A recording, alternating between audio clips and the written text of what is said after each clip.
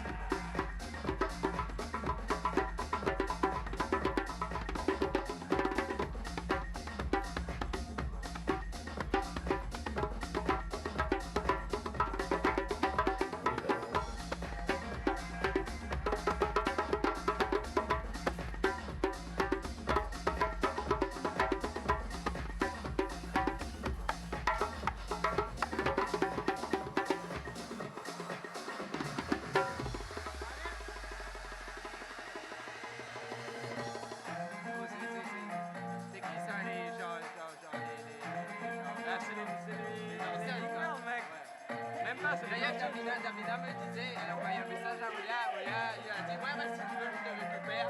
I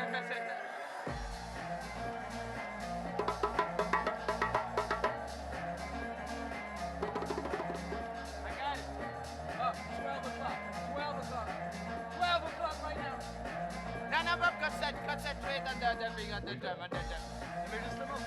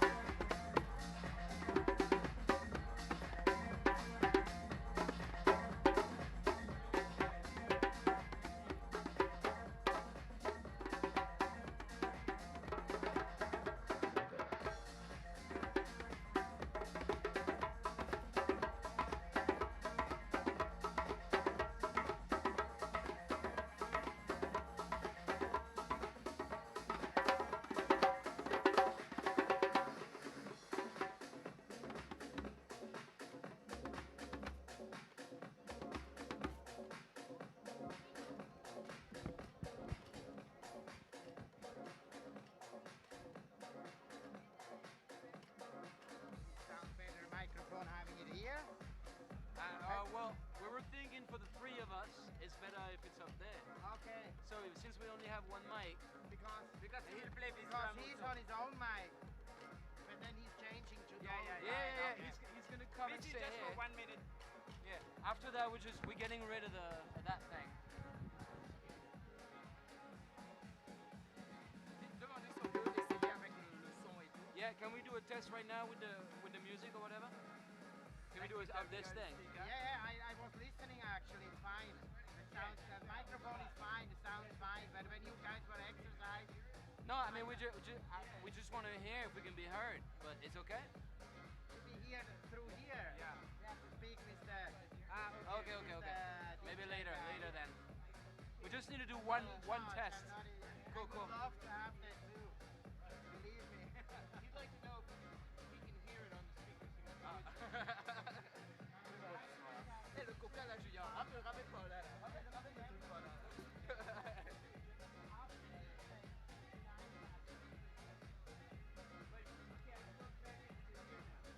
Un petit cendrier et tout là. Hey, and we need to test this also. Viens toi. Tu me viens? We need to test this also. Yeah. It's okay, Bob? We're ready to test. Ah, je m'en paquet après. Oh my god. Et on va drummer, je pense. Bob. He's Where did calling you. Like.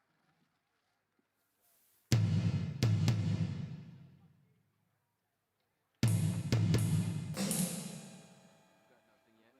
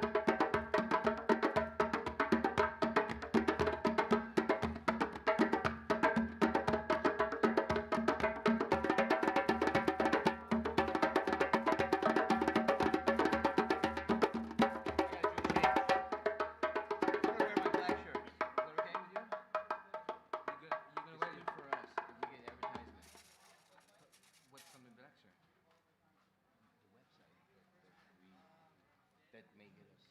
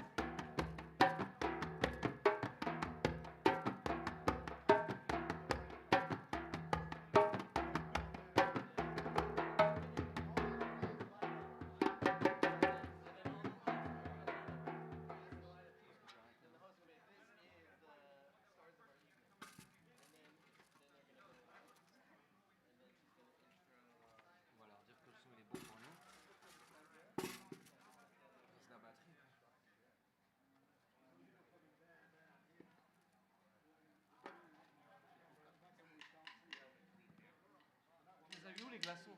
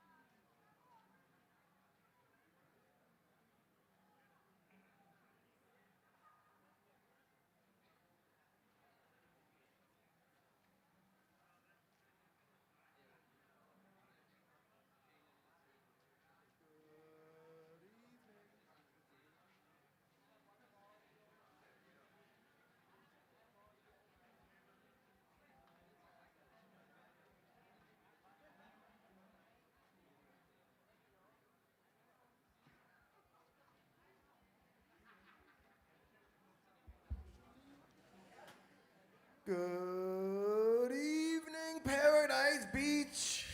Welcome to Primal FC. We are getting ready to get the show started. Don't go far. Now's your chance to grab a drink, grab something to eat. We're about to get the show started. Just minutes away before we kick off the first of its kind MMA event in Thailand. 11 fights tonight, 22 fighters. With a couple of special match fights as well, which are going to be Muay Thai with MMA gloves. Just be patient as we get the last finishing touches on this show, which is going to be epic. Everyone's ready. The fighters are itching. We're almost ready to go. Be patient. Grab yourself a drink. Cool down a little bit. And let's get ready to get primal!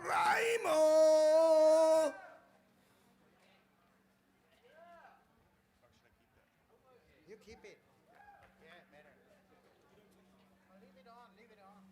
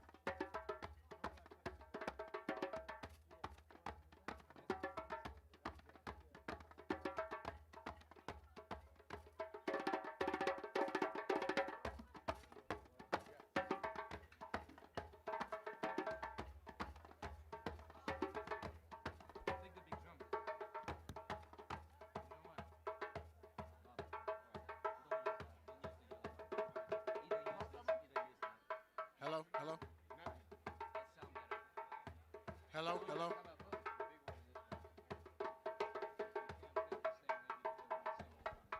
Hello, hello.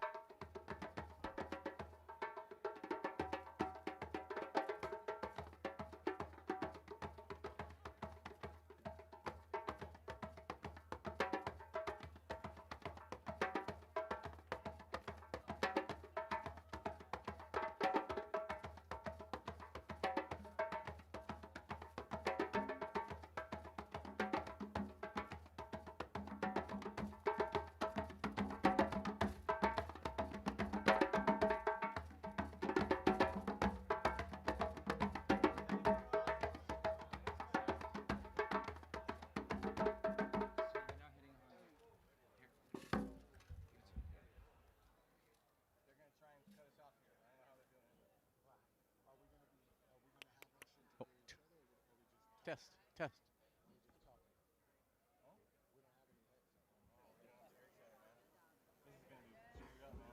Yeah, yeah, it is.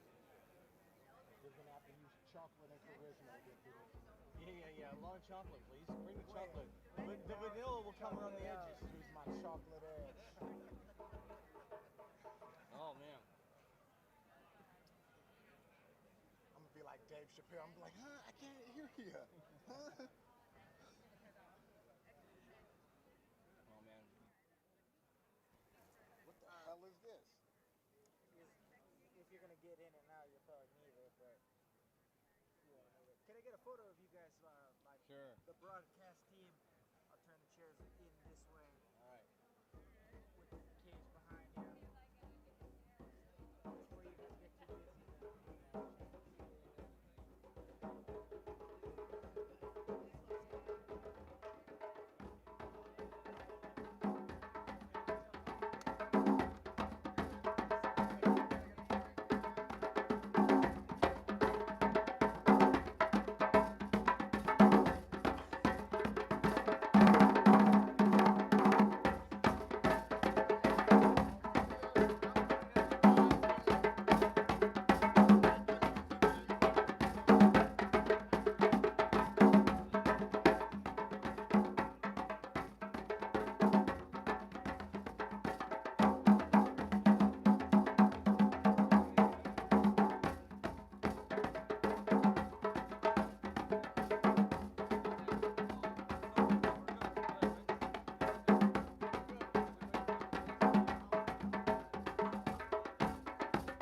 Test.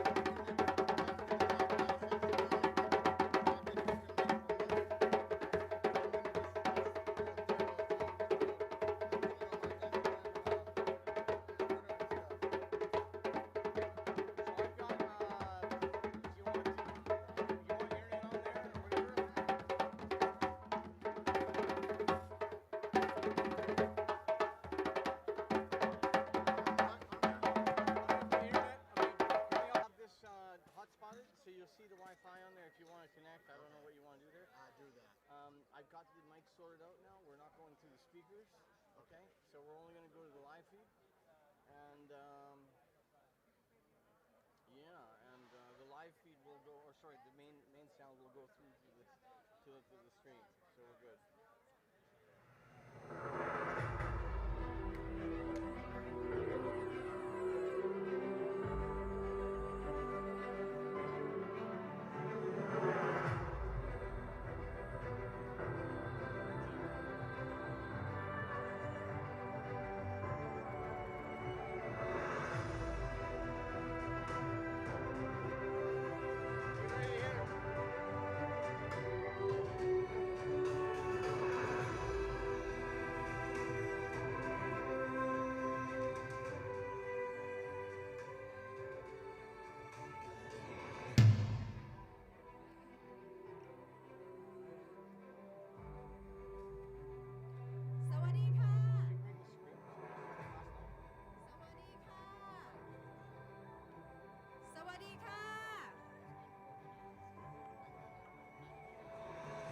Sawadika! Hey, how's everybody doing? Man, this is the moment I've been waiting for a long time. Once again, I want lots and lots of participation from you guys. How are you guys doing tonight? Woo! I'm MC Abel, your host this evening. Now, I'm super, super excited because this is a very, very highly anticipated event. So welcome everybody to the Dark Moon Rising MMA at the Paradise Beach by Primal FC!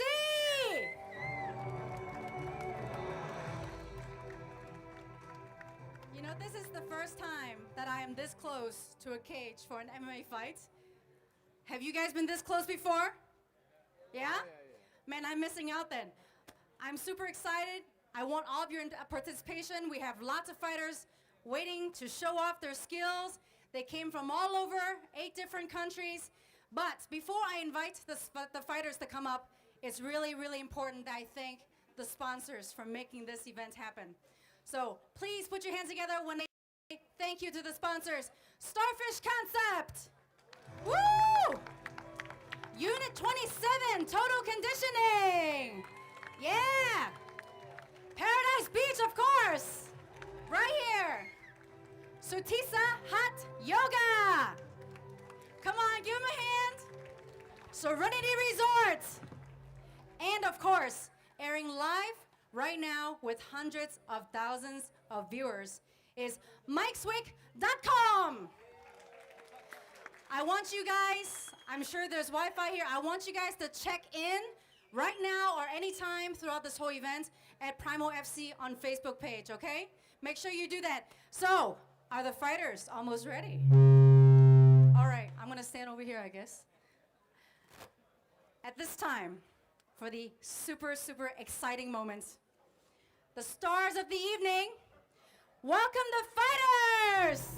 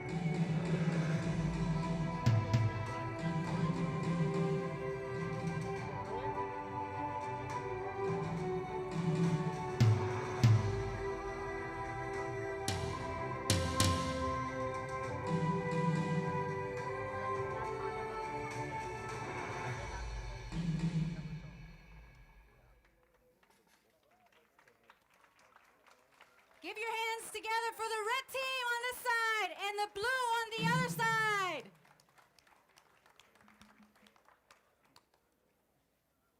So right now, I just want to say good luck to all of you.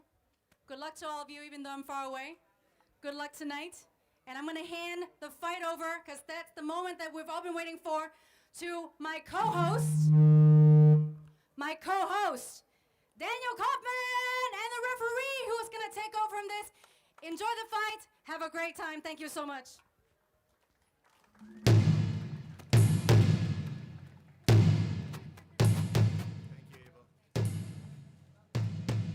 Thank you, MC Abel.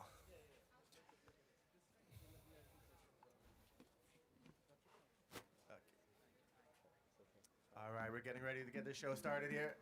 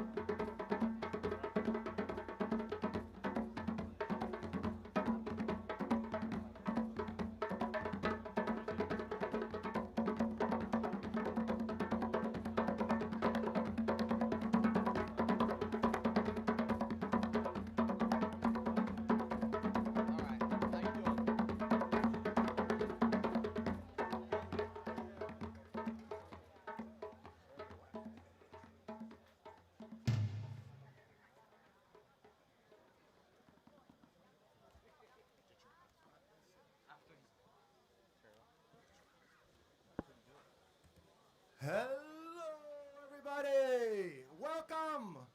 Welcome, welcome, welcome. Thank you to MC Abel for a lovely introduction.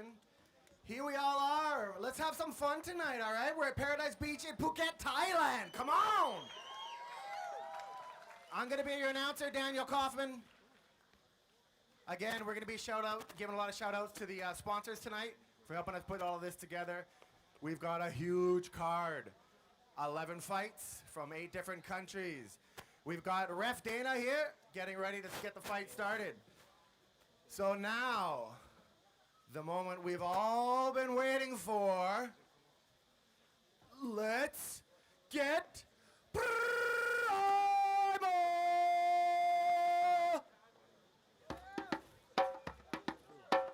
These fights are scored under the global MMA set of rules, which means these fights are judged by the entire fight, not round by round. So the judges will be looking at the entire fight under the global MMA rule set.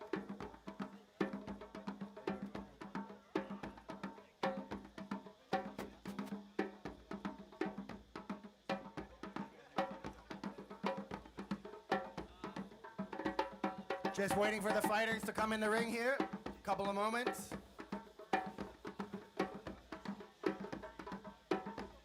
A big shout out to Mad Mahali's Irish Bar in Rawai for the best pint of Guinness possible in Thailand. That's Mad Mahali's. This fight is sponsored by Mad Mahali's Irish Bar Rawai. Just waiting for our second fighter before we start the introductions. Again, don't forget, we're in Thailand. We're on the beach. We're getting ready for a heck of a party. We're going to start it off our first half of the night with Primal FC. And we're going to finish with a massive fireworks show and party on Paradise Beach. Big shout out to Paradise Beach for having all of us here. And thank you to Illusions as well for the weigh-ins last night. All right, one more time. Are you guys ready to get Primal?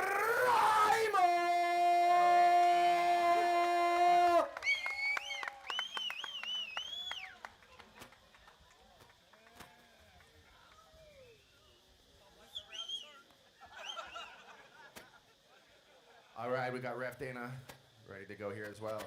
Let's start the introductions. In the blue corner, at 67 kilos, all the way from Kyrgyzstan, representing Tiger Muay Thai, is Ulubeg Kokiev!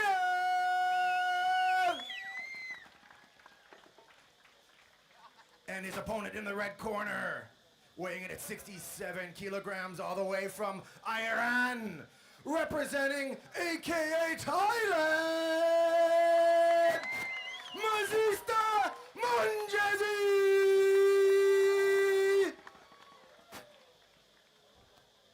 This should be an interesting fight here. You know, I talked to Ulubeg yesterday, and he's been wrestling for over 10 years. Won international tournaments in Russia, the mecca of wrestling, as you know. And you know, Mazista, he's also wrestling, and he's a champion in wrestling and wushu, so it's an interesting clash of styles. 2 versus 1, same strengths with a little bit more added on. We do. We got Mohammed with his professional debut with a win. Or sorry, we've got Monjezi with a professional win. Yeah. In his first professional debut, so he's ready to go. He's got someone's almost go. Yeah. He's fresh off that win. Oh, he started off fast. Some nice clinch work there, working the underhooks. Monjezi has the underhook. He's controlling the action. You know, this is interesting to see who's wrestling work, you know, controls who here. Monjezi started off fast with that flying knee and seems to have kind of a strength advantage. You got to give the Greco-Roman wrestling to Ulubeg. Oh, that was a nice inside trip using his own momentum against him by Ulubeg. Now we got a wrestler on his back, and we got to see how he works. Yeah, he's setting up here, propping up. We got a closed guard. Obviously difficult to strike. He looks like he's setting up to lay down some ground and pound. Yeah. Ulubeg creating posture. Oh, that was a nice up kick by Monjezi. Almost illegal there. He's got to be grounded fire there, both knees on the ground. You know, if you ain't cheating, you ain't trying. He's got to be careful. Still got that closed guard. Yeah, Mazista, he was going for high guard for a minute. Seeming like he was setting up a submission, but... Got to move some angles. Look, he's switching the angles there. He's not controlling the posture of Ulubeg. You know, you see guys do this all the time. They control the arms and not the head. You have to control the head. You know, where the head goes, the body goes. If you don't lift the head up, the body won't go up.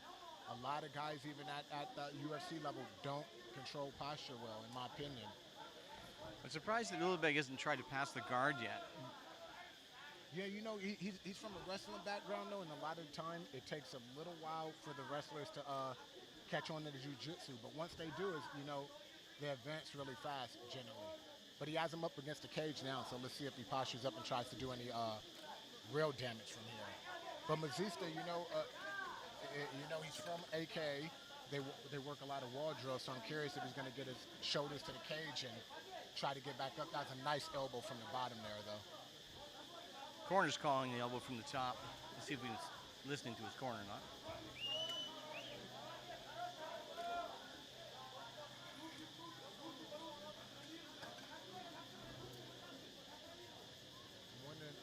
Monjezi keeps getting the feet on the hips. I'm wondering if he's trying to set up an arm bar or potential sweep, maybe, or anything from there. Yeah.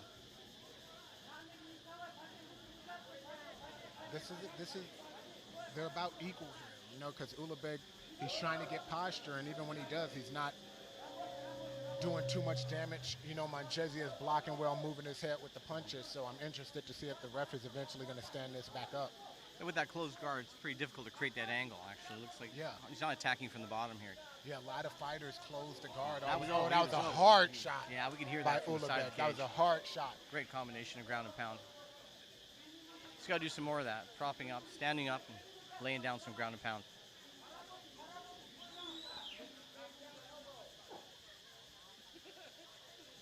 You know, the ref is doing an excellent job of letting them work. Every time it's close to getting stood up, Ulabeg is raising up and just great left hand from the top. Getting in that ground and pound. You know, Mazista, that was a chance for Mazista to do something there, and he missed that opportunity. A lot of energy expended there, too. Yeah. I think that's where he's got to move more. That overhand right, right over the top. You see a lot of younger fighters do this. They close the guard, and you can't set up sweeps from there. You can't set up submissions from there. You know, you have to do something. We are seeing a beating here. We've got to either move, get out of the bottom position here, look for the underhooks, get that guard, stop that closed guard, change your angles or something. He's not doing anything down there. I agree. You know, I'm curious what Mazista's corner is going to tell him in between rounds, because when you see something play out for this long, it tells the story of potentially the whole fight, you know? Well, we got an aggressive top fighter. This referee's not going to call this up. There's damage being done. Yeah. There he is again. Ulabeg is pressing him against the cage. Now, you know, he can't even move his hips from there. But this is the time where he should be trying to wall walk. You know, that's... We're not seeing the underhooks, though. You need those underhooks. You do. He missed his opportunity there because he turned his head off the cage. You see, he has enough space to get his shoulders to the cage. There he is. And start to, you know, get up. That's a part of modern MMA where you see a lot of guys starting to shut down the whole wrestling game, actually letting their back be put to the cage in order to stand up.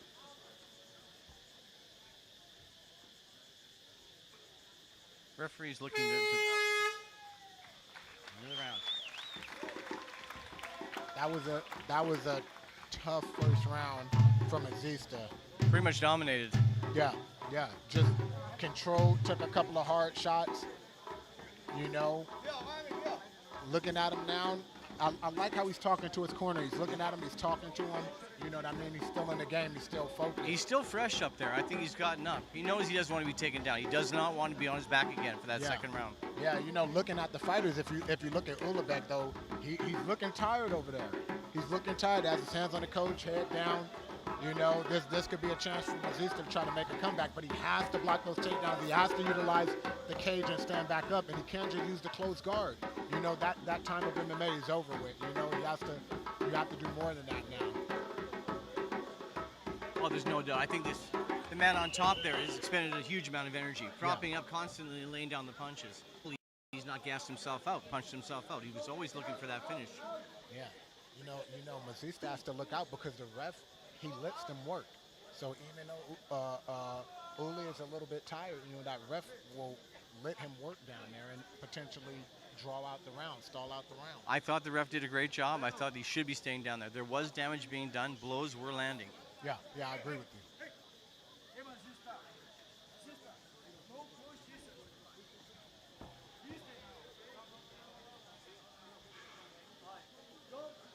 And you know a lot is on the line here. This is AK Thailand versus Tiger Muay Thai, and these are two of the big gyms in Phuket. Not just Phuket, probably in Thailand, in the world, if not. Yeah. Definitely in all Asia and Southeast Asia. So we got a bit of a grudge match here. Let's see what we can see him turn it around.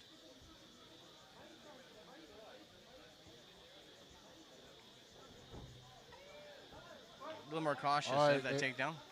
He slipped on the mat looking for the ref to do something about it. He told him to keep on fighting. These guys are deathly close to each other, not throwing punches. He's having problems with the surface. Looks like he's slipping a little bit. Yeah, he's concerned but about his you know foot. he has to focus. You know things happen in there. You got to stay focused on the game. It's You about can look at the adapting. ref 1 second and catch a right hand in there. That's right. He's got to pay attention more to what he's doing, isn't he? You know, Uli has his left hand all the way down. Oh, that was a nice level Well change. takedown. Good Nice kick. level. Oh, he's going for a triangle. Very That- quick. that He's was got a- it that locked was a up. fast That's locked triangle. up. That's very tight.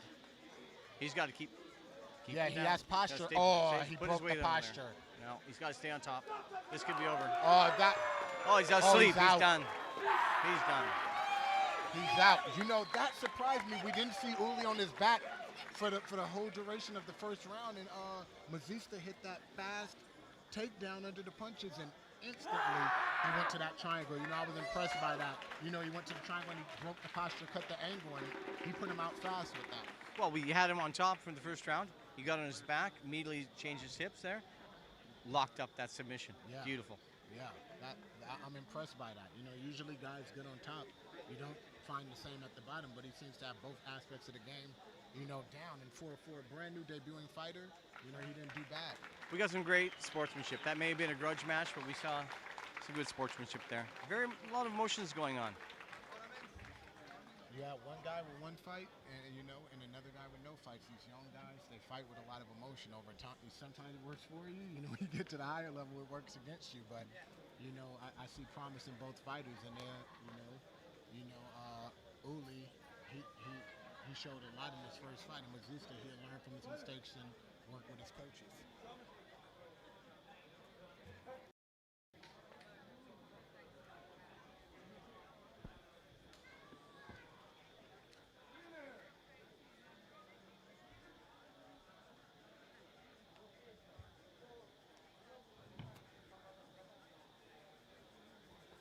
All right, we've got the winner from the blue corner, Ulabeg Kokia!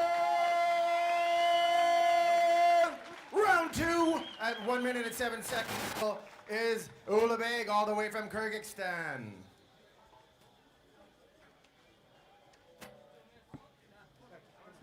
Great fight. Looks like Dom's going to come in for an interview. So in the first round, you controlled the game with the wrestling, and in the second round, as soon as he took you down, you transitioned instantly to a triangle. Were you prepared to be on your back in this fight? Because before the matches, you told me you were a wrestler, but you seemed like your jiu-jitsu was on point. So how did you prepare for this? В первом раунде ты контролировал ее с помощью борьбы, а во втором раунде ты ее работать со спины, потому что было известно, что у тебя база борьба. Готовился ли ты работать со спины в этом бою? Ну, как бы, ко всему был готов, не только на спине, на партере, и в стойке был готов.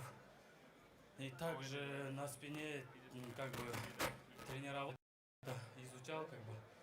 Ну, я знал, что он хороший ударник, и, ну, я готовился на это все. I was ready for everything. I was preparing every single aspect of the game. Working from my back, working my striking.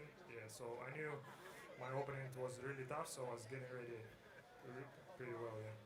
This was a match with AKA, you know, and Tiger Muay Thai. Did you feel any pressure coming in to represent your gym, since you guys are both in two of the top gyms in all of Southeast Asia, Asia overall?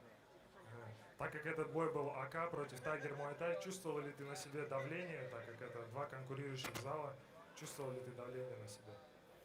Не чувствовал, как так. Хорошо готовились на этот турнир, как бы. Изначально АК, Тайгер. Ну, как бы, здесь было видно, как бы, как кто тренировался, и как бы и труд, как бы, в этом всем заключается. So he didn't feel any pressure because he was getting ready pretty well, so his hard work paid off. So the fight showed it. I was very impressed with the jiu-jitsu on bottom. You have good coaches. Looking forward to seeing your next fight. Give it up for Uli, guys.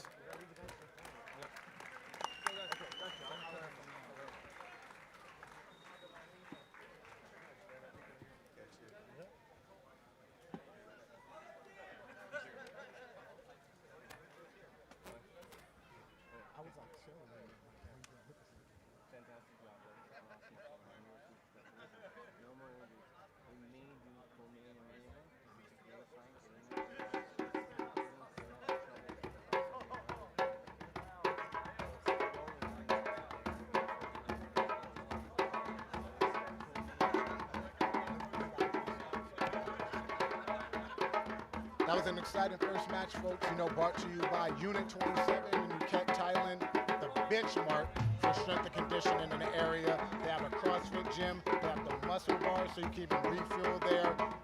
Slogan, go hard or go home. And trust me, I've watched the classes from beginner to pro. They work you hard. Ice bath for recovery, sauna to cut weight, or just to chill out. Visit Unit 27, Chalong District, Phuket, Thailand. I'm originally from New Jersey, America. I'm looking forward to fighting in Primal FC because it gives me a shot to go through all the ups and downs of fighting. Plus I don't have to go through customs. Plus I can sell tickets, and the event is shaping up to be pretty awesome. I'm not exactly sure what drives me to win. It's just I love to compete and I hate to lose. I plan on going out there and taking away his A game and then seeing where the fight progresses. But no matter what, I'm sure you guys will enjoy the show.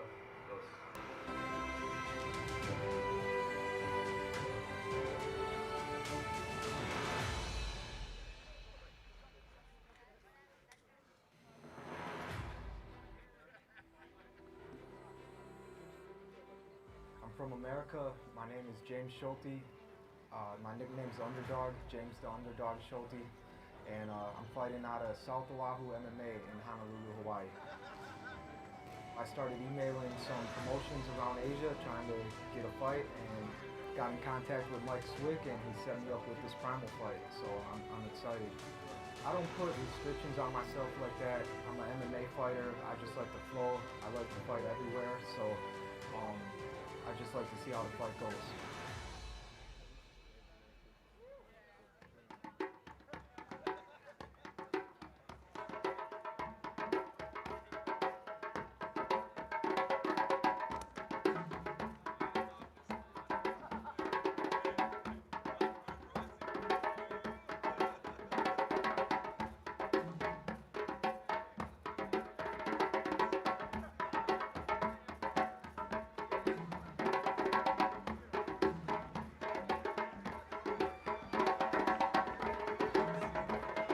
Out comes Trevor McKenzie, 2-0 from Phuket top team.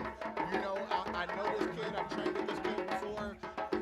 Almost as chocolate as myself, but not quite there yet. You know, new in the game, sculpted by the year-round, diets year-round, military man, 6 years in the Air Force. How do you think that kind of discipline is going to be out in this fight?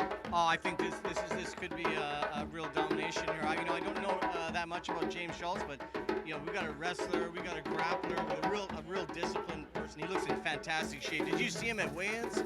Amazing. Yeah, he's sculpted year-round. I don't know how he's doing it in Thailand with as much sugar that they put in the food, but I need to ask him the secret so I can make these weight cut like him. You know, I talked to him before the fight, said, how are you having trouble making weight out in Thailand with the carbs? He was like, cook for myself, easy work, on the dot. He was on the dot on weight, ready to go. Yeah, this is a man going places. I think he's got a lot of goals, and I believe this is a man that can achieve them. He's disciplined, he's out there, he's training every day.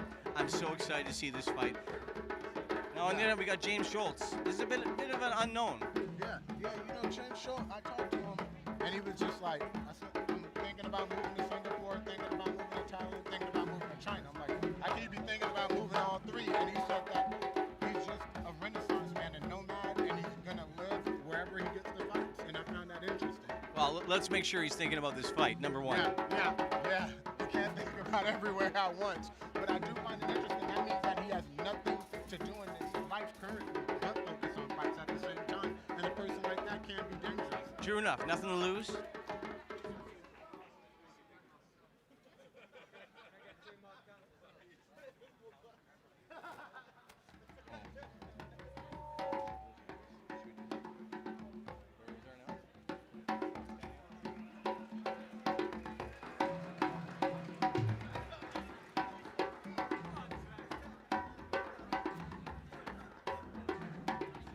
you know, as he steps into the cage, you see that athleticism. But they are having trouble with this surface. How do you think this affects the fighters? Do you think this is an advantage towards the grapplers or the strikers when we see a surface that's a little more slippery?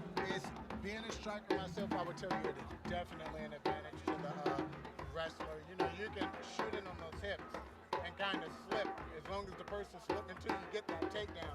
But it is very hard to get back up with a slippery surface. They have to clean that thing every time before this ends up like King of the Cage 7 Wet and Wild. We don't want it in there. Gosh, I guess you have to adapt. As a mixed martial arts fighter, you got to adapt to any surface. That's the idea, isn't it? Yeah, we saw Mazista in the first fight keep looking down at the mat when he slipped, and it can be distracting, but as you become a vet in the game, you learn how to link all that stuff out. You know, you have to deal with it in between rounds, though, because it definitely is a factor. Definitely something that can mentally bother you up there, though. You know, I'm sure you've been there, Dom. I've been to every bad thing. That's it. All right, let's see how they handle this. This could be interesting. James looks in shape. Yeah, he does. He's 5'11". He has the height advantage too. You know, so. All right, let's get ready for our second fight of the night. Jack Skeleton knees too. Sutisa Hot Yoga Connection. I'll tell This you, is a lightweight speaking of Trevor, though, fight. he looked very confident yesterday, but he said he will This not take will be anything a for barn granted. burner. He knows this is maybe his toughest fight of his life. In the That's blue how he's corner, anticipating this. Yeah, he's a very focused individual. From USA, representing Phuket Top Team, Trevor McKenzie. We do have some And in the beautiful red ring girls here. corner, from USA, Don't be representing distracted, South viewers. Oahu MMA, I'm always weighing in at distracted. 70 kilos, James Schulte. The real question is if they're distracted by me. That's the real question there. Oh, please, Dom. You know, Schulte's from Oahu, and you know those Hawaiian boys scrap. So Oh, baby, that's Honolulu, huh? Yeah. Oh, cow. Yeah, definitely. So he ain't gonna give in easy.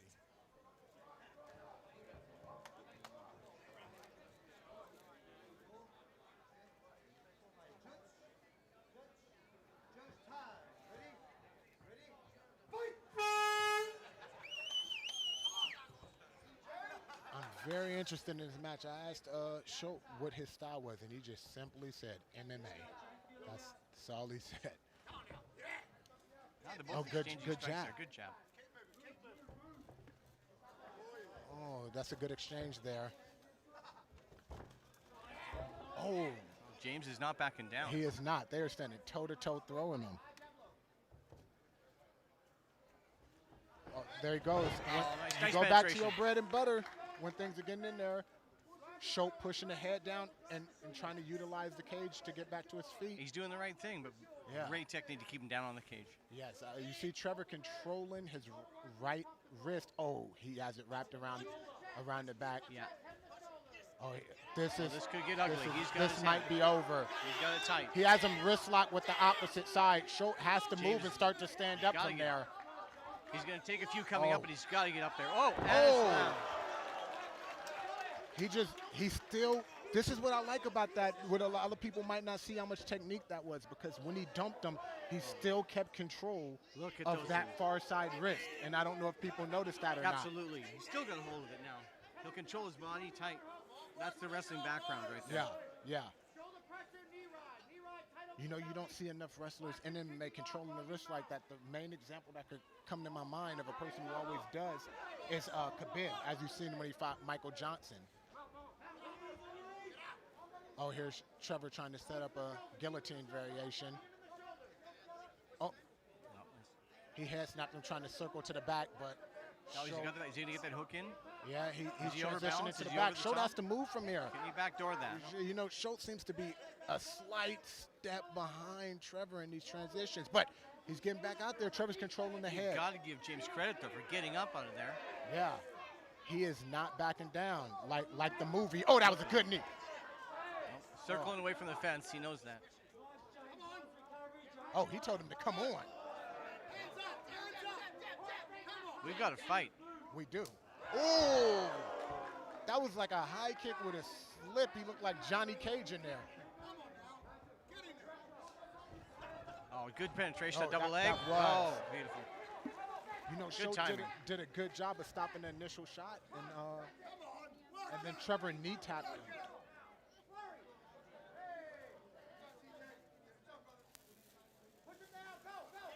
We got a full mount here. Actually, Yeah, this could be the end. You know, Schultz using a lot. He's getting that wrist control over and over and over. You know, you have to learn and adapt of what got you in trouble the first time and avoid it the second time. He can't stay there for long, right? He's got to push away that knee, sacrifice maybe a couple of shots, but get back to guard. That was a hard shot by Trevor. Hard shot. He's trying to pin down Straight one of over the top. Schultz. You may And look at Schultz is armbar. doing a good job of not taking as much damage as you see a lot of people take in a mount. I would definitely tell you he has better mount defense than Vitor Belfort here. He's still taking some That was big a elbows. hard elbow. Schultz keeping his head in tight. Fight's almost, the round's almost over. He's even fighting from the trying to lay bottom. down. He wants to finish him here.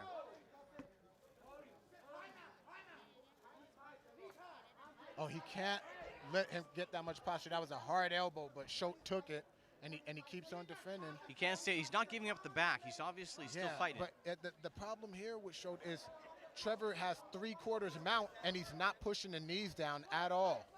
Absolutely. Oh, Trevor's just, he's going Planet of the Apes right now. He's looking for a referee stoppage, obviously.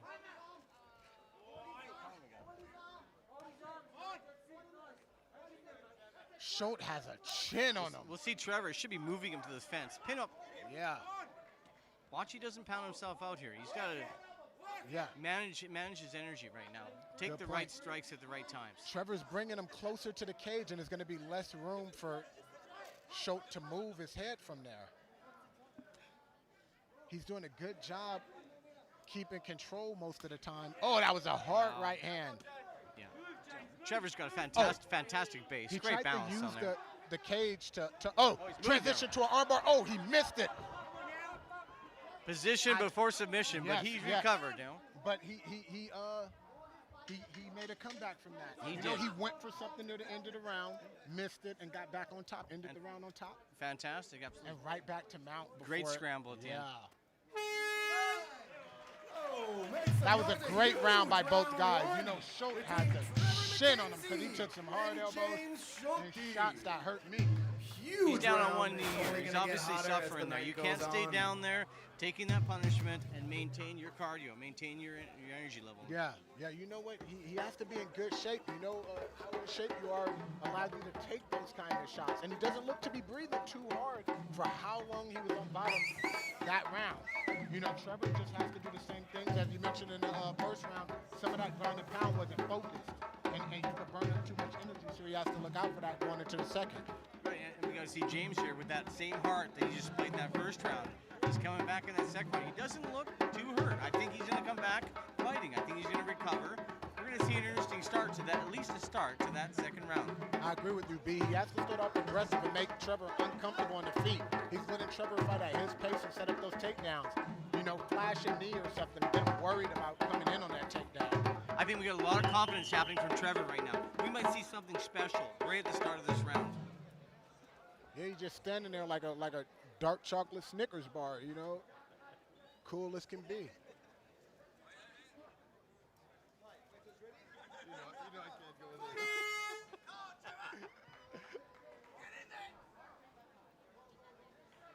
Surprisingly tentative. Oh, we see a Ooh, flying that was a knee good from right James hand. Schultz. Listen, this man's attacking. Look at him. He is. That's that Hawaiian spirit. You know, he wants to get him back. See his corner, concerned that he's maybe exuding too much energy in the beginning. That's what he concerned of the takedown. I like and that. There it is. Schultz always stops the initial shot, but Trevor always cuts an angle and goes to the knee tap, you know? And it works over and over again. How much damage are these knees doing? Are those serious? I mean, what is that taking out of the fighter? When he's getting it as high as he's getting it, it has the potential to do damage if he's aiming in the right spots. If he's just throwing it, it looks good for the ref and keeps the fight where he wants it to be. Right. Well, look at he's creating distance now, trying to drop that right elbow straight onto the chin here of James. Yeah. You know, James is wrapping his head right there, and you see Trevor locking his hands together, going for a Von Flue choke right here. Oh, he's stepping over. And he used the Von Flue choke to step in the mount. That was a good transition.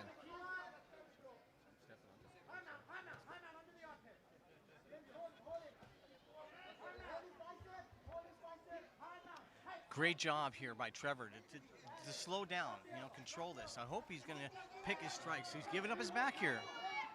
James is giving up his back. That might not have been a bad idea because we already know that when he was mounted by Trevor in the first round, he could not get out the mount.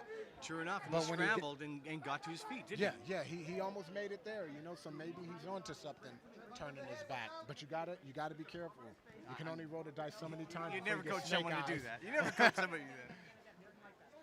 We've got the mount here, a solid mount again here. This is potentially serious damage.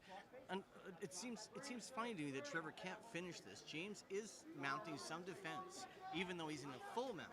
Yeah, this is something that, Trevor and his team will have to go back to later because for as long as he's at full mount and as hard as some of the shots have been, he can do a lot more damage. But here Schultz's head is stuck against the cage, but he's turning his back. He turned it too slow there, and trying to slip Trevor that took underneath the back. chin. Has he got that under the chin right now? No, Schultz can't see from our angle hand over here. fighting right now. He's hand fighting. He's got both hooks in, nice and tight there. James looks like he's defending that choke. He changed it to a gable grip. Oh, he's got the gable. Schultz is still fighting this choke off. But we're seeing the power right now, Trevor. He might be able to finish this even with the gable grip. Look at the heart from James, managing through that submission. And look at that. Look at how Trevor controls the other wrist all the time. Here's where Schultz has to get back to his feet right now. He cannot wait. He might take a few strikes in the way. Oh, he's back up. Oh, there he is. Going for. Well done. Is he looking to take him down?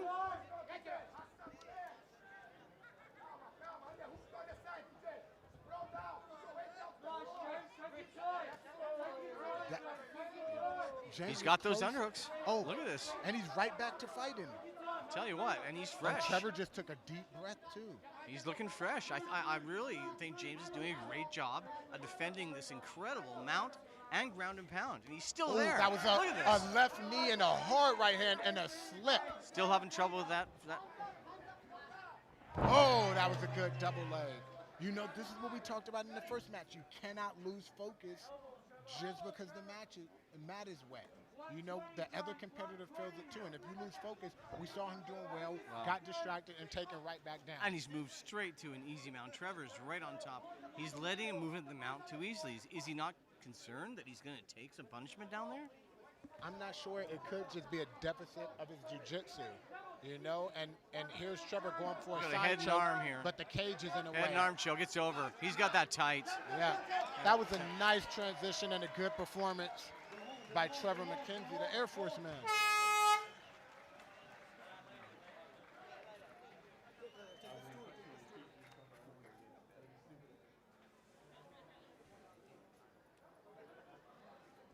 Trevor McKenzie going 3-0. I'll tell you, James is coming over here, looks a bit dejected, but I'll tell you, he put a hell of a fight in. We saw a lot of heart from him. In the mount, several times, recovered, came back. Great job. Yeah, I agree. That was a great fight. He was on to some momentum there in the second round until he got distracted by that water. And, when you're new in the game, you got to realize you have to focus all the time. It can literally change the whole context of the fight as we just saw. Are we going to see that again tonight? I mean, we've seen it in both of the first two fights. I think these guys, exactly, your advice is quintessential. These people need to understand that they need to fight and adapt on any surface. Yeah, I agree. Show some love for that lightweight fight between James Schulte and Trevor McKenzie. We have a winner. Out of the blue corner at 4 minutes and 9 seconds of round 2, submission by arm triangle, Trevor McKenzie!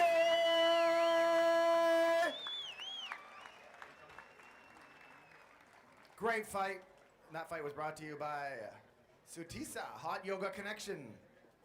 Let's get this nice third fight of the evening. We'll get the fighters out here and be a few moments. That was a huge fight between those two. Good job, guys. Both of them showing huge heart, some massive takedowns.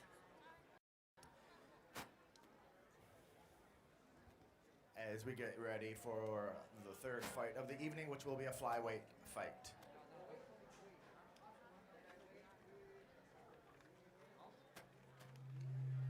well. You guys feel free to share your pictures on social media. Hashtag PrimalFC. PrimalFC.com. And we are just getting the night warmed up. We've got lots of help here to make sure we keep this ring dry and safe for the fighters. And we are getting ready for our third fight of the evening. We are Primal FC.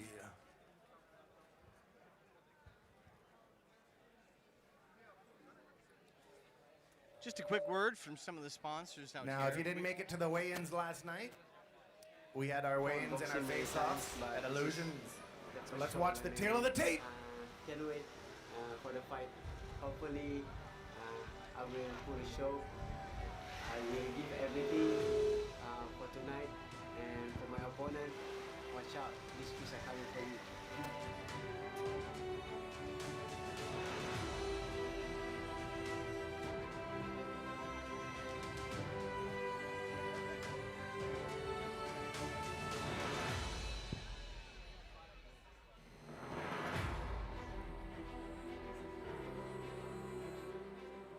I'm Lito Adiwang from Philippines. I'm fighting out of AKA. I got a record of 5-2. I'm very excited because it's a good time for me to show my skills and show what I got in Primal FC. I'm very excited for this event and I'm very thankful to you that they put me in this event. Actually, I hate winning by decision. I really want to finish my opponent, standing, knocking them out or submitting them. I'm not comfortable in decision.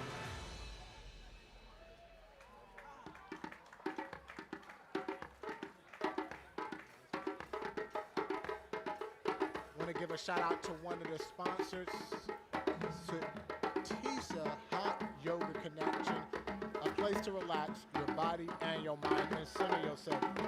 What I like about this place is the instructors will personally assist you with the mobility of your limbs, especially your hips, because I'm tight, folks, and it's stretching to the muscles and help you with all fields, whether it's kickboxing, jiu-jitsu, or any other sport that you do. They have a frozen room, a steam room, and a swimming pool to assist with the rehabilitation. That's Satisha Hot Yoga in Phuket, Thailand.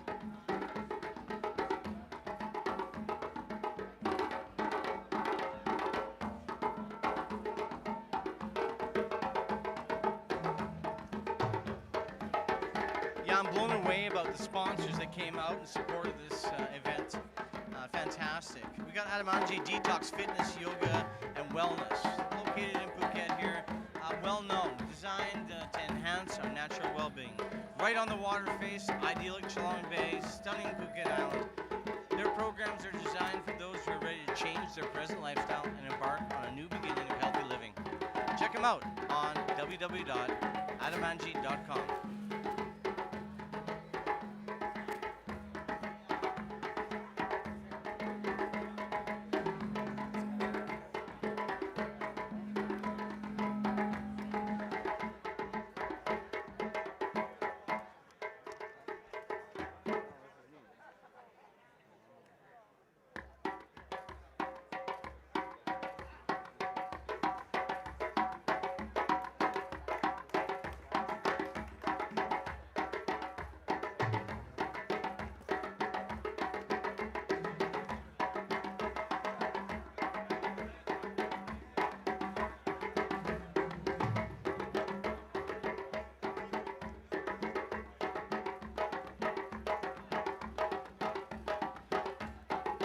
This fight is brought to you by FightPoster.com, specialist in graphics for Muay Thai, MMA, BJJ, and events around the world. These are the people actually did the graphics for this event, and I'll tell you what, seeing the graphics, fantastic, very impressed. Primal FC has really brought on some professionals for this event. This fight coming up in the flyweight division I'm interested in. You have from AK Thailand and the Philippines, Lito Adiwang. You know, he's been boxing for the last 5 years, and he has 17 fights in amateur boxing, as well as being the Wushu champion in the Philippines. And he's fighting Eddie Kalai of Kalai Brothers MMA out of Malaysia, and this is the one ranked amateur flyweight in all of Southeast Asia. Wow. Lito's got a great attitude. Speaking to him yesterday, He was telling me about, well, he's got a boxing background, but he's looking at MMA fighter. He wants to show everything. In fact, he's even looking to take him down. I'm interested to see Eddie collide because he's a bit of a showman. He came in looking like Krusty the Clown at the weigh-ins yesterday. So I'm seeing if any of that madness plays out in the fight. Yeah, both these camps know each other. So it should be interesting. We're seeing a bit of a teacher and a student coming together right now. We've got country versus country here. In the blue corner, weighing in at 57 kilograms, from Malaysia, representing the Kalai brothers. Put your hands together for Eddie Kalai!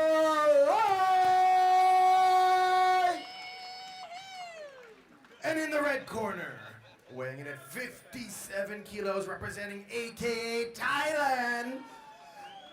Happy birthday! All the way from the Philippines to Lito!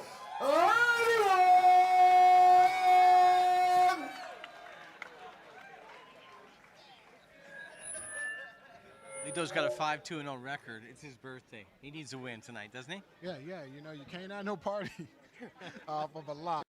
And had no party. And we are in the party place here, aren't we? Yeah. I mean, Paradise Beach, this is amazing. What a venue, what a setting. It is. I've never been here before, and I'm truly impressed. Mike Swick put this together well.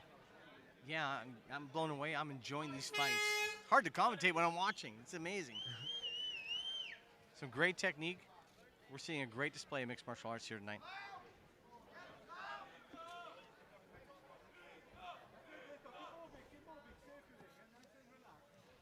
You see that? You see.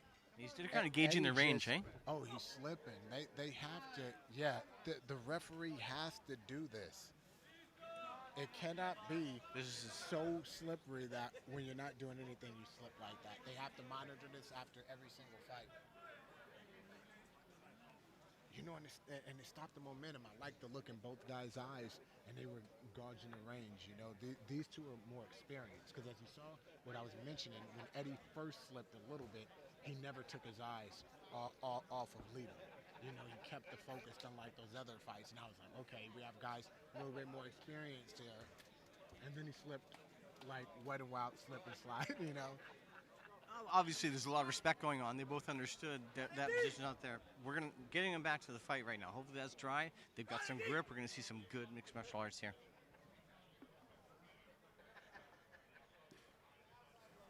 You know, Lito was a wushu champion too, so I was just about to say he should have fast kicks, and he threw that kick. Oh! Wow, dude, wow, what a strike.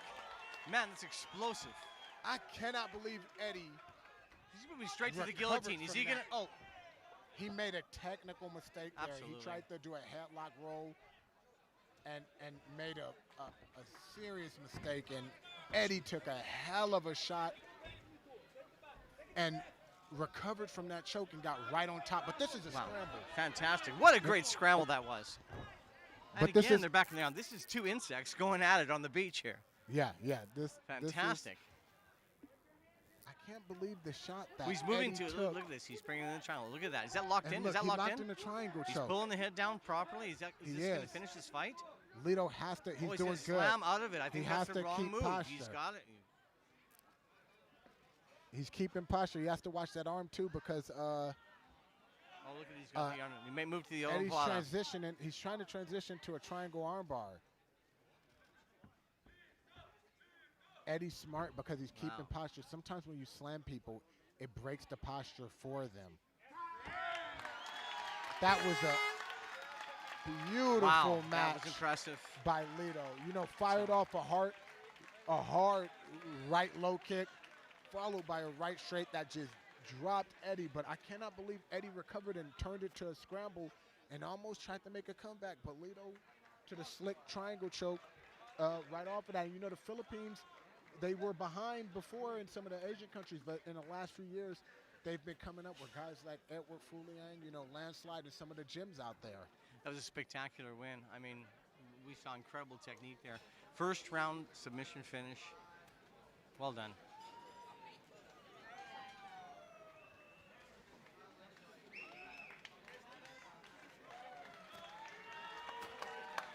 We have a winner in round 1 at 1 minute 53 seconds. Submission by triangle choke. Lito Adiwan!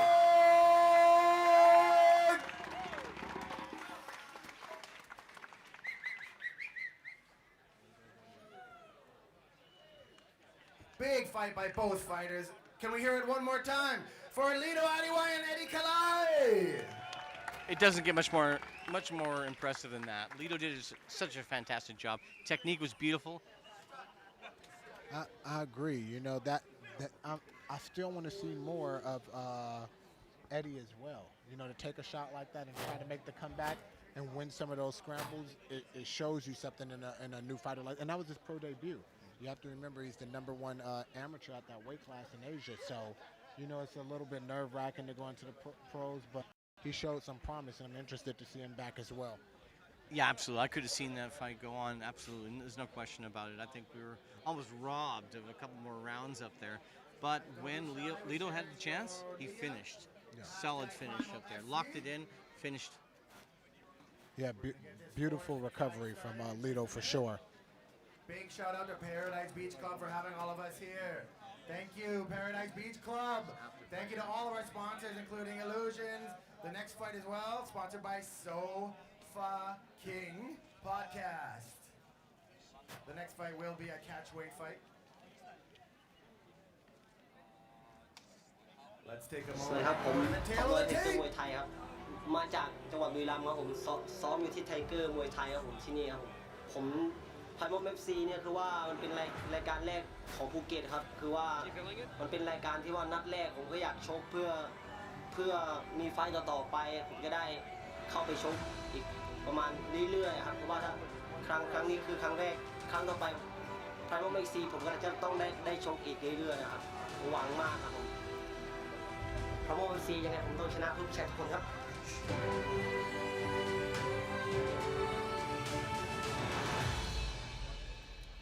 Take a moment to give a shout out to Booster Fight Gear. They provided the gloves for Primal FC. Give a shout out to them for that. Powered by Booster at Booster Fight Gear on Twitter and Instagram. Some of the best made equipment, some of my personal favorite, Booster Fight Gear. Check them out.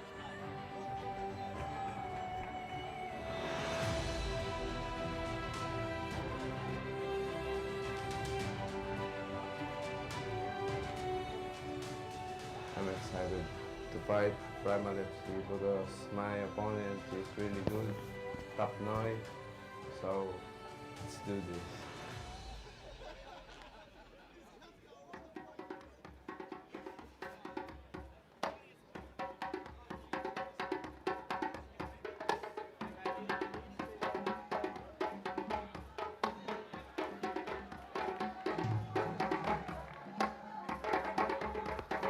As we get ready for match number 4, I can't help but look around and see girls in caveman-like outfits that I just can't tell. I'm getting distracted by the fights here, B. I'm getting distracted. No, there's beautiful ladies everywhere. If you haven't been to Thailand before, guys, you have to come. Russians, Vietnamese, Laos, Thais, Japanese, Australians. It's like Ben & Jerry's of beautiful women out here at the beautiful Paradise Beach Primal FC in Phuket, the mecca of Thailand for MMA. No, I think that we could almost say the mecca of martial arts. I mean, we take a look at the number of gyms, the number of fighters that are competing in most of the top organizations around the world.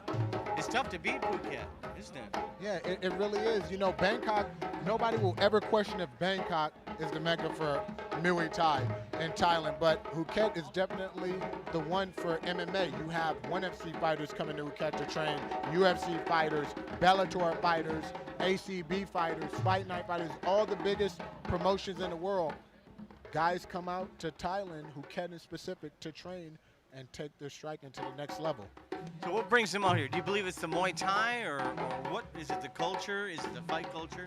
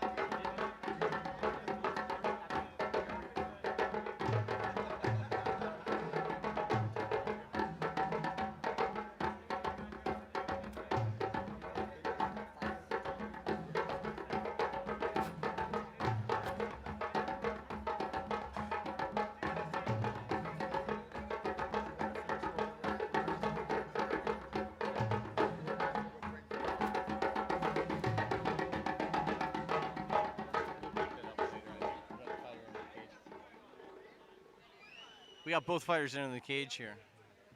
Are we ready for the fourth fight of the evening? Sponsored by Sofa King Podcast. Country versus country, Thailand versus Philippines. In the blue corner, representing Tiger Muay Thai from the Kingdom of Thailand, Top Noi!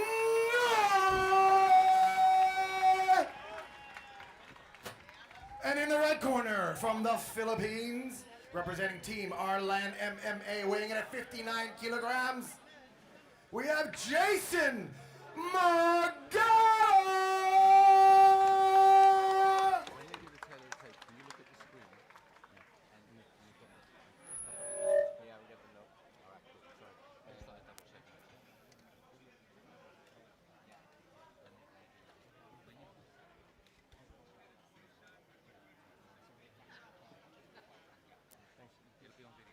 Keep giving us some advice here. We can't hear each other. A lot of times it's very difficult. This is an interesting fight. Top Noi is he's 50th ranked at flyweight and bantamweight in Southeast Asia with over 130 Muay Thai fights, fighting Margalo out of the Philippines. It's nice to see a Thai transitioning into mixed martial arts. This should be very interesting. See how these martial arts cross over. Yeah, this referee isn't playing. He said fight when the match began and fight like 3 seconds later. You know, he's ready to see some action, Well, I guess. normally in a Thai fight, we see 5 rounds. So the first 2 rounds are kind of playing with each other a bit, gauging distance. But right now, I think the referee's correct. These people need to engage. This fight is interesting, too, because it's a match of 2 southpaws. You don't see that often.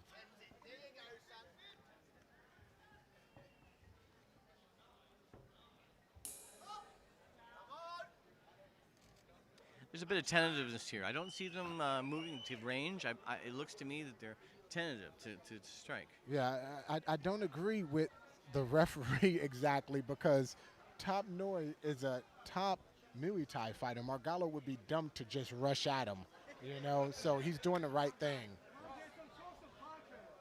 There's got to be that feel out. Yes, absolutely.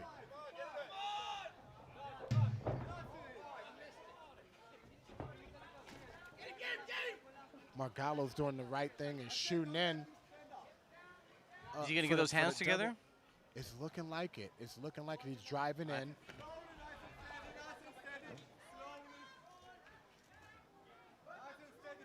Top Noi.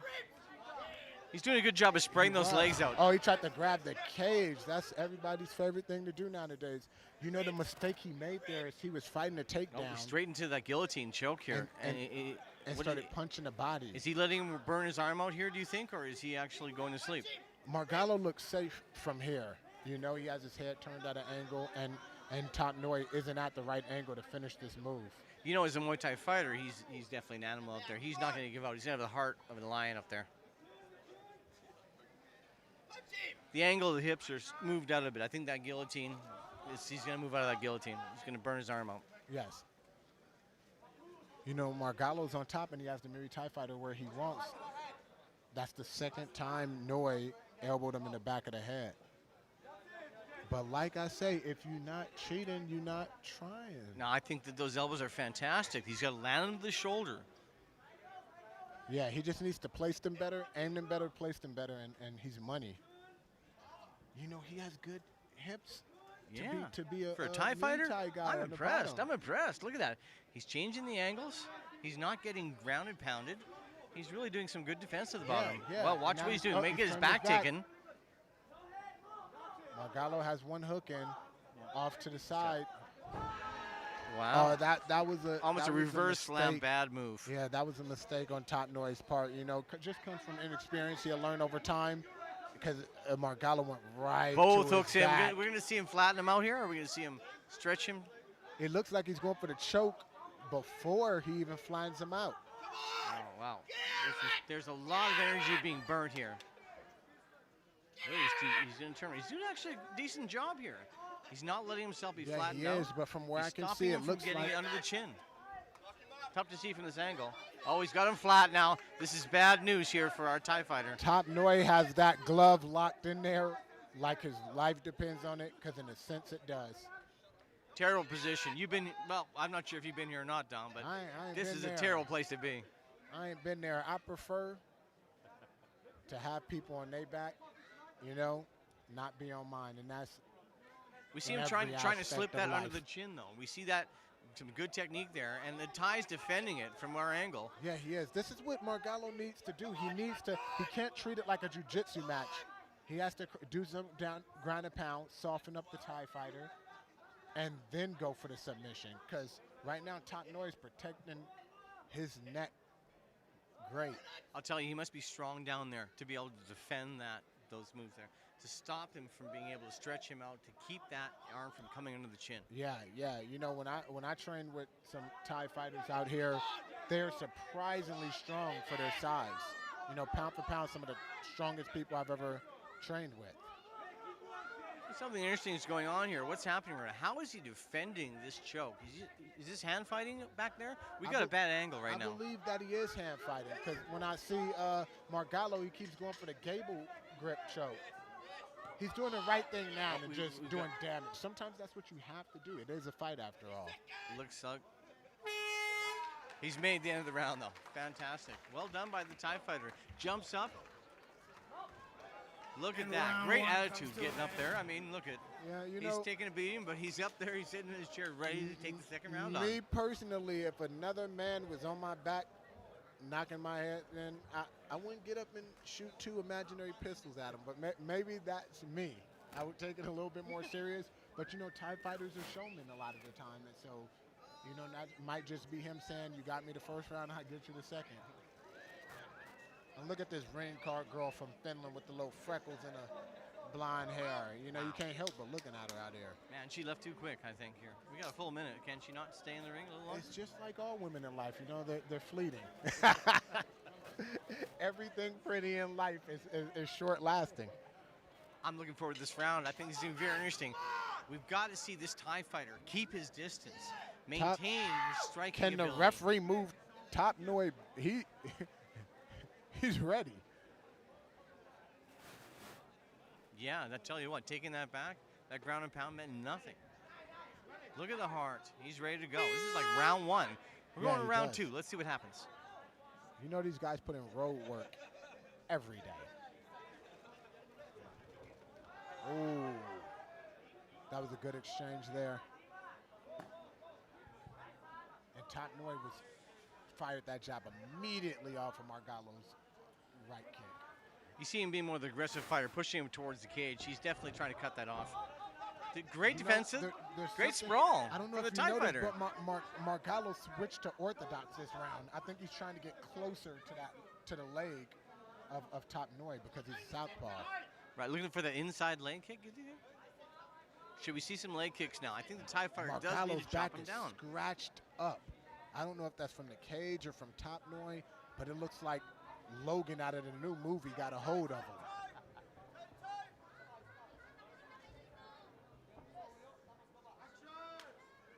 This referee wants action, folks. No, and I He think doesn't care about technique. There is action there. I think we see them sizing each other up. He doesn't care about anything but action. This is going to be an explosive fight. I don't think this referee needs to push it any further. We're going to see some great strikes I want happen. this referee in all my fights because people always try to hold me. You know, he'll do quick stand-ups. You know, it's all good.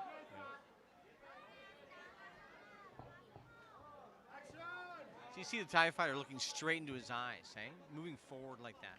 Obviously using peripheral vision. Look at that. Oh, that was a good leg inside kick. low kick. This is the strike I think that he's getting most successful. Look at him immediately change stances after that inside leg strike. He went back to his original stance, southpaw. That's a good eye there. I didn't even catch that. You know, it takes away the power leg on the inside when it's like that. You can see it. Great job there immediately. Immediately that changing the stance. However, does he still hold the same striking capability from being southpaw in that position? Yeah, that's how he started off, so I'm going to I imagine that's his real stance, so he should. You know, I see Top Noi, he keeps kicking without setting it up, and as my mentor, the great Bas Rutten says, you can never kick without punching, you know, or do the same thing over and over. So let's see if Margallo capitalizes on that.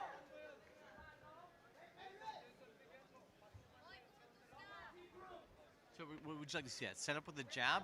Whoa, big overhand coming out of nowhere. Whoa. He's going to pay for that strike. You can see Top Noi being a level striker he is. Oh, that was a good knee there. Beautiful. Good knee, and he wasn't even balanced getting back up. That was a spectacular Oh, technique. these kicks hurt me. We're seeing some great stuff in the ring right now. Yeah, Margallo's hanging in there. He's level changing at the right time, getting him out of danger. Oh, that was a good right hand. I think we're going to see this Thai fighter come to the body with that leg kick. There it is right there. These exchanges are equal. You know, you see Top Noi, this ref has to stop. There's plenty of action here. You can't rush the guys. And those are some powerful leg strikes from Yeah, but I like how Margallo is countering the punches, just like I was saying. You can't just throw a dry kick. You cannot do it. We are seeing the power strikes come from the Thai fighter, though. Oh, they stunned on each other. Oh, that was a good right hand by Margallo, and he got out of there clean. Ducked under the, oh, that's a hard. That's what, let's see a That little is bit more a of that. hard left kick. Those are going to build up. I think this moves in the third round. Again, even if he blocks that, he's feeling that. Yeah, for sure. There's been Muay Thai fights, you know, like Jan Slankai, he will keep kicking that side, and like he did when he fought Andy Sauer, and then shut down the right hand.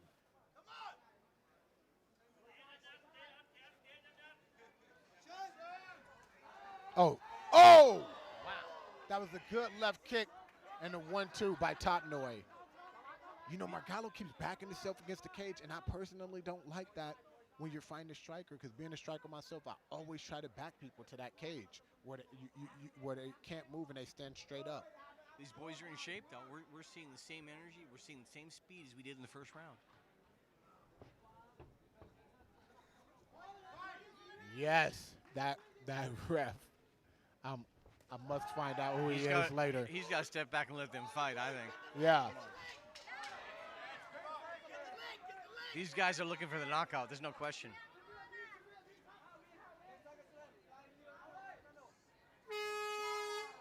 That was a great round. You know, Margallo clearly took the first, but Top Noi seemed to be making a comeback in that second round. Yeah, absolutely. For the viewers out there, I think that we can see Muay Thai really being applied in a mixed martial arts fight there. Just coming back to our advertisers here, or our sponsors here, we've got Sofa King. Sofa King podcast.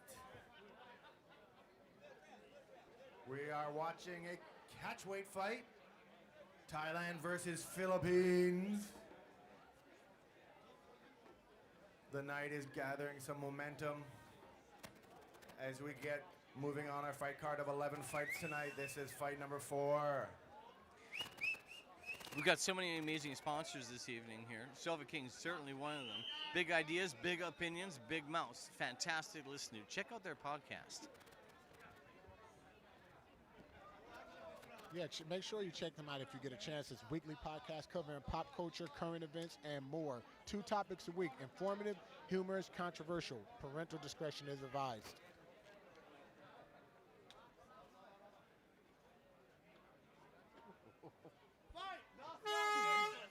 Here we go, third round. What would you like to see out of Margallo different in this round? Where do you got this? I think the Thai fighter took the second round. I think it's currently tied 1 apiece. Yeah, what do you think Margallo should do to change it up? Because he lost that second round because he let Top Noi control the pace. Margallo's got to take him down. I think he's got to change levels. I think he's got to throw away that Thai fighter, make sure he controls the distance. I'm really concerned. This Thai fighter controls the distance, there can be trouble for Margallo. Yeah, yes, there can. You see, Top Noi keeps kicking without throwing any punches, and Margallo countered that twice. You know, you can't get overconfident just because of how many striking matches you have, because these little gloves, anybody can be taken out.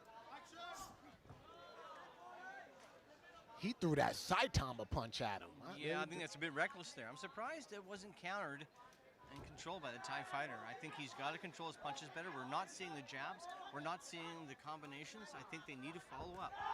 Oh, that was a hard left kick by Tatnoi. But Jason Margallo got in on the hips. He's capitalized. Let's see if he can get him down from there. Oh, wow, we see a slam here. Whoa. Oh, that was a hard knee. Oh, he changed levels again. Oh, that was a hard nice kick. Scramble. Great grappling scramble there. I would like to see more Muay Thai people get into MMA. Man, it's exciting, isn't it? Yeah, I you know, love this. the people don't understand. Muay Thai has an aspect of grappling in the clinch. You know, and when I trained in Thailand, one of the things, oh, that was a hard liver kick there. Definitely. Look at him. He's working away. Yeah. He's trying to recover. He's not capitalizing on it. He's got to take advantage. He's got to move forward here. Yeah, as I was saying, when I trained Muay Thai, I noticed that the clinch work that they do, it actually improved my takedown defense, which I wasn't expecting. And you see that in Top Noi. I'm impressed with it. Oh, he looked like he was about to Dougie on him. Who is this ref? Where did he come from? What is his There's name? a lot of action going on, and it's spectacular. The technique is amazing. I'm blown away by what I'm seeing right now. I'm waiting for the ref to just call out death, because action is not good enough for him. He wants more. He wants more. Let these guys gauge their distance, figure out their strikes. Look at when they do come together, it's explosive. It's beautiful. There's some amazing strikes happening here. Yeah, and those booster gloves are high quality. You can't just take those to the face.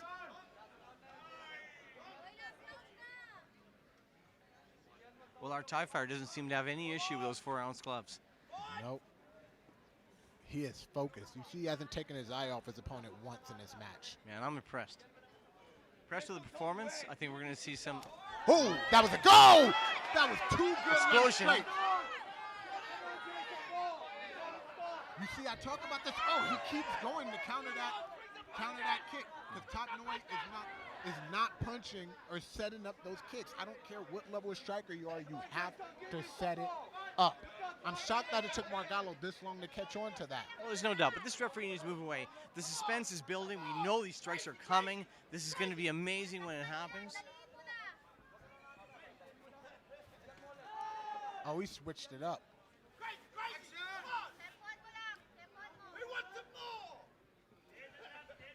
You know, two southpaws working away right now. You can see Margallo's waiting on that kick to come.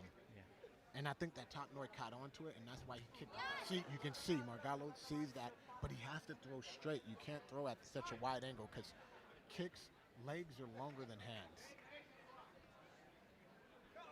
Well, distance is obviously the key to this entire fight right now. You see, as soon as they move into distance, we see explosion, we see strikes.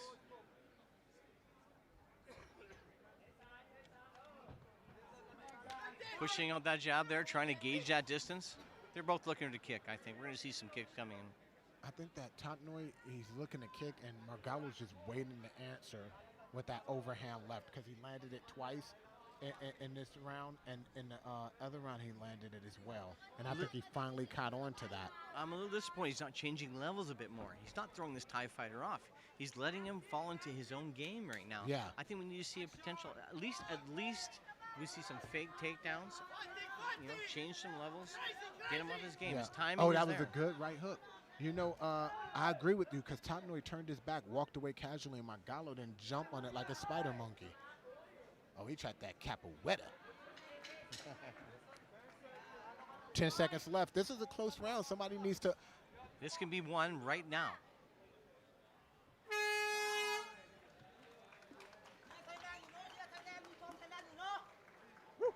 He's from Thailand, folks. That's what he said. He is from Thailand.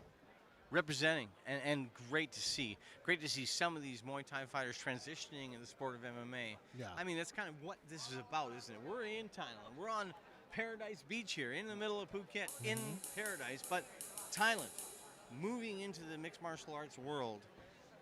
You know, we understand they're the dominators in Muay Thai, and how much of a major aspect that is in the mixed martial arts. But now when we see they learn the grappling, they learn the other aspects of the arts of mixed martial arts, we're seeing potentially an opportunity to dominate this sport. Yeah, it is, because, you know, these Thais have work ethic like any other. A lot of them start fighting at like 6, 7 years old to take care of their families. It's not a joke to them. And now MMA can get them more money than Muay Thai ever could. Well, that's what it is. We have a judge's decision. And how much of this sport in is his about fourth fight of the mentality? night. Both of these guys showing the each Thai other lots of fighters respect, as are you killers. can see. Winner by unanimous decision in the blue corner, Top Noi!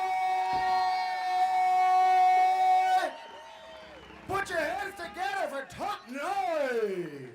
That was a very, very close fight. I think that Top Noi might have edged it only because he was the aggressor pushing Jason back the whole time. You can see these guys were showing each other a I hope lot of those viewers respect. are appreciating those strikes we saw Both of them today. at the top of the Yeah, game those with were lots of hard technique. body kicks Both and respecting each other's leg kicks. You know, Margallo, he dangerous has to work moves. on taking advantage of making the that's fight be winning at his Top pace, Noi not fighting at the pace of the other. from And the Top Noi Kingdom hurt of him with a liver Thailand. shot once, and he never followed up. So they both have things to go back and work on, but it was an excellent, Top excellent Noi. fight. Top Noi recovering from the grappling early on, and then coming back to dominate striking. Hold on. He's speaking up. Very proud of where he's coming from, representing Thailand. He's from Thailand, people. Don't mix it up with any other country in Southeast Asia. He's from Thailand. If you get it wrong, he might kick you. Mixed martial arts is coming to let's Asia get in a ready for big the way. fifth fight of the Thailand is one of the evening, core which will be nations a in this light area. heavyweight. It's going to bring mixed martial Both arts boys coming to in a at new level. heavy, plus 90 kilos. Let's just wait for these guys to get ready, and we'll show you the tail of the tape. For all of you that missed the weigh-ins last night at Illusions on Bangla Road, we rocked it. It was a lot of fun. And for those who missed it, we're going to have the tail of the tape kick up in just a minute for you. Looks like we've got country versus country again. So let's just hold off, have a drink, get ready for the fifth fight of the evening.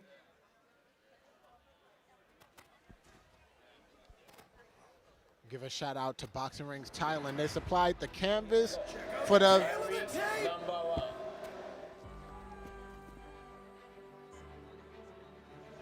私は横山弘和です。東京から来ました。パラエストラ松戸に所属しています。試合は絶対勝ちます。OK。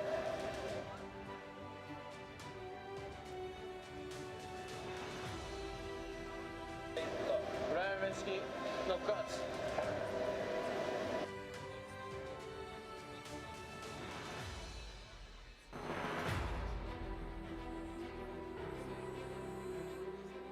حسن یوسفی هستم 23 سالمه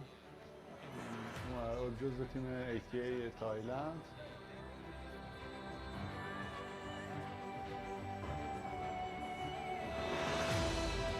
من خوشحالم که اولین فایلمو تو پرایمال FC دارم شروع میکنم و تو این سازمان بزرگی از مایک هم خیلی متشکرم که این فرصت رو بهم داده که اینجا اولین بازیمو اینجا شروع کنم تو این سازمان بزرگ.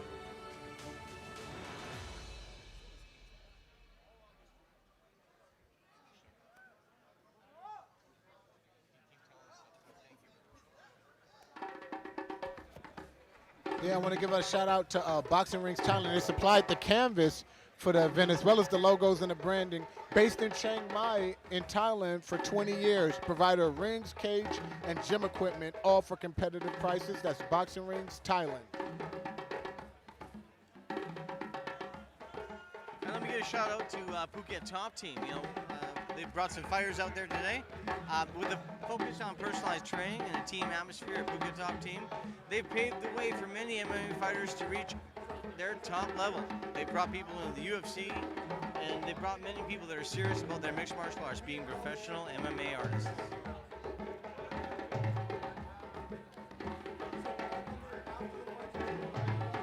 This fight, upcoming fight with the big boys, brought to you by Unit 27, CrossFit, healthy food restaurant, personalized strength and conditioning classes. Unit 27, check them out, Soy Tayed and Shalom Phuket.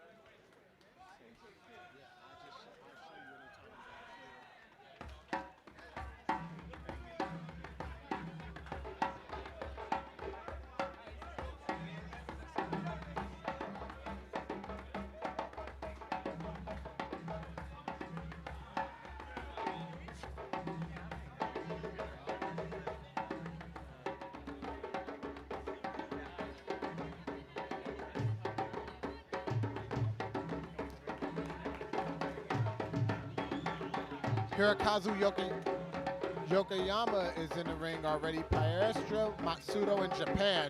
You know, he's been doing judo. Fifth fight of the night.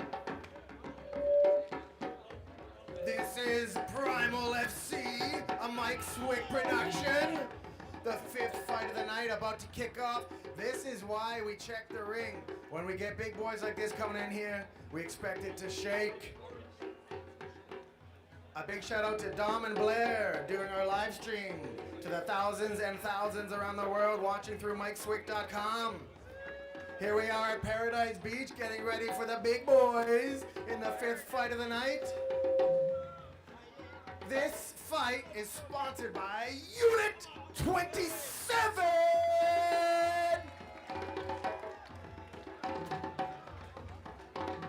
Everyone enjoying the cool breeze that swept in? The night's kicking up, it's getting hot, fight by fight. This one looks to be a big one. These two at the weigh-offs last night was something to see. Let's get ready here for the fifth fight. This is a light heavyweight bout. We're seeing two different fighters here, aren't we? We're seeing a Japanese judo. Let's get master. this show on the road in the blue corner. All the way from Japan, representing Para Estra, Matsudo Hirokazu Yokoyama.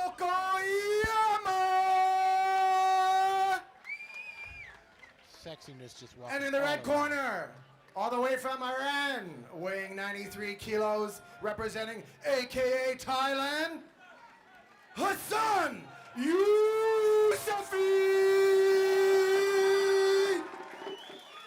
Light heavyweight match. Let's get this show on the road. Yeah, I was talking to Mike Swick just about Hassan, and he's talking about him as the wild man of the gym. Supposedly a natural striker, a little fresh, but we're going to see some real stand-up game here. And then he's moving against this Japanese judo artist. Yeah, what do you think's going to happen? Yeah, Yokoyama is a Matsudo City judo champion, 10 years in a black belt. And Hassan is a Wushu and Sandai champion out of Iran. You know, at the weigh-ins, I just felt somebody push me out the way, and I turned around to say something to see that big boy, and I was like, hold on. You know? So let's see how this goes. Yokoyama told me he wants to represent the new age of judo players out of Japan. Immediately going for a wrestling takedown, double leg. He looks like he's in trouble already. Hassan is dominating here. Wow. Well, the referee's in. Hassan with the gorilla smashes to the back, to the neck and the back. Impressive win by Hassan Yousafi. You know, I really thought the Japanese fighter was going to be able to close it in and get in the clinch, be able to protect himself from this onslaught, but as it turns out, too much power, too wild, too crazy, throwing down those hammer strikes. Yeah, that was Yousafi's first fight, and he came out and passed with flying colors. Looks like our Japanese fighter is okay. He's back up on his feet. We do have the medical team in there to take a look at him. Yeah, when somebody's smashing on you like Donkey Kong, you better have a medical team in there with boys as big as this.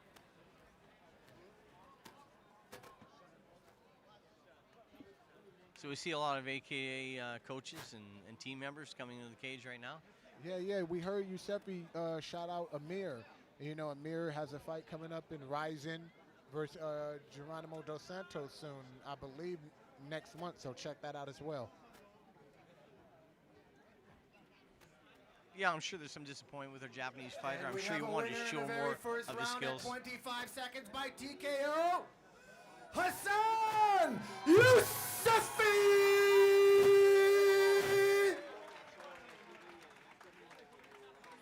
Pretty dominating win. Big heart shown by Hirokazu all the way from Japan, staying in there as long as he could. That was a light heavyweight bout, sponsored by Unit 27.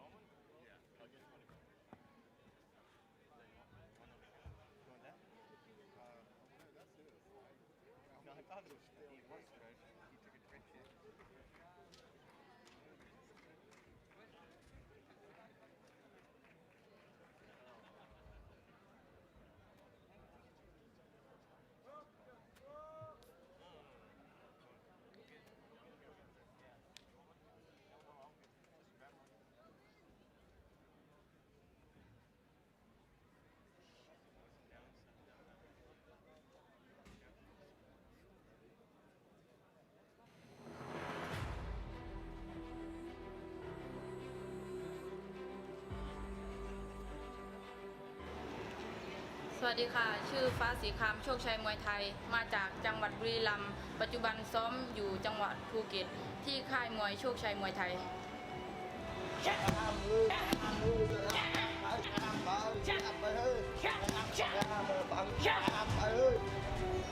สวัสดีค่ะมีรายการสุดใหญ่เราอยู่ขอกำลังใจแรงเชียร์จากคนไทยทุกคนช่วยเป็นกำลังใจให้ฟ้าสีคำโชคชัยมวยไทยด้วยค่ะในศึก Primal FC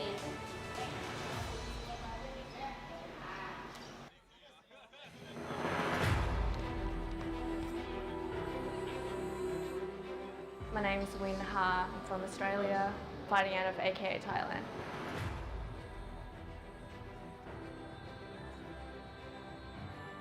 I'm excited to fight for Primal FC because it's the first of its kind in Phuket. It's going to be about the beach, so it should be a good show. What drives me to fight? There's just something about it. It's exhilarating going in there. I think there's just something in me that's always been there that really likes to just go out there and beat someone up.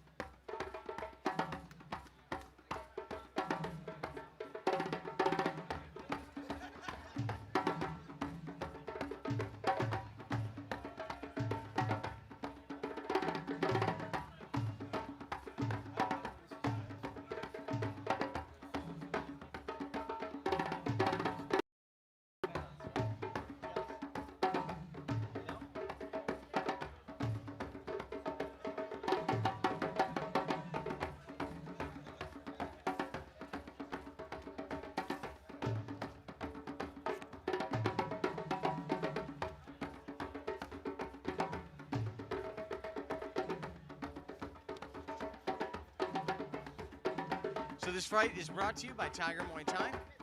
These guys are pioneers of the sport of mixed martial arts and Muay Thai in Phuket. They've got a fantastic training camp with amazing facilities. They've created fighters and athletes for more than a decade.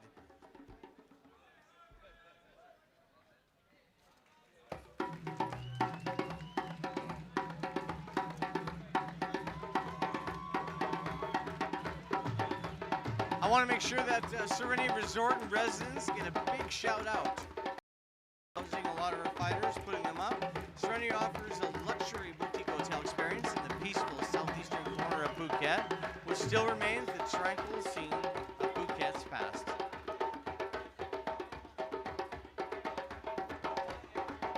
This is a special rules match, B. It's Muay Thai fight in MMA gloves with takedowns. No ground and pound, no submissions. So my understanding is that though these takedowns will count as far as the judges scoring, but we will see an official understanding the takedowns being done, bringing them back to their feet. Yes, correct. And you know, I'm wondering how this is going to play out for Win Ha. We just finished It's interesting our style. fifth fight. We're moving we've into got our Win. sixth fight. Patience, patience. This fight is sponsored by Mad Mahali's Irish Bar in Rawai. Before we get the sixth fight on the road, we've got a quick announcement from MC Abel. So let's show some love for MC Abel. What's up, everybody? Okay, I'm not gonna stand over there. All right, just a quick announcement. We're gonna have our intermission after this fight. So that's the time where you can go and get your drinks, go to the bathroom, all this stuff.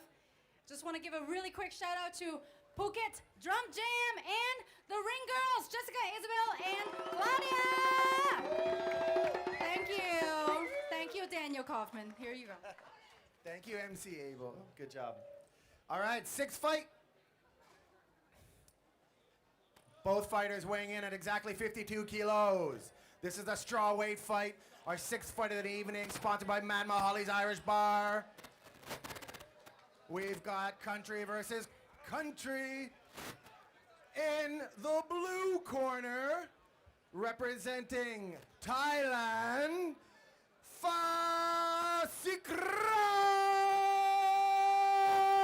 from Swick Thai, Muay Thai. And in the red corner, all the way from Australia, representing AKA Thailand, Win Ha!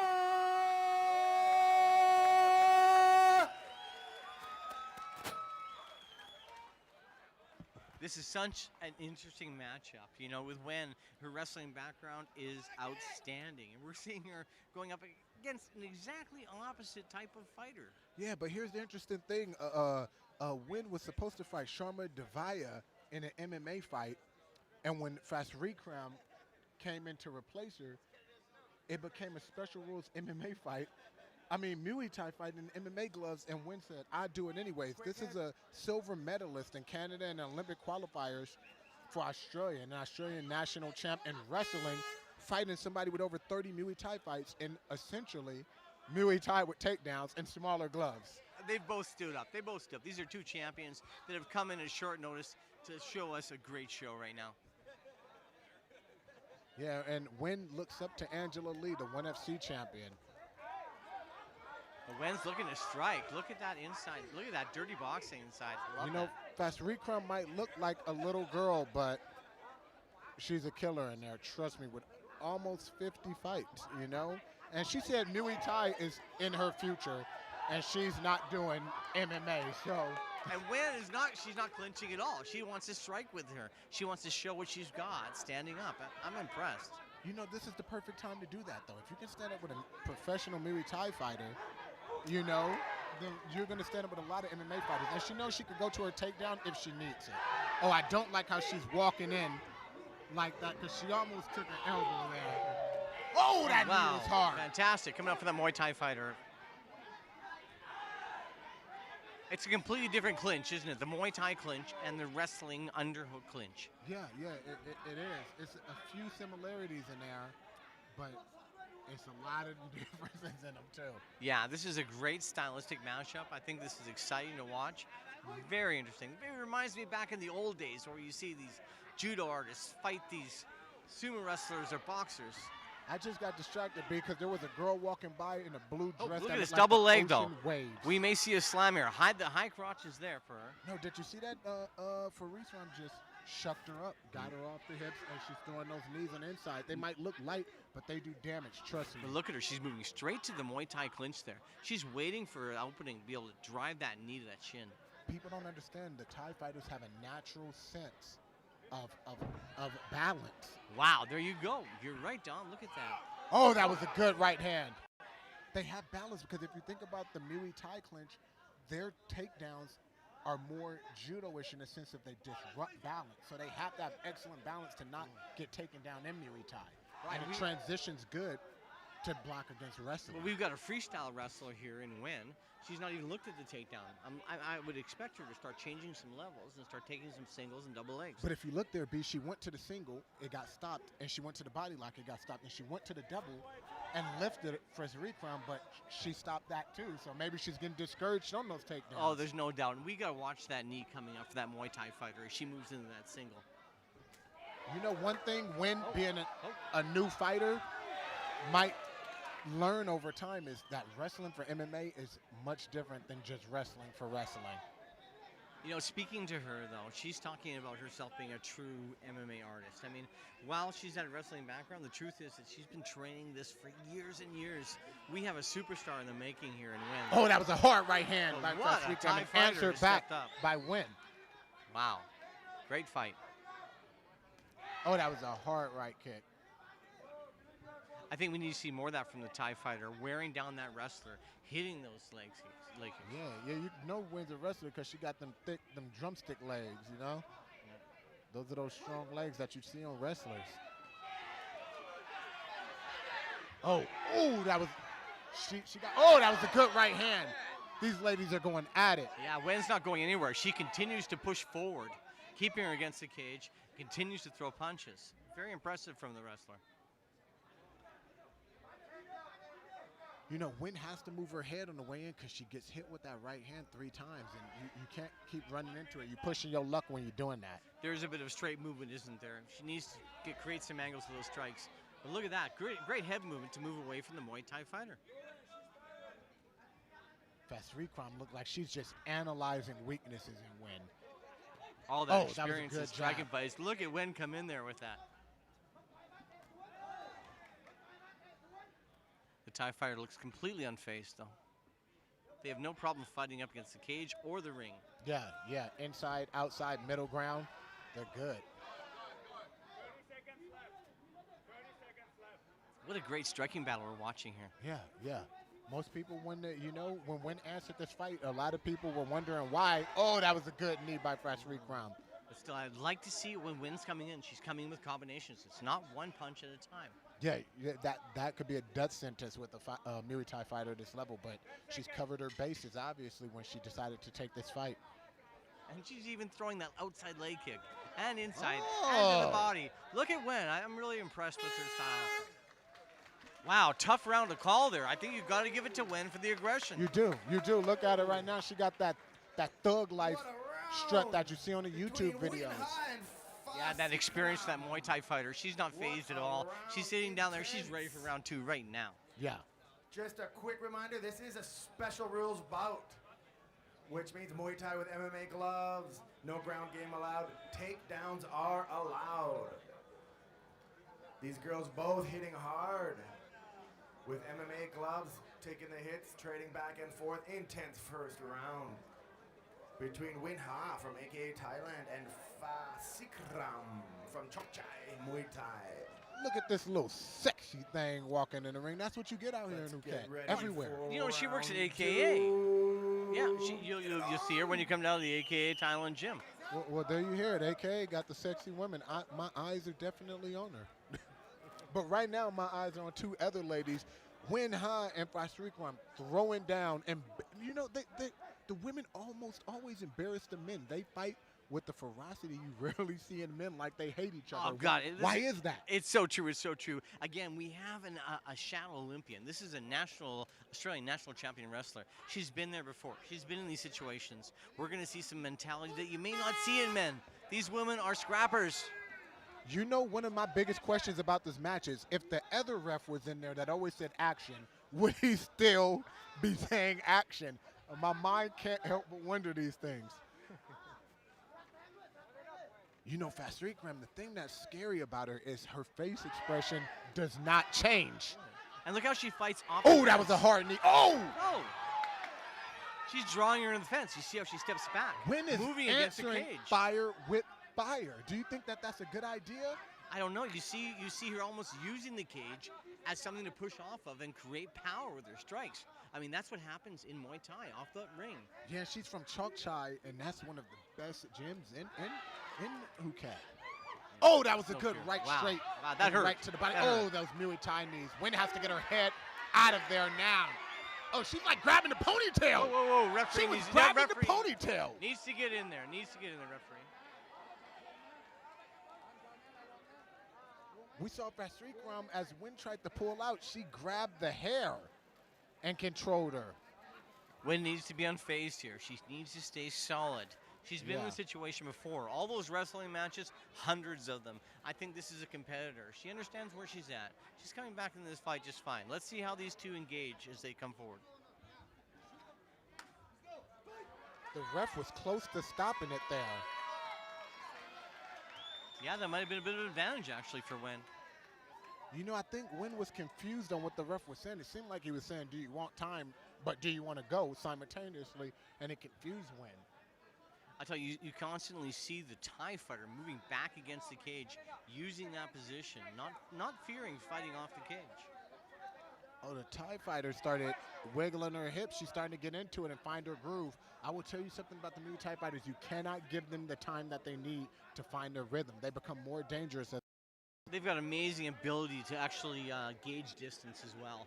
I think if you're going to see Gwen move forward, Gwen's got to be able to control the distance. As a wrestler, she should be changing levels right now, dropping down, take her down, make her feel like this is a different game. Just because this is a She's Muay fighting Thai a Muay match, Thai fat. and I think that she's oh, that was a hard knee. I think that because it's a Muay Thai match with takedowns and no groundwork, that she's forgetting takedowns are allowed. You can still utilize them and get Vasikram worried about the takedown, which will open up the strikes more.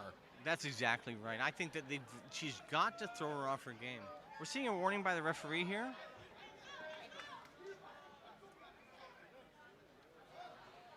It looks like Wen's cut above the eye. Is that what's happening? We're seeing the medical. Yeah, people she come got in. cut Take a above the eye the first time Vasikram grabbed her hair and caught her with a knee on the way out. Doesn't look like it's interfering in the fight, though. It looks like it's the blood is moving over the eye. It looks like she's still able to see through both eyes, still able to compete.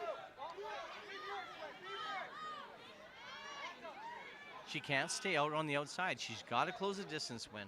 She does. She has to go in with combinations as she was doing, but change levels. Right now, she's getting in a Muay Thai fight with a person that has over 30 Muay Thai fights. Yeah. And it's starting to not work to her advantage, especially in this clinch. Vasikram with 4 knees in a row out of nowhere, and her face expression didn't even change.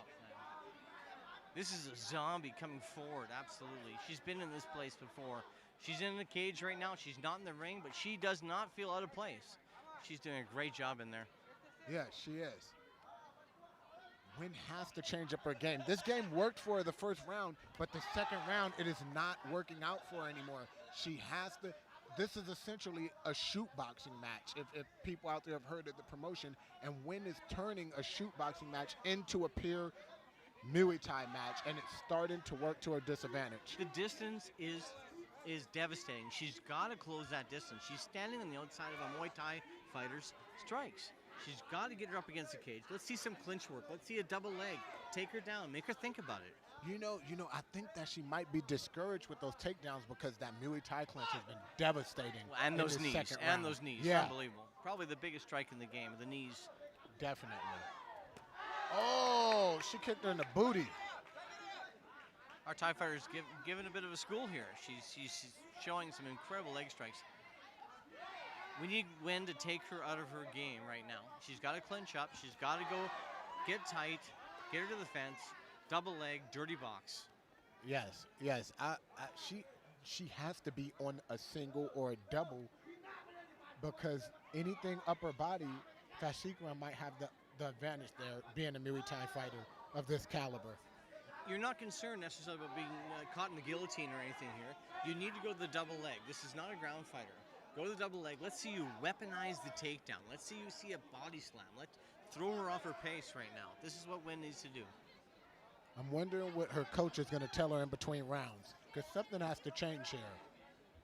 It's still amazingly entertaining. I mean, this is such a great fight right now. Both these two are going at it. This is a brawl. Yeah, Wen took 4 hard knees in a row, backed out, and went right back at her. Yeah, she's durable. Like Night of the Living Dead. She's not going to stop. You know, the way Wen takes those shots and keep coming back, it remind me of the Stephen King movie. They always come back. I mean, like, she keeps walking forward.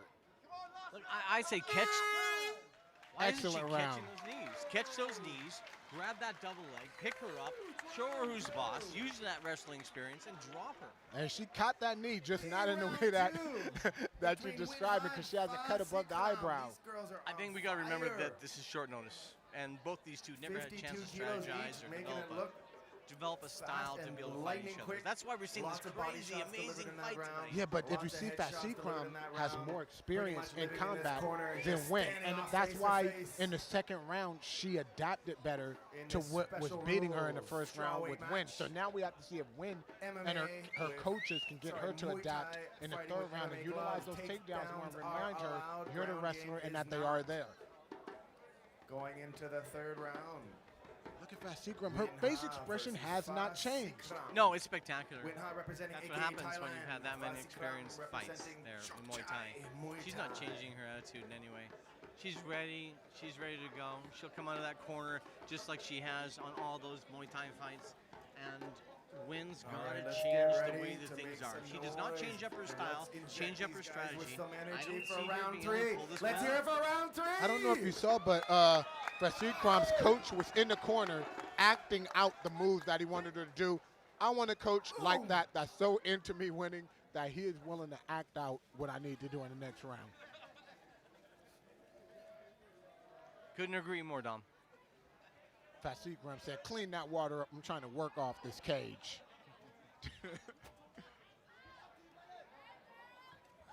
It's very dangerous, though. We see when moving in, we see the Thai fighter coming against the cage, still controlling distance against the cage. Look at this. Watch this happen.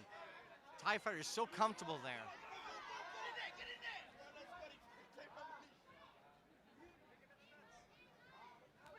Yeah, Fasikram has no problem being against the cage. I would personally, oh, that was a hard right kick. I would personally be nervous with my back against the cage.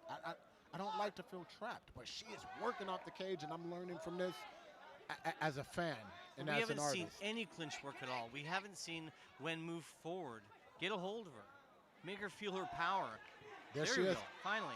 She let go. Oh, that was a hard knee, too. Great defense against the wrestler. Those knees coming into the...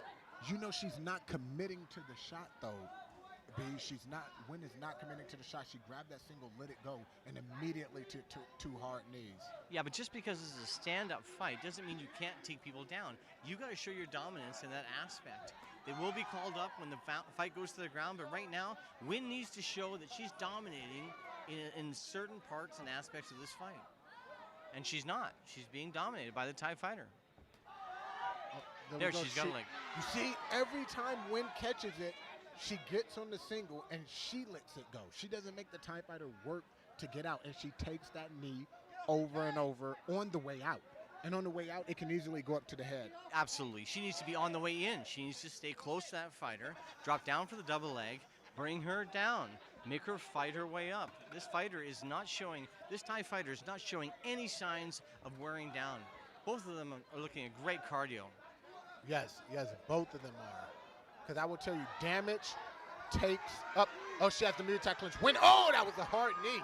She has to go in to the clinch. There we go. That's what we want to see. And not back out. You see that one went up to the head just as I was talking about. She's getting attacked as she backs out. She must maintain that tight clinch inside.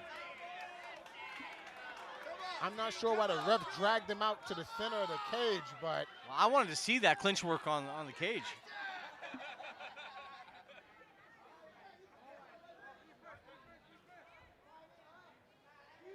You know, the Thai fighter isn't effective. She's like, I'll fight out here too, homie. I think the Thai fighter is enjoying those 4-ounce gloves as well. We're seeing some great striking. Yeah, she has an excellent jab, too. Oh, that was a good right hand. Answer with a right hand by Wen. Counter back after she slipped the right one. Oh, Wen slipped that.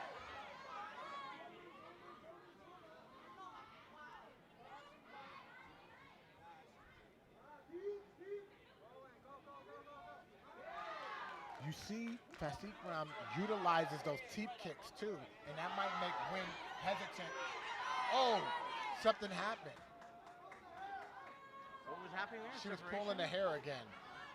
Wow, referee's got to look at that. I think that's potentially a point. I do too. That was the fourth time this match. You can't let people keep getting away with these things. Just like people grab the cage over and over, it changes the direction of a fight. I'm a big advocate of refs need to start taking points.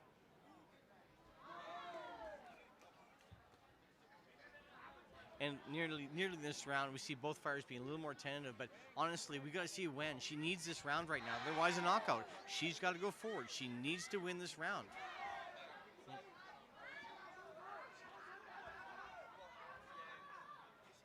You know, Fasikram uses the teep kick a lot, and that might make Wen hesitant on changing that level as well. Because you don't want to go right into a teep kick.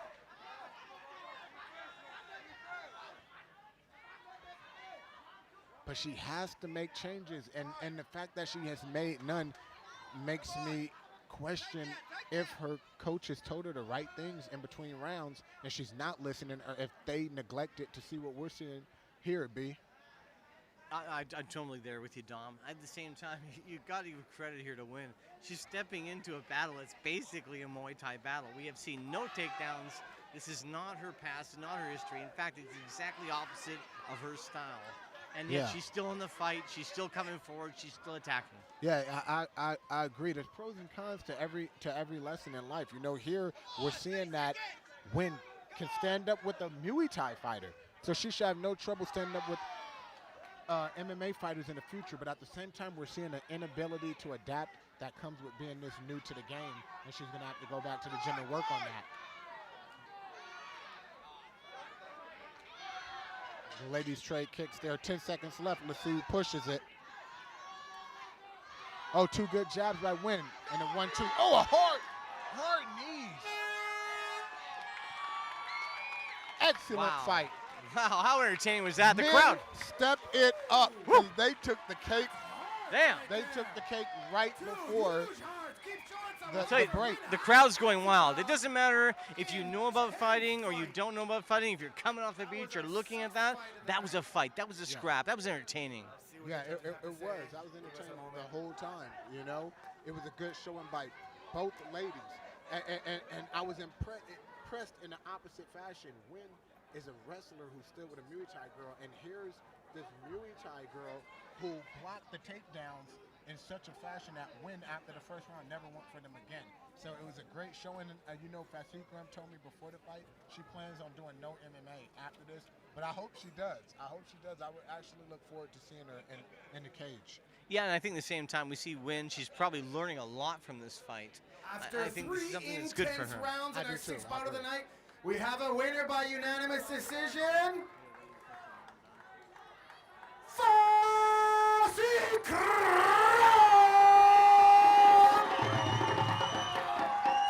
Thai Muay Thai, from the Kingdom of Thailand.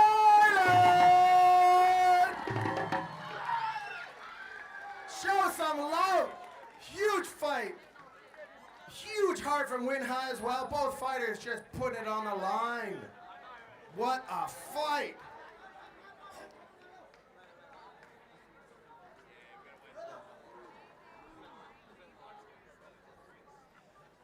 All right, we're going to be getting ready for intermission now. We've got a fire show banging off in a few minutes here behind all of you near the beach. We've got an awesome fire show. If you haven't seen one before, they're great. Now's the time. Hit the washroom, get a drink, cool down a little bit. And we're going to take about a 20-minute intermission here. Get up out of your seats, grab a bite to eat, grab some shots, maybe. Hope you're enjoying the fight so far. That's our 6 fights. We've got 11 in total. Still got lots to come. Some big boys in there as well, and a main event coming as well. Special match rules. So far, so good. We'll see you guys after intermission. Remember, behind you towards the beach is a big fire show. Thanks for coming out. We hope you're having a good time so far. Let's keep this party going at Primal FC.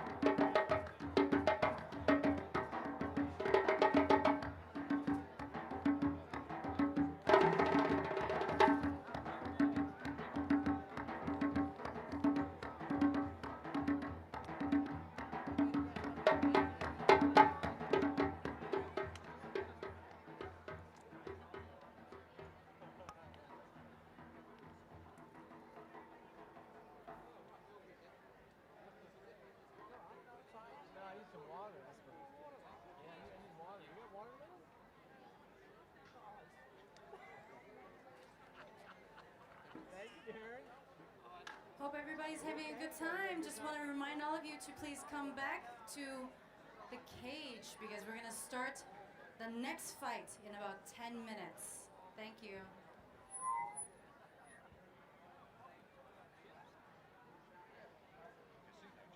Right, we're all right, buddy. You good? Oh, I'm doing good, yeah. Oh, good. I don't know if you can food here, isn't it? That's right, you can buy. Oh, there's pizzas.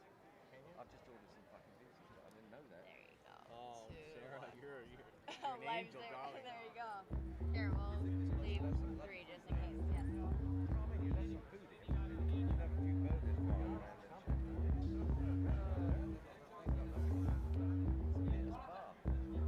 I think this is the first time they've done this. They're all trying to figure it out right now. how's your lot doing? Yeah, it's really tough. We don't have the ready. 10 in the morning, 10 in the morning. We don't have the...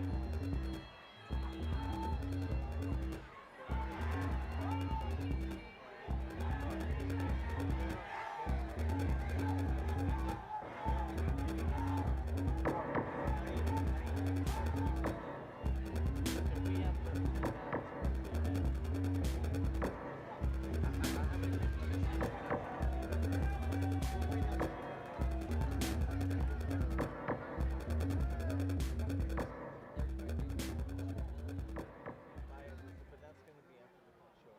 Right, no, sure. Wow, that's interesting. Right now, at 64,000, that was consistent. That sounds good to me. Well, that sounds all right. That sounds like a little money maker somewhere down the line. This is the lunatic boy. These have been selected. You've seen them, the parents have come here. They say, oh, this is something they test it. They look at what his physique is, what he's capable of, and how much he wants. They make a deal with their parents. They're like, we'll take care of him and everything. But he has to follow our rules. If he's lazy, we're going to kick him out. Once a fighter starts training, they live in the gym and they study there. So you're expecting 10 to 15 years of their life in the gym. They want your heart to be here, you to be in the gym. You need to be full in the gym because this is going to change your life. No, this is legitimate. Not talking about the athletes that we've got in this cage right now are some of the best athletes around Asia, and they're all ranking. You're going to see in the co-main and main event you're going to see some people in the co-main and main event that are like top of the world. We have 2 fighters that are top. Wow. All right, now that the fight is wrapped up, let's get back to our seats. A couple more minutes and let's get this show back on the road. Make your way back to your seats as we roll on to our 7th fight of the evening at Paradise Beach, Phuket, Thailand. This is Primal FC. Again, sharing is caring. Hashtag Primal FC. Everyone do it. Do us all a favor and share your media, your pictures, your videos, your selfies. Share them online with everyone at Primal FC, all right? Hashtag Primal FC. If the rest of the night is any indication of the last fight, it's going to be a barn burner. We've got a 7th, 8th, 9th, 10th, and 11th fight, the second half of our fight night. So make your way back to your seats. Grab a shot, grab a drink, grab something to eat. In a few more minutes, let's get this show back on the road. Thank you. So who's Primal? Who's that? Primal is a recently created fight organization that is, this is their very first fight event that they've done. So who's behind it? We got Mike Swick, he's a partner, Joe, about 4 or 5 other guys. They're fight fans.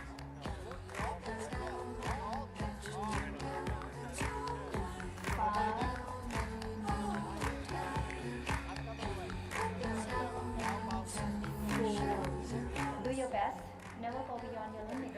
Respect your body and all the time pay attention to your breathing. 3, 2, slowly, last one, inhale here, up.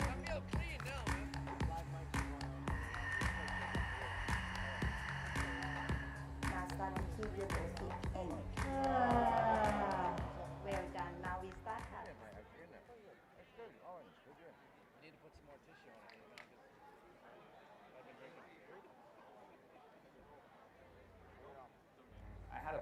I started, I could see right to the gym. And at some point, that path got covered up, and you lose focus of where you're at. And you look ahead, and you don't see that path anymore. You look ahead, and it's just black. And so even though I didn't know where I was going, I just kept moving forward, taking baby steps, hoping that path would show itself again. And that's what happened. That was the fighter in me. And I would walk forward, not knowing where I'm going, not knowing where I'm going to grab onto, what I'm going to secure. Just I was moving forward, and then something would work out. I think there's no arguing the fact that AKA has built more champions and more stars in the world of MMA from the ground up than any gym on planet Earth. Like Cain, Velasquez, Luke Rockhold, DC, Koscheck, John Fish, Josh Thompson, Trevor Prangley, Paul Banatello.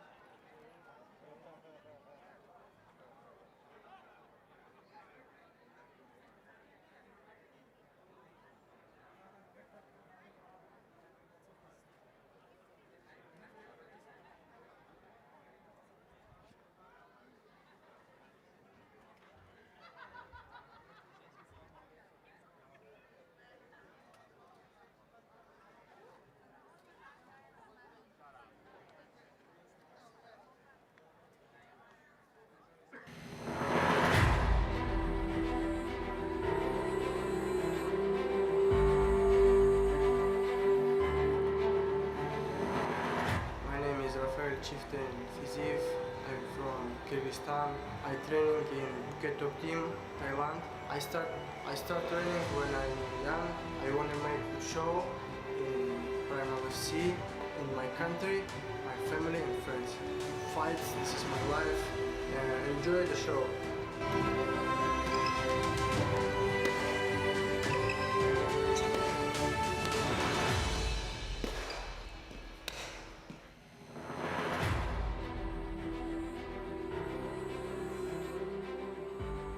मेरा नाम सूरज बहादुर है और मैं India का रहने वाला हूँ और मेरा MMA रिकॉर्ड 5 लॉस और 3 विन है और मेरे जिम का नाम आटोक है। प्राइमल FC में मैं इसलिए खेलना चाहता हूँ क्योंकि मुझे MMA करते 3 साल हुआ और कोई अपॉर्चुनिटी नहीं मिली कोई कि मुझे इंटरनेशनल फाइट मिले।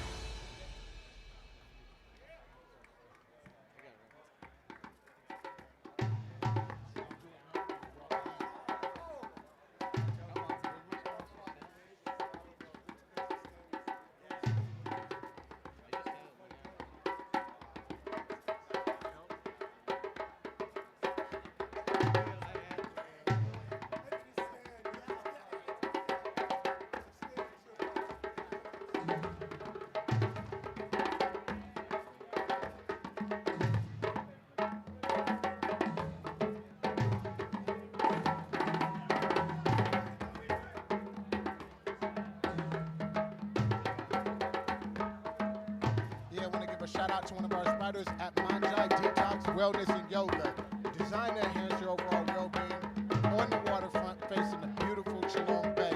For those ready to make their lifestyle change and embark on a healthy journey, visit at Manjai Detox Wellness and Yoga in Phuket. Visit them at manjai.com.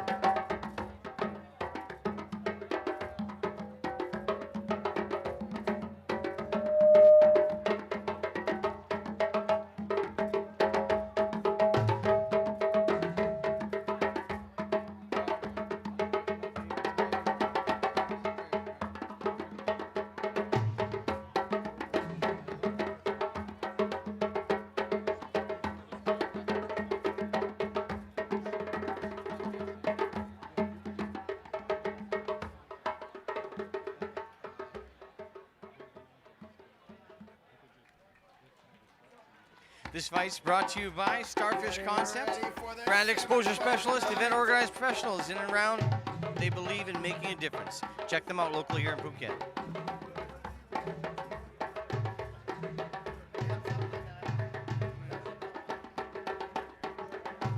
I'm really looking forward to the fight with Rafael Fiziev, actually, Ataman, which he wanted everybody to know means chieftain in English. He was adamant about letting me know that. And he's fighting Siraj Badahari. And the interesting thing is, Siraj is a boxer on an international level and a kickboxer on a national level out of India, while Fiziev is a Muay Thai expert. He's ranked in the top 50 lightweights in MMA in Southeast Asia, and he's been doing Muay Thai since 11, and he wanted me to know that he's a Muay Thai champ in Asia, and he's transitioning to MMA. All right, everyone back in the seats. He's fighting on a Phuket Let's get top ready team. for our And, seventh fight of this the is the night. man that was retweeted by Dana This White. fight sponsored by Starfish Concept. This is the Matrix Man. We're going to see something special tonight. All right, let's get ready. Can we hear some noise for the seventh fight of the night? Let's get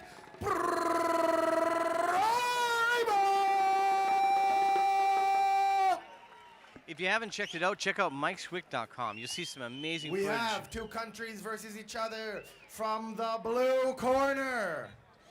Representing Phuket top team all the way from Kyrgyzstan, Rafael Fiziev!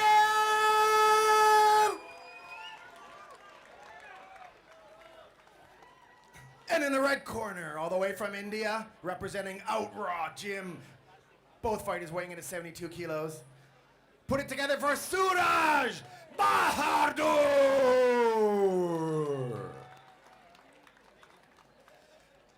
You know, if you haven't seen After the weigh-ins yesterday, don't blink, this is gonna be a big one.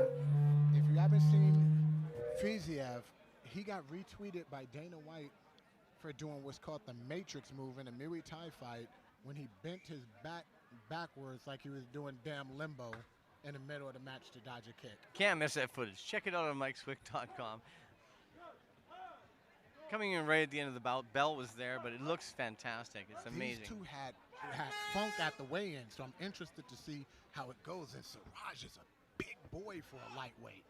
Both these guys are coming in serious. He's a big boy for a lightweight.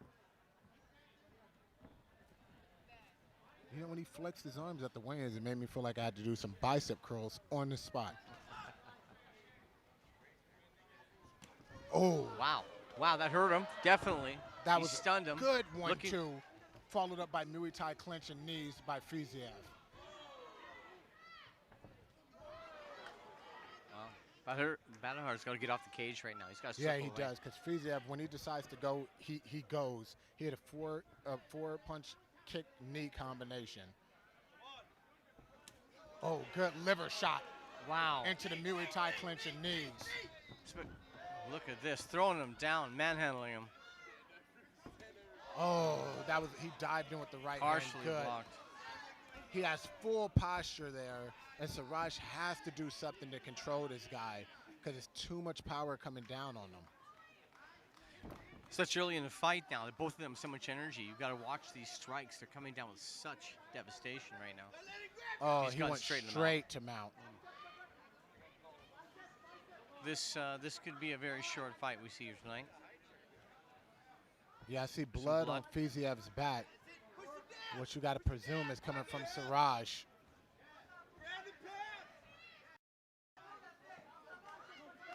Referee's looking in. He's looking to stop this fight right now. Yeah, Siraj is blocking most of the shots, but he's not doing anything to get out of there. No intelligent defense there. That was a good stoppage by the referee. Another good performance by Fiziev.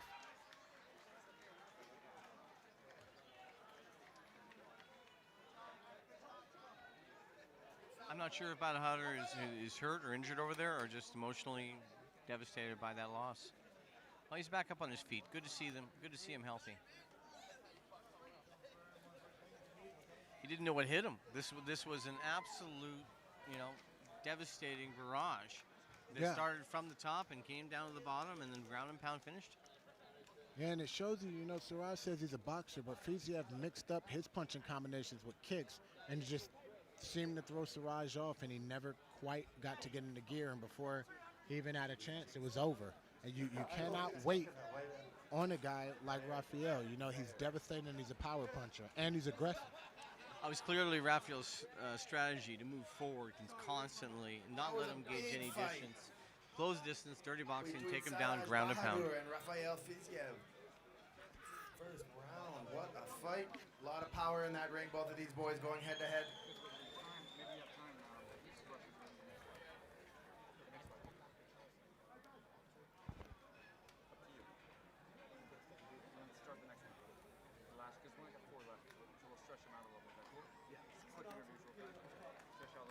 All right, we have a winner by TKO in the blue corner, Rafael Fiziev. Show some love for Siraj Bahadur as well for showing huge heart in the ring. Two boys going at it, not backing down for 1 second. Mutual respect shown by Rafael and Siraj. That's the sport of mixed martial arts, isn't it? It can be over in an instant. You show that aggression, you dominate, you hit the right strike, and then it's all over. You follow up. That killer instinct is so important. Yeah, it is. The early bird gets the worm. He went first and got the victory. That was sponsored by Starfish Concept. We're going to get ready for our 8th fight of the evening.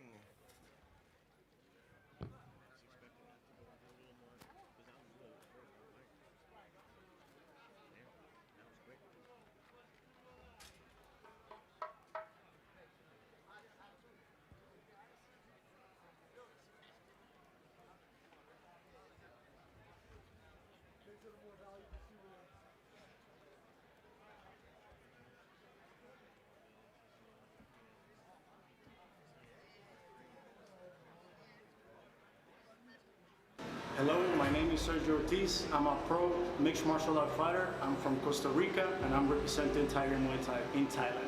What drives me to fight is that I'm good at it and I love it. So I do what I love and I'm good at it, but I also have personal reasons that push me and give me power inside within my dreams and my family.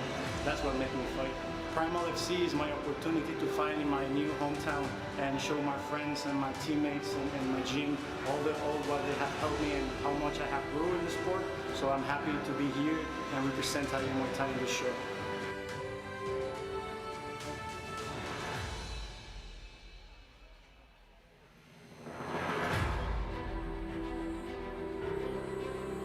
Я Залимхан Юсупов приехал из России, сам родом из Дагестана, тренируюсь в клубе Академия MMA.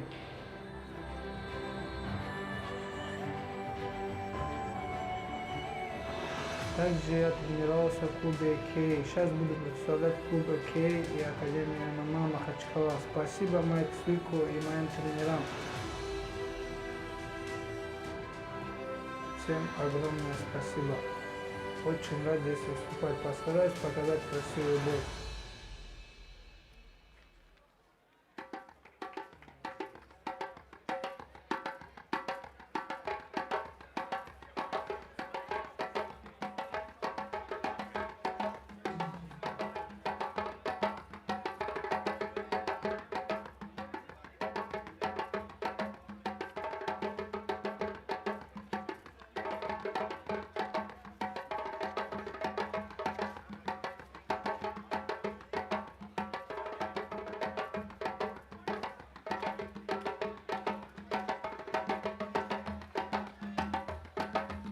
This fight brought to you by Phuket Top Team, one of the truly elite gyms in Phuket here, one of the elite gyms in the world. Muay Thai, beat MMA, BJJ, and wrestling, whatever you want, you'll find it at Phuket Top Team. Excellent gym, an assortment of people, 1FC, UFC, Bellator. A lot of fighters go there, to get the high-level sparring partners. And speaking of another gym, AK Thailand, brought to you by the one and only Mike Swick, who's bringing you Primal FC to the beautiful Phuket, Thailand, Paradise Beach. You know, state-of-the-art facility, air conditioning, which I personally love. Muay Thai classes, MMA classes, yoga, its own fitness center, a great restaurant, and its own gym facility to do strength and conditioning, which is 2 floors. You know, other elements getting added over time in the future, big things coming up, and kids classes in the future. Guys fighting on this card, and sister gym to AK in San Jose, California, house of many former UFC champions and current UFC champions, and Daniel Cormier.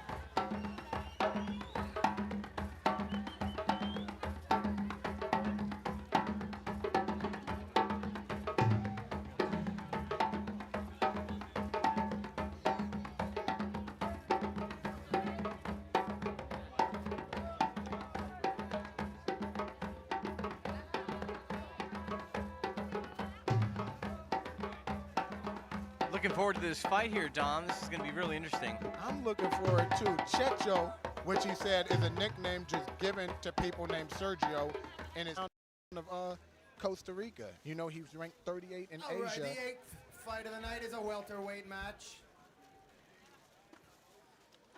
From the blue corner, all the way from Costa Rica, representing Tiger Muay Thai, weighing in at 77 kilos. Show some love for Sergio Ortiz Rodriguez.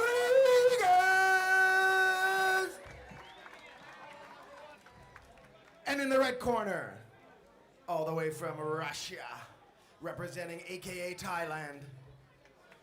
Put your hands together for Zalim Khan Yusupov. There's some interesting notes on Rodriguez. He fought the boxer Ricardo Mayorga twice in MMA, and he's 38 ranked at welterweight in Asia and 21 ranked at middleweight in Asia.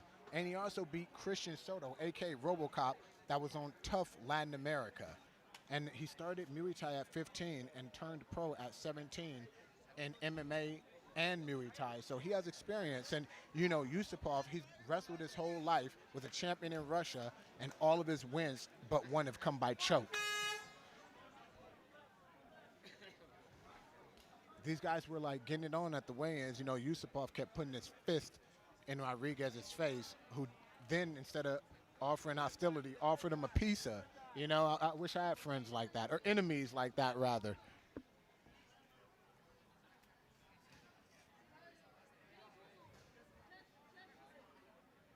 How long until this ref says action? We do have a referee that's in there that definitely wants action, that definitely calls for action. Let's let these guys feel themselves out here. We obviously see them gauging their distance right now, throwing up the jab.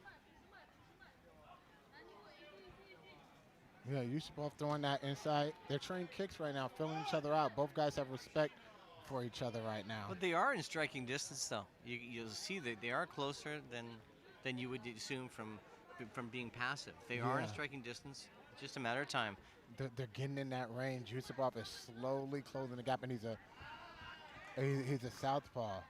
You know, I don't like what Checho did right there. He threw the right hand, came up short, and started reaching out with his hands to try to get a hold of Yusupov. And here's what you see with southpaws a lot. Oh, it looked like, did he off balance on that kick, or did he slightly get rocked? I'm not sure. Slightly off balance. I think it was a glazing blow, but he's still connected.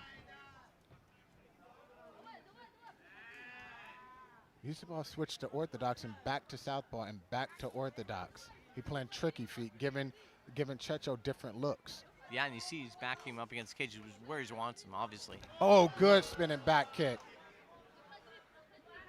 Oh, that was a hard body kick. Those are gonna add partially up. blocked. Checho seems to be just waiting. Oh, good level change. Beautiful double leg. Good level change off of a kick, no less. You don't see it set up like that often. He's immediately propping up, passing guard. You know, obviously looking for the mount. Well, he's moved back into guard. So well job. Well done job.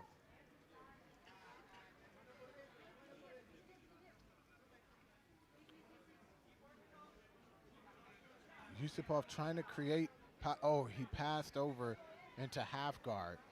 Yeah, I'm thinking he's going to stay there. I think he's going to lay down some ground and pound from there. He looks very comfortable. He's got a great base. Look at that. Oh, balance. straight to mount, and he's starting to do damage.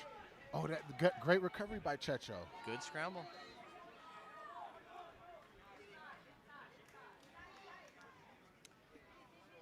These guys are really active on the bottom. We're seeing a lot of strikes, a lot of hip movement, a lot of switches.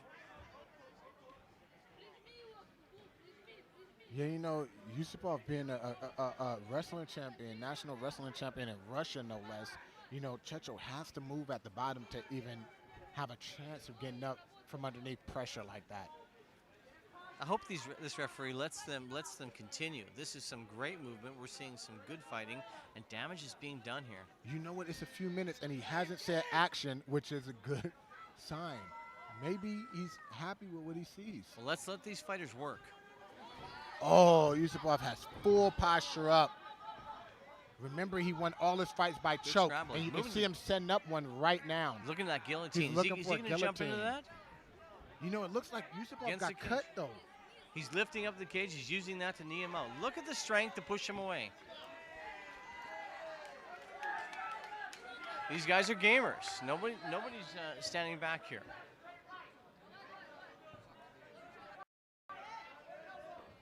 Oh, that was a good right straight. Yusupov got cut from an elbow on the bottom by Checho. Looks like the left eye.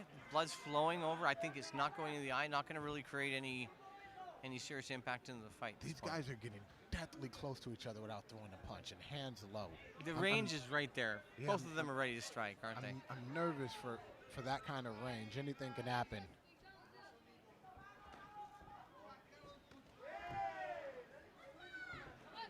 Oh, good 1-2 and a level change by Yusupov. But look at Checho going for the key lock. He's looking at Kimura, I think, just to move his way out. Oh, Yusupov didn't give a damn. It just hit him in the back of the head. I see that coming from a mile away.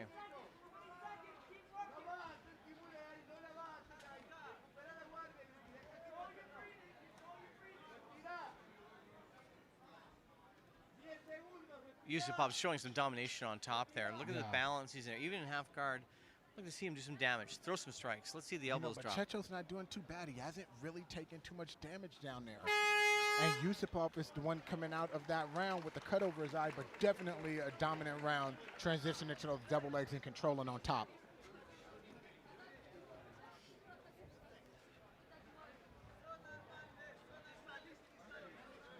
Big first round in this welterweight fight between Zalimkhan Yusupov and Sergio Ortiz Rodriguez. Looks like Zalimkhan has a cut. They're tending to the cut as we speak. Medic team always on standby here. Big shout out to MikeSwick.com, Illusion Nightclub. All the other sponsors that have helped us make this event and this evening happen. Again, big shout out to everyone. Tiger Muay Thai, Phuket Top Team, aka Thailand. Thank you, Paradise Beach. And let's get ready for the second round of this welterweight fight. You know, real interesting, Yusupov did not sit down in the corner there. Stood standing over there. Is he trying to intimidate the fighter? We saw, you know, Sergio kind of go back in the corner, a little dejected after that first round. You know, when I fought Joe Daddy 5 rounds, I never sat down once. And, you know, a lot of people don't know standing up, you actually catch your wind back faster than sitting down. You know, and I feel like it keeps the momentum going in your mind in that mode. Yusupov is continuing to change stances. Seems to be throwing off Sergio. Yeah. Yeah, and to be a wrestler, he's throwing excellent strikes. He's controlling most of the stand-up as well. Constantly switching. I really think that the rhythm is being thrown off here. The range, he's in range. We're going to see some strikes land. Good inside kick by Checho that made Yusupov switch stances back. Good movement to circle away from the power as well.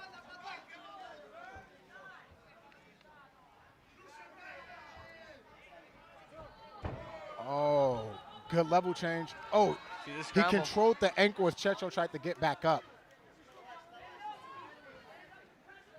I think he's got to get rid of that wizard. Focus on getting back to his feet. Oh, there was a slight mistake there by Checho. He went for a power half to try to switch him back over, but then let go while Yusupov was underneath his hips. But you know, Checho's scrambling right now, and as Yusupov ends up in half guard.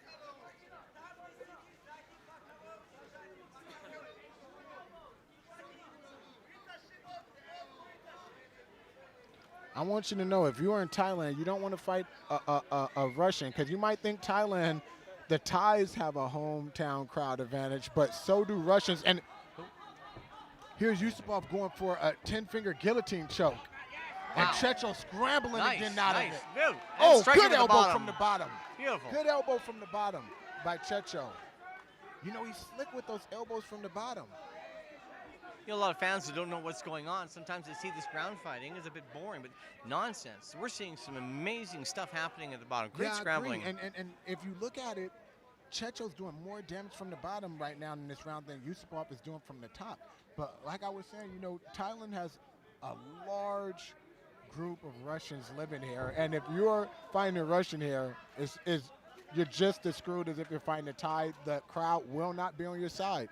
Well, the Russians obviously have this huge background in combat sambo and all that. They move here, they come in and they learn this Muay Thai, this martial art that's just key to mixed martial arts in general, really takes them to the next level. It does. When you learn that level of striking from the Thais themselves with the level of wrestling and combat sambo that they come in with, it produces great fighters, and the Russians are tough as nails. We're seeing that in the UFC. We're seeing these people invade. We're going to see more and more of these fighters dominate the sport. Yeah, Yusupov just landed a good right hand, which was answered by a good right elbow from the bottom by Checho. I'm impressed at the angles he's throwing that a lot of fighters could pay attention and learn from it. No stalling going on down there. These people are looking to strike, looking to move. We see the hip switching. We also see some good ground and pound from on top.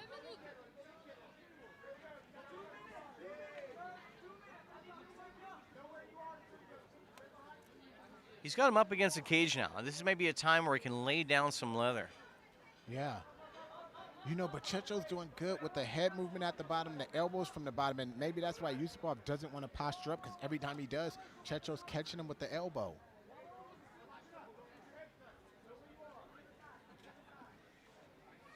He's got to use that cage. There he is. He's got to grab the cage, actually, but he's got to continue to use that cage. Do what you gotta do.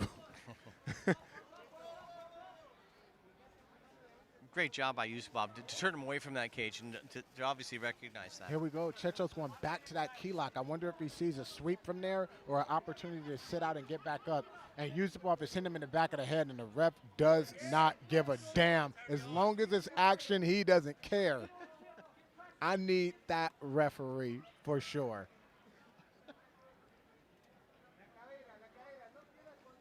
There's an incredible amount of energy being expended right now. You know, maybe some of the people at home, I'm sure a lot of the fights and real fight fans understand that, but right now there's a huge amount of energy going on, and the man on top obviously is using his weight to dominate. Oh, good up kick by Checho. Oh, good up kick to the face. I think he did catch him. It was him. an opportunity for Yusupov to pass the guard in the side mount. Oh, Yusupov going for that. Oh, he has a mounted Use the guillotine to move to the mount. I don't think it's in there. I think he's tight. Oh, turn up. He has a 10-finger guillotine in.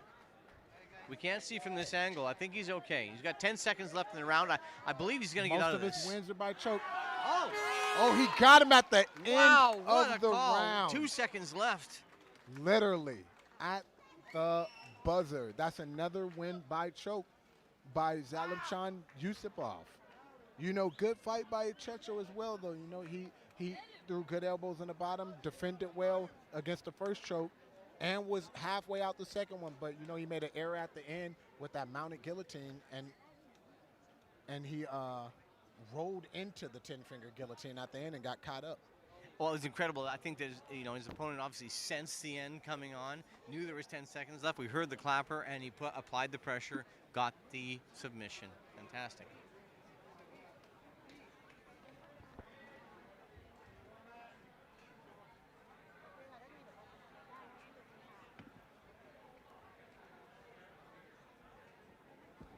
All right, we have a winner in this welterweight fight.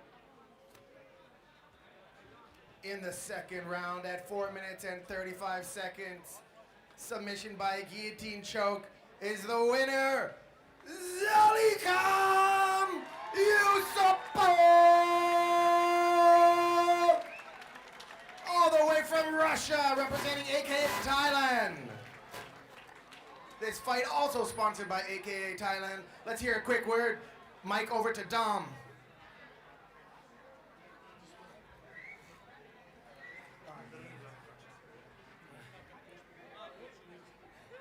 So yesterday I talked to you and you said that you were a national level wrestling champion in Russia, but we saw you control the fight on both the stand-up and the ground. So a lot of people don't know this, but you've been boxing for the last 3 years. How do you feel that paid off in the fight? Вчера он у тебя спрашивал, и ты говорил ему, что ты борец национального уровня, уровня страны, но также ты уже последние 3 года работаешь над своим боксом. Как ты считаешь, это окупилось в бою? Да, конечно, то, что работаю в стойке, окупилось. Все хорошо, потихоньку набираем. Всем спасибо. Буду дальше радовать красивыми боями. So this is another win by choke. All of your wins have come by choke, but one. The first round he escaped it. What adjustments did you make to catch him in the second round? Это очередная победа удушающим. У тебя в первом раунде он ушел от твоего удушающего, но во втором уже не смог. В первом раунде я не пытался его задушить, я думал поработать, продышаться, больше почувствовать клетку. Так и получилось. Я планировал на 3 раунда подраться. Так получилось, выиграл достаточно. He didn't try to finish the choke in the first round. Yeah, and he was planning to work for whole 3 rounds, but the finish came to him in the second, so he just took it. Great win. Looking forward to seeing you again. One more time for Zalimkhan Yusupov! That fight was brought to you by AKA Thailand. This is a freestyle gym. These guys are the best of the best. We all know the champions out of AKA. They are breeders of champions. One of the best gyms on the planet Earth, AKA Thailand. Come check it out, akathailand.com.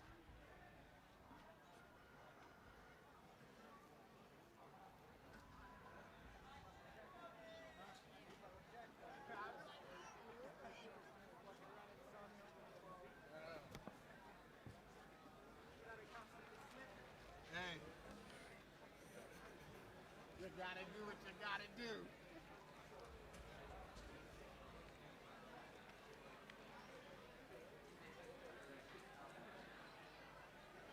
For those of you that don't know, here, MikeSwick.com, at Mike Swick, he's the owner of AKA, originated out of AKA in San Jose, where all these champions, Daniel Cormier, we have Luke Rockhold, of course, Quick Cain reminder as we Velasquez. get ready for the ninth fight of the evening.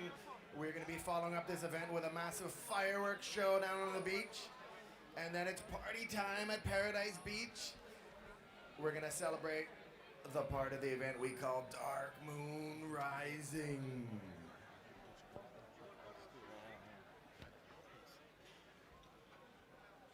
So back to MikeSwick.com. Before we call out the fighters, I will let you know that after the weigh-ins last night, this is going to be a fast and quick fight. Don't blink. Both these guys are here to prove themselves and show you what they're made of. Quick shout out to Float Indigo. Joe and Steve sponsoring this fight is Float Indigo. Another shout out as well to the trio. Mike Swick, Joe, and Steve for spearheading this movement and making this the first of its kind MMA event. Biggest and baddest event in Thailand so far, and it's only gonna get better from here. Hi, my name is Irfan Khan and I'm from Mumbai, India. I came to Thailand 10 years back and I had a dream that one day I'm gonna fight over here. Primal FC is giving me this opportunity to prove myself over here. I have a 7-4 professional MMA record, which I mostly fought in India. I fought amateur fights in abroad as well. I think Primal FC is a step ahead for me, every step moving ahead. And my goal is to represent my country and myself in the world level, maybe in the UFC or Bellator. One of the most important aspects is striking, and my favorite weapon is my elbows. You can expect blood in this fight.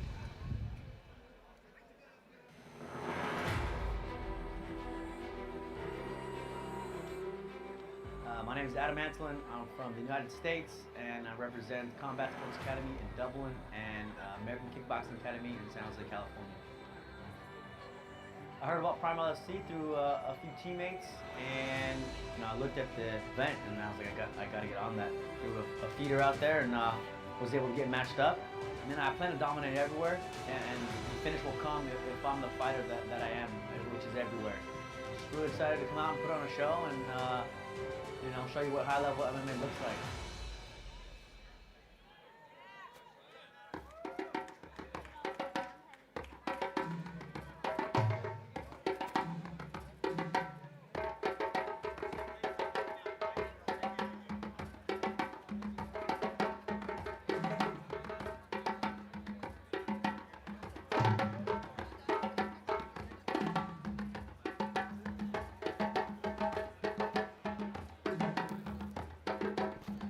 So this ninth fight of the night tonight. We've got first coming out, the Inferno.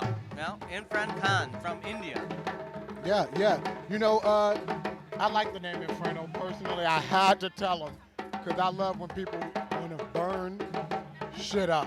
So, he's been boxing since he was 18 years old, and I'm a pugilist myself, so I like that about him. But he said he actually went from boxing to kickboxing and then to Muay Thai and now to MMA because he said he loves to fight and he loves the challenge. So he just transitioned to more and more limbs is what he told me. And he also owns his own gym, Elite MMA. I'm going to give it a shout out for him. I promised I would, in India, where he trains some big time celebrities there.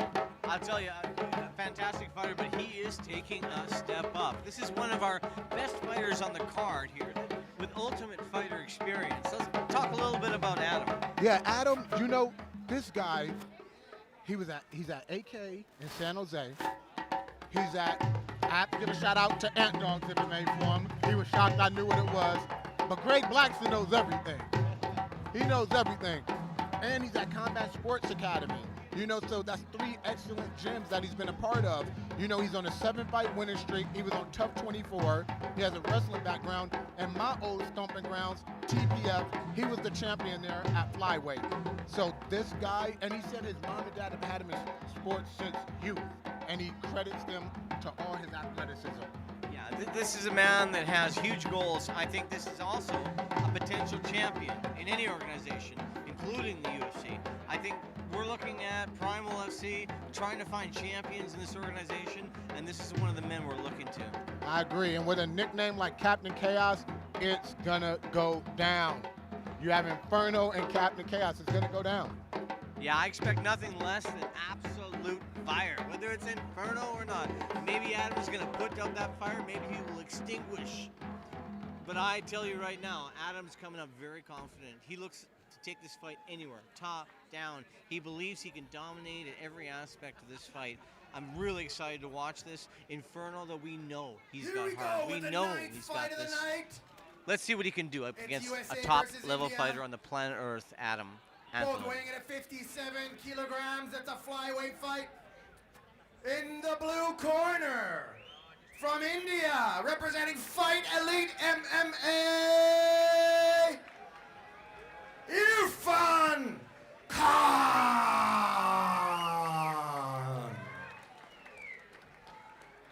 And in the red corner, representing CSA Team and AKA Thailand, all the way from USA, also weighing 57 kilograms, Adam Antolin! This fight is brought to you by Flow Indigo and Phuket, Thailand on the famous Soy Tayed. Rest, relax, restore, and recover. The only float tanks in South Thailand. Top athletes visit it all the time. It's all on the walls. Go there, relax. Joe Rogan talks about it. Experience the most relaxing experience of all at Float Indigo. Visit them on Soy Tayed, Phuket, Thailand.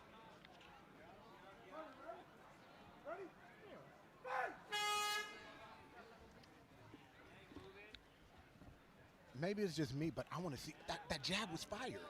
Maybe he is an Inferno.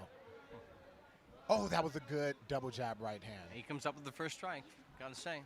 Oh, looking good, the inside leg kick. I think that's what he needs to do, actually, to win this fight. Yeah. Oh, good right hand.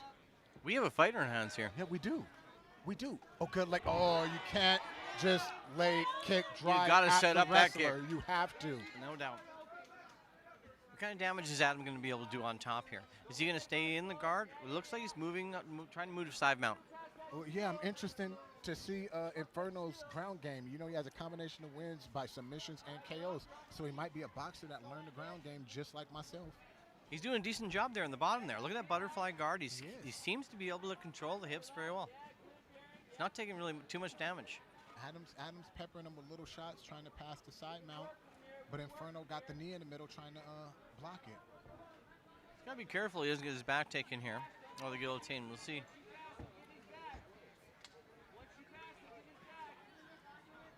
Side mount by Adam. We're going to see that knee across the body. We're going to see that knee right to the stomach, I think. Adam's pretty standard. Oh, if you look, Adam is pinning down Inferno's right arm, trying to go for that caught. A crucifix variant. What a bad position this is. Elbows are going to get drilled down here. Yeah, he's trying to set up, but Inferno, he has to stand up. Giving up his back here, potentially. I believe Adam's going to move to mount here. I think he's going to be able to pull that leg out here. It looks like he's in control. And definitely, we got to see Khan let go of that head. Inferno seems to be aware. Oh, he's moving it. He almost made a mistake and got caught in an arm triangle.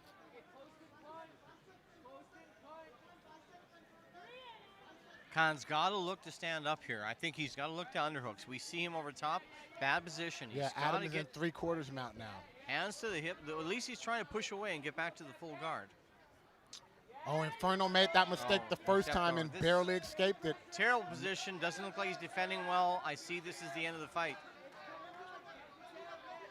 Looking to tap, waiting to tap. Yeah, good win.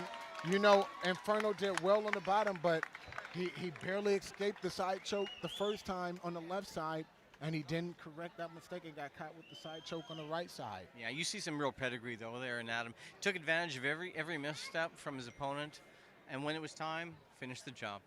Yeah, you know, Inferno, he might have done well to just stick with the boxing, you know, but you live and you learn. I'm sure he'll go back and learn from this mistake and get better. I liked what I saw in the hands, at least. Hey, he's fighting one of the best fighters in the world. You cannot take nothing but experience back from this fight. Yeah, I agree.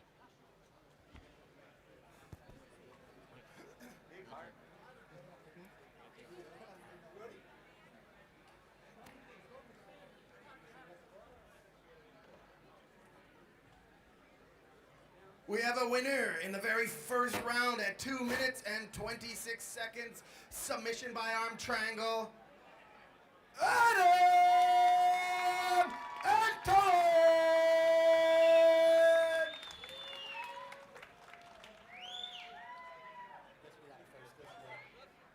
Adam, another win, former TPF champion. Now you're in Primal. What are you looking to get out of your experience here? Are you looking to get another belt, or where are you looking to take this? I'm always looking to move up. So whatever's next, you know, whoever wants to get this, I can come back to Primal FC 2 if you guys want to see it again. I don't know. A lot of people don't know you have Darren Uyenoyama over there, Zoila Frosto, AK, CSA, and I remember Ant Dog MMA. You have 3 of the best gyms out of California behind you. Did you feel the experience from them came into play, making this win smooth like you did? Yeah, I didn't accomplish what I wanted to on the feet. I wanted to give you guys a show. It didn't happen right away. Would have came, but you know, I got the takedown and just worked smart and got the finish. And that's the kind of fighters we're breeding out there in California. CSA, AK, and Dogs MMA, technical, smart, high-level fighters. Yeah, I saw the first time you went for the side choke, he avoided it. You made an adjustment, caught him the second time. What did you see from the first time when you missed it to the second time when you ended up getting the win? I was just floating, trying to listen to Darren, my cornerman, where to go. I was just floating, trying to do damage and look for the openings. I wanted to bait him into a dark choke, but he wouldn't turn over really. When he turned, I had more of his back. Sat back into another pass and found the arm triangle. And I'm looking forward to seeing you back. One of the best 125ers in the world. Good job. Adam, guys. One more time for Adam Anton! I'm not not sure if it's okay with him, but I really want to call him the A-Bomb. Adam the A-Bomb.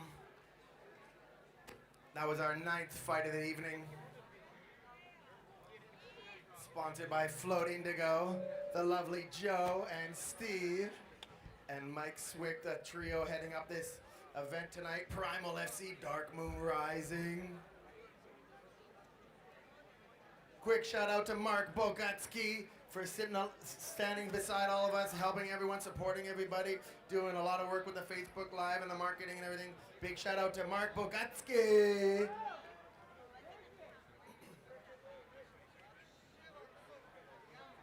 We got some big boys coming up next.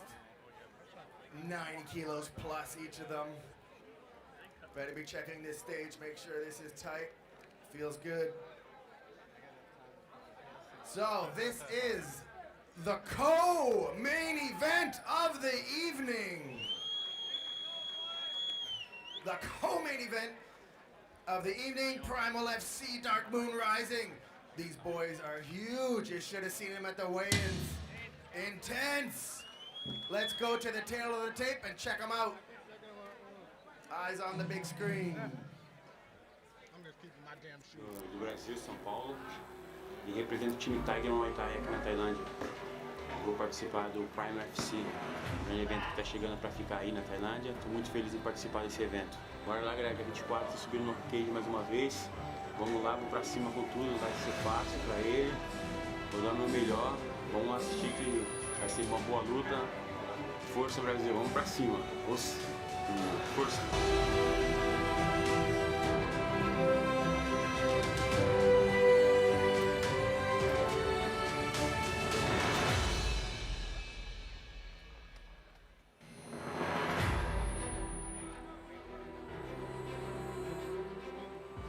Меня зовут Шамиль, я с России, Дагестан.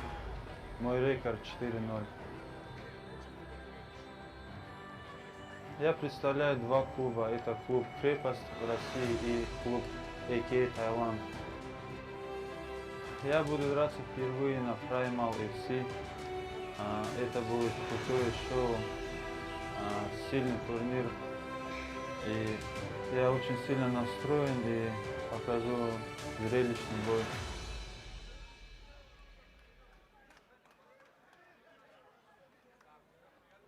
So that was a quick look at the two fighters in this co-main event of the evening.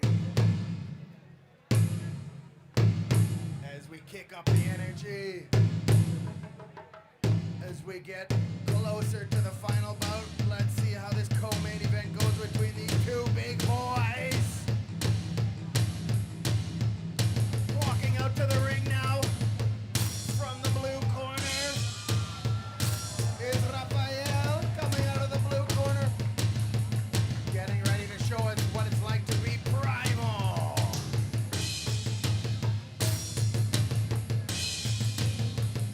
And looking at Shamil in his corner, he ain't having any of it.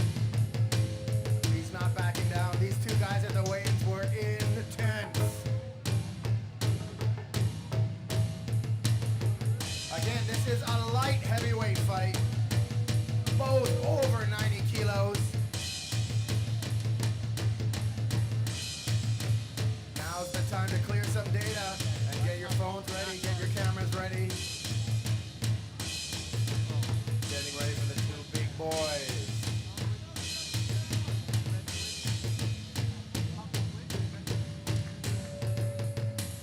And first stepping in the ring is Rafael Xavier.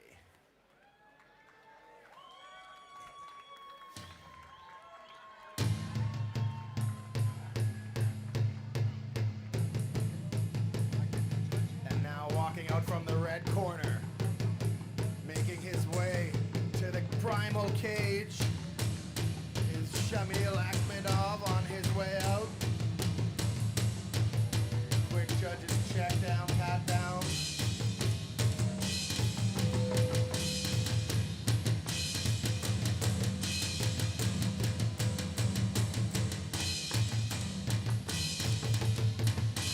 I can tell you both of these fighters came to fight.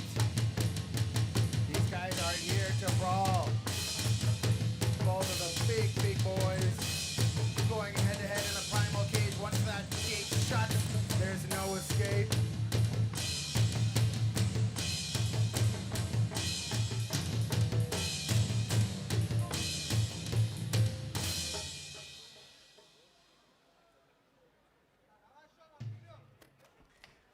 I've been waiting for this all night long, Dom. This is something I've anticipated to hear from, and everyone has. Even as far as Javier Mendez, the superstar, one of the greatest coaches in the history of the sport from AKA Thailand, has waited for this fight to happen. This is a total contrast of styles. You know, Xavier has been doing... All right, let's start the fighter introductions. This is the co-main event of the evening. Weighing in at 93 kilograms, representing Tiger Muay Thai, all the way from Brazil. Make some noise for Rafael Xavier! And in the red corner, weighing in at 93 kilos, from Russia, representing AKA Thailand. Make some noise for Shamil Ahmedov!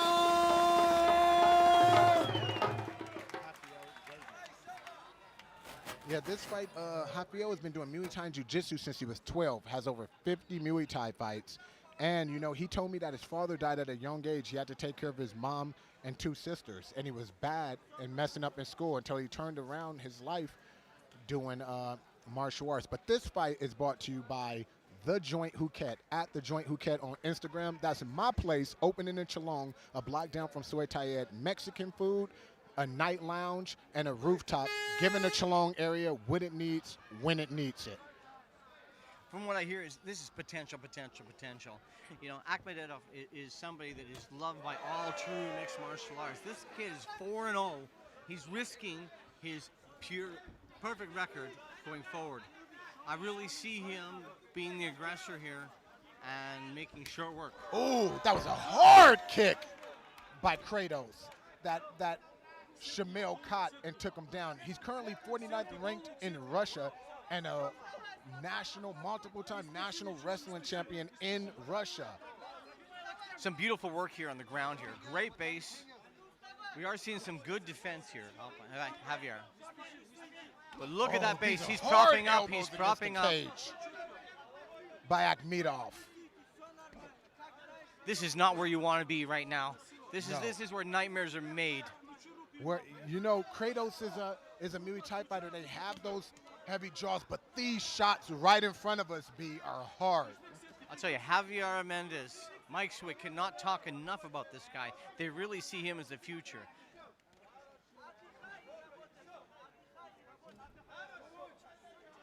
How is he going to get out from there? What is he going to do? He cut Kratos with the elbow. You know, he's mixing in a combination of punches and elbows. And the thing is, he's doing maximum damage with minimal space. You don't see this that often. An old expert of this was Tito Ortiz in his heyday. But we see no attack from the guard right now. Honestly, I don't know. He's not going to expect a referee stoppage. We have a dominant guy on top. You've got to either get up or make some moves here. You do, but the thing is, you have just a multiple national champion from Russia on top of you and a cage behind you. And like I said before, usually with the closed guard that Kratos has, a person cannot generate that much power, but Shamil's doing it. We have one of the best referees in the game in there right now. I think we're going to see something called, he's having a look right now, but we're going to see this go on the ground. Work will be done. This fight is not going to be called up as long as we don't see action. Xavier was going for a side choke from the bottom, but he is taking hard shots. Akhmedov is meant to be here. We're going to see a ground and pound king as far as I can see right now. I can't say enough about this guy from what I've seen, from what I've heard. Let's hope we make a fight of this, Javier. Let's get up out of this position right now and get back to your feet. Show us what you can do. You know, but it shows you, man, Shamil, he's putting it where he wants to do it. And for a fighter that's, he's actually moving his high hips guard. around. We're seeing some angles. He went for high guard on Kratos. And now we see the stop of the ground and pound. I want to see some more of this. Change your angles. Throw him off. Right now he's waiting to be hit. We need to see him have more action on the bottom. Looks like he's moving to. if he's trying to switch, that's the wrong move. He's got to get underhooks. He's got to use Oh. that cage to get up. He went for a triangle on Shamil, but it gave him the opportunity to get to side mount. But I would rather see him on the bottom attacking than not. Absolutely. But that north-south position here, we could see some damage being put down here. Look for the choke potentially. Yeah, he's doing the right thing, though. He's turning over and trying to get back to his feet. Right. He's got to get up. He's got to get off his knees right now. Move to the cage. He cannot switch back. No, he's got to get up. He opted to go back to the position where he was taking the damage, and something made him uncomfortable about standing up. Maybe it's something we didn't see, like he felt he could get choked. He's going to have to take damage to get up. That's part of it, right? You've got to expect that. Full mount now. Oh, full mount by Shamil. Slick transition to the full mount. Man, that was smooth. What a base. He's standing on top, doing Have his to work. give it to Kratos. He is not Oh, great giving explosion. up. That was fantastic. Great athletic explosion there to get out of that mount position. Yeah, to get a guy like that off top of you on one hip bump, it says a lot about the explosiveness and strength of Xavier. But Xavier's going back to that position again. Oh, he said he almost had Shamil in the triangle. That's the second time Shamil has to look out for that. You know, as they say, third time could be a charm. But he's moved right to side mount, though. He's taking advantage of that again. He has. He's done good, but Referee's you doing never a good play with job. fire because you can get burned.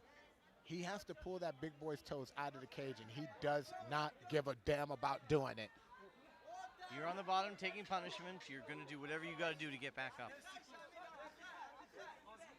We got a clapper there. We got a few seconds left of the round. It's not going to finish. We are going to see another fantastic round. That was a rough round for Xavier, but he was right in there, you know, right in there, took the shots, never got rocked, and I mean, those were hellacious shots. I'm looking at him now, he isn't breathing hard, and he seems to be ready for round two. I wonder what his corner's going to tell him what adjustments to make. We saw him at weigh-ins. This is an animal over here. This guy is great under pressure. I believe he's going to come back and attempt to try and mount some offense against Akhmedov.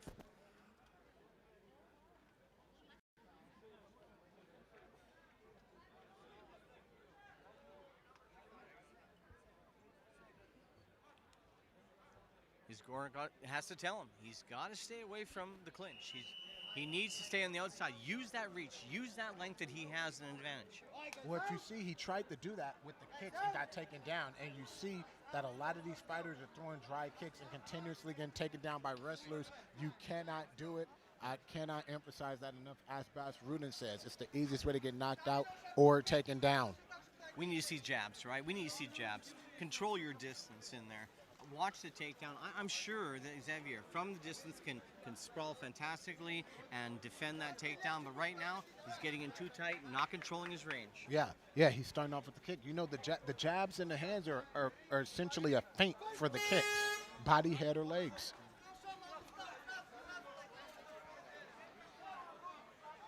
I'm always curious to see if a striker got apprehensive after being taken down and taking that kind of damage. But Xavier looks to be right back in his face. Yeah, he's pushing him back in the cage. He's being the more Oh, aggressive he almost fighter slipped. this time.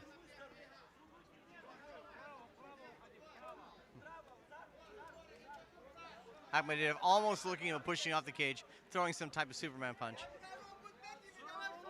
You know, Akhmedov looks apprehensive right now, and Xavier looks like he wants to. Oh, those were hard shots. There we go. We're having a by turn of events. I Xavier. think he's hurt. Akhmedov's hurt, and he's not being followed up on. Or was that a slip? No, Was it that a was slip? it was a slip. Yeah, by both opponents. We're seeing a bit of a timeout here. Has time been called? Yeah, there's been time because if you look up, you know, one thing about Phuket, that's unpredictable weather, and it's starting to rain out here, you know? So I mean, we do have to make sure that there's no advantage, right? We have to have a consistent playing surface. Yeah. Both these athletes, this is so important to them, this victory.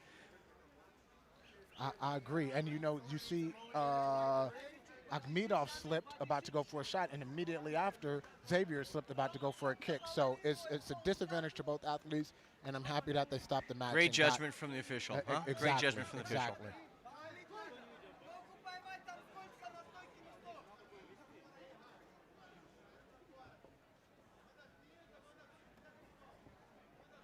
again, pushing the action, moving him forward. Oh, Look those at are this. hard I'm shots. telling you. Oh, he's slipping all Down, over the he's place. He's hurt. He's sliding. He literally used the water to slide him back to the cage.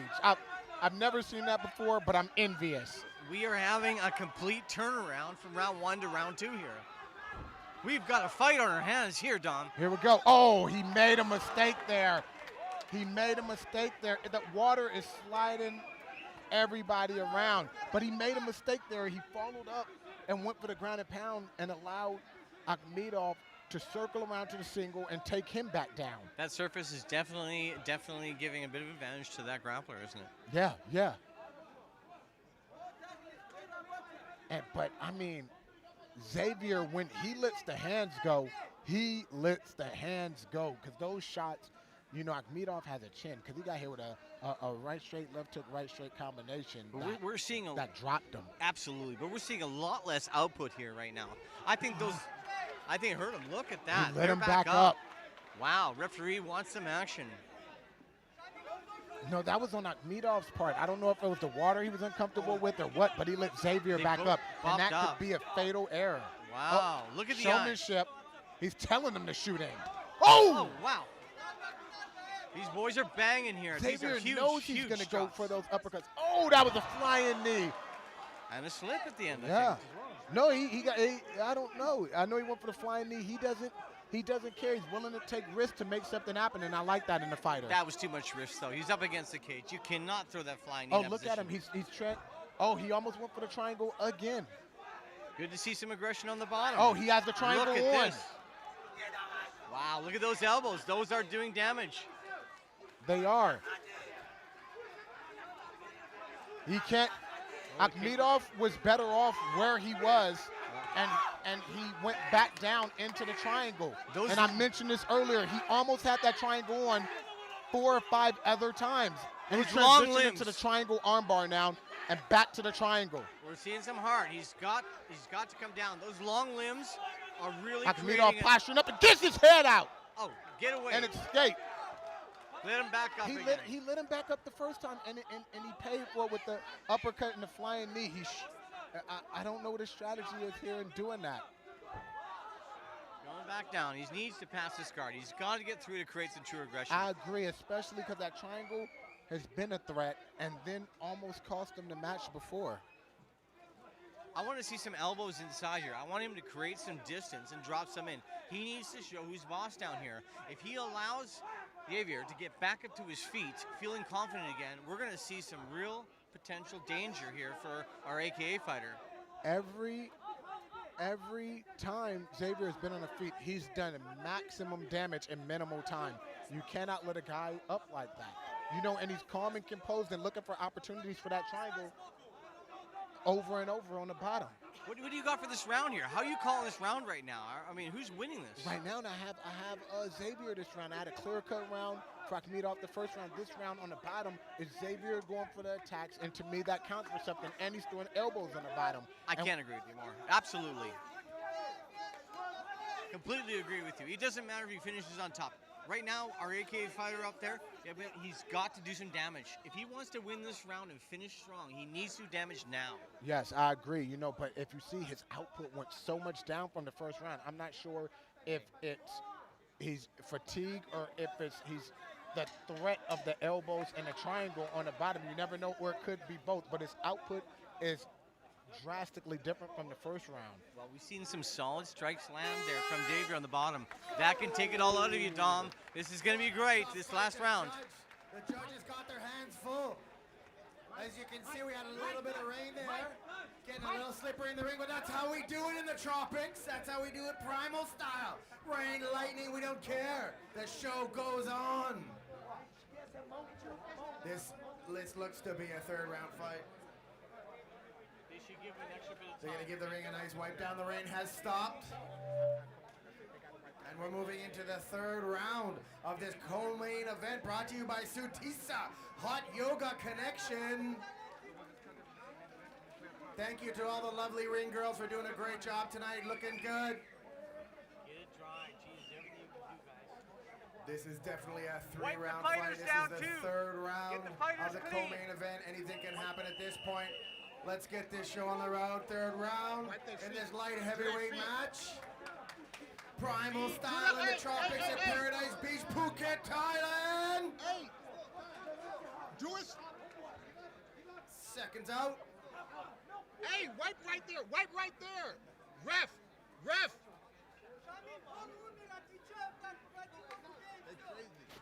All right, this is getting pretty exciting here. Unfortunately, we do not want to have any of the apparatus of this cage affect this fight right now. We've seen some water in the cage. Obviously, it's devastatingly affecting the striker right now. We're giving advantage to the grappler, but let's see what happens here. Yeah, this is the third and final round, and right now they have it one apiece. They're both soaking wet in sweat. Oh! Let Oh! Raphael with a left hook out of nowhere in the middle of an exchange, dropping Xavier. Fantastic. You know you put power into a left hook when you hit a person and you aren't even looking at them. That's when you know you're throwing a Hail Mary. They had a minute to recover, and when they did, they expended that first 5 seconds, didn't they? Yeah. We saw some serious power go down there. We have some blood coming off of Javier's head. Is that caused by an elbow? Yeah, the cut reopened.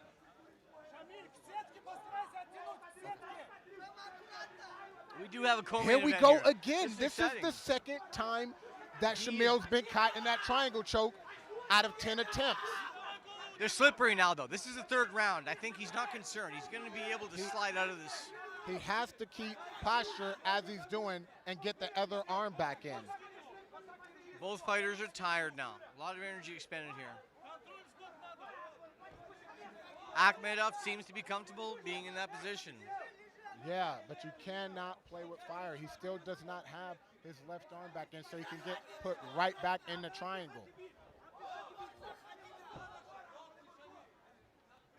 You know he's not doing too bad defending it at 4-0, but this is something he's going to have to take back to the classroom to avoid the danger altogether.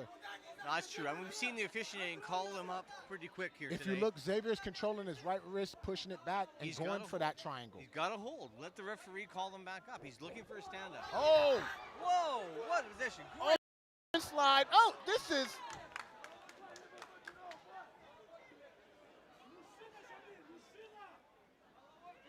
This is wetter than the bedroom on a hot summer night here. We have heat, we have moisture, we have humidity. We are on the beach.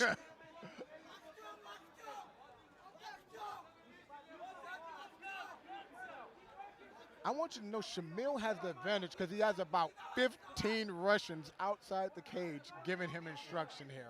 We got quite a crowd. We got quite a crowd. I mean, people are getting excited about this. I don't know if that's an advantage or a disadvantage, you know, but he definitely has support. There's a lot of people out there telling him what to do, I gotta say. Yeah, Hopefully yeah. he's listening to his corner.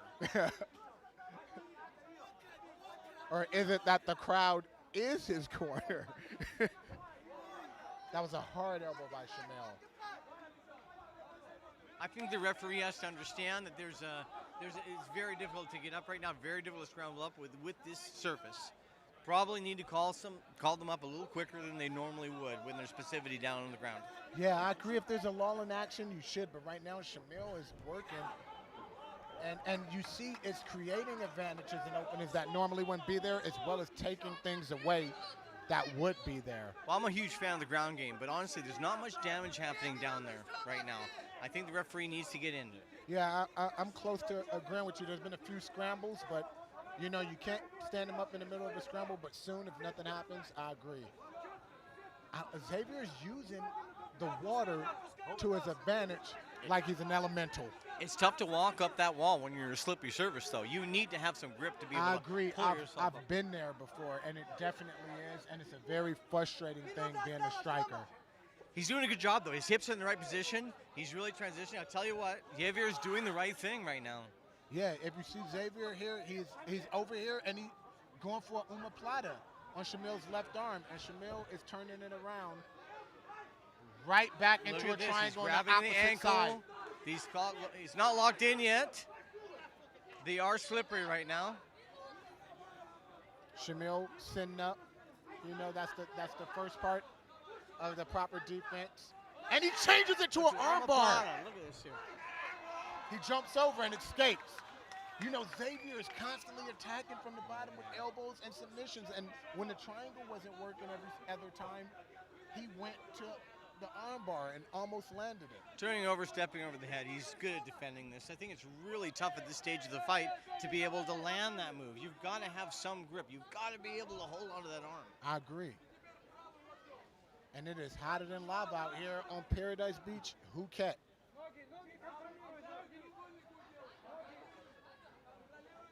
We see the right elbow. When is that going to start coming down here for Ablaydov? He's got to start landing that right now before the round ends. Although he's held him down here, is he going to take this round? Shamil hears the bell, and he's trying to make a statement that he definitely won this fight. Another great fight between two of the top gyms in Asia, AK Thailand and Tiger Muay Thai. Some great sportsmanship there, too, at the end. Both of them respect the effort that went into that fight. And some random PTT guy gets in there and picks Shamil up. That shows you the camaraderie between the Russians. I love it. They don't care if they're even at different gyms.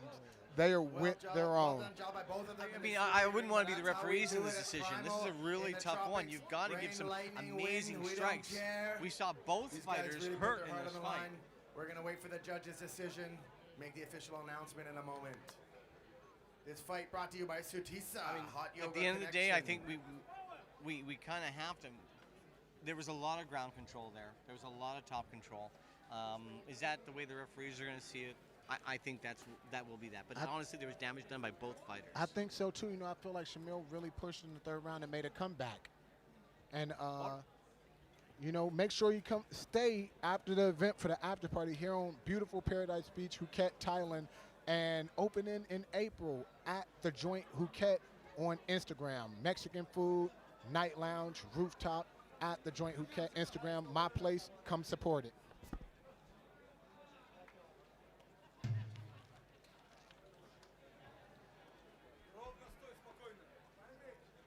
After a tough job by the judges, we do have a decision. It's a unanimous decision. And the winner is, in the red corner, Shamil Akhmedov, representing AKA Thailand from Russia. Make some noise for these guys. That was a well-fought fight. They had some challenges there with a little bit of rain. They got over it easily. Well done by both of these guys. Good job on the ring crew to keep the ring dry. And let's get a word from Dom.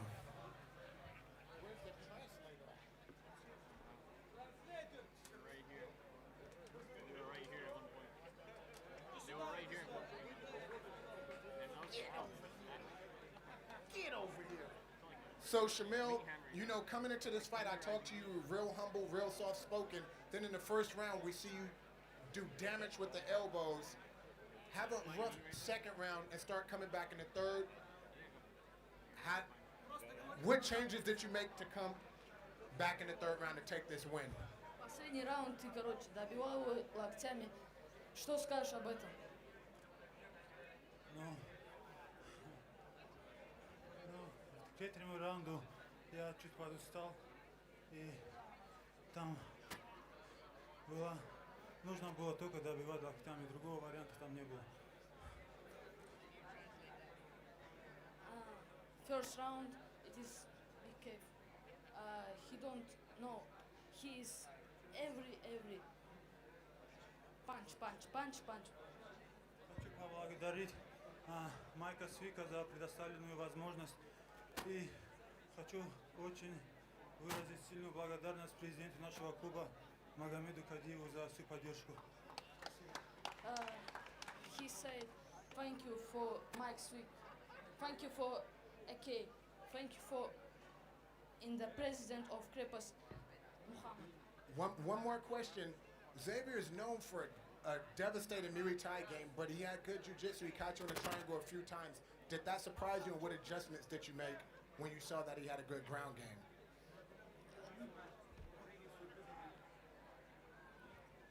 Нет, не было, потому что бразильцы, они славятся своим джиу-джитсу, а мы, россияне, славимся своей борьбой. И сегодня победила борьба. Brazilian only jiu-jitsu. It is not good wrestling. He is today winner of wrestling. Everybody give it up for Shamil Akhmedov.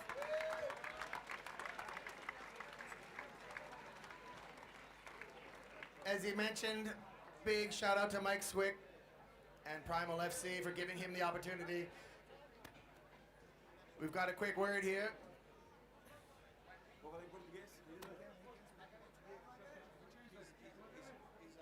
We're going to grab a quick word here from Rafael. Alina, Maribo Ali, se aceita casar comigo? He asked his girlfriend if she wants to marry him. Oh, make some noise! Way to go, Rafael! Oh, a proposal in the Primal ring! Oh, that was Rafael Xavier proposing to his girlfriend.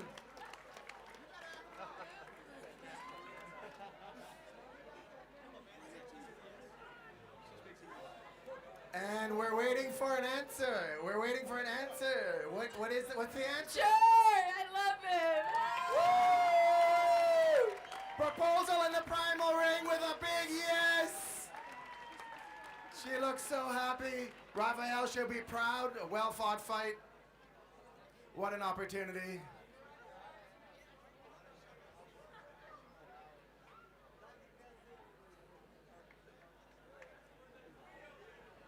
All right, one more time for Rafael Xavier and Shamil Akhmedov.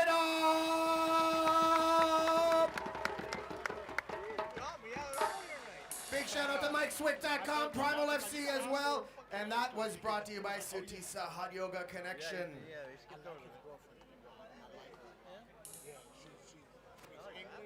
English, German, and Portuguese. She's from Germany.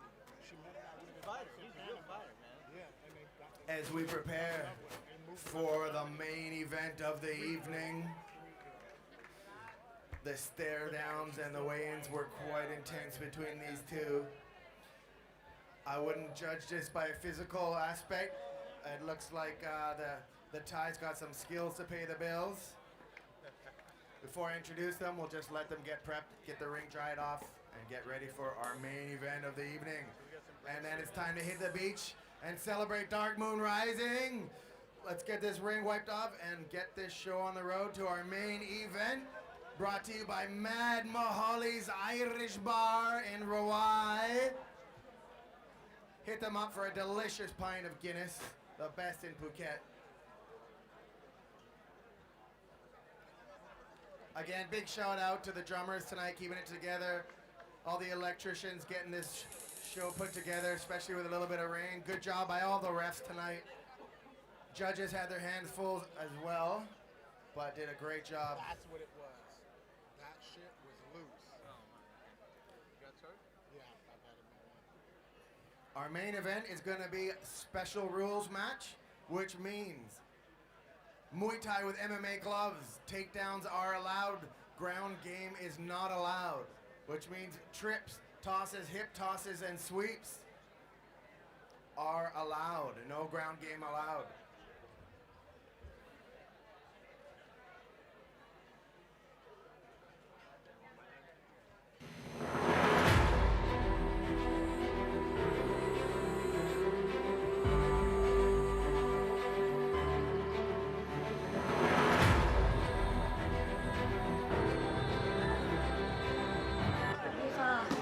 ชื่อน้องคิมโชคชัยมวยไทยนะคะมาจากจังหวัดบุรีรัมย์ปัจจุบันมาซ้อมมวยอยู่ที่จังหวัดภูเก็ตที่ค่ายมวยโชคชัยมวยไทยฉายาที่ใช้ปัจจุบันนี้น้องคิมโชคชัยมวยไทย Golden Girl ช่วยเป็นกำลังใจให้หนูด้วยค่ะในนามคนไทยหนูจะทำให้เต็มที่ในศึก Primal FC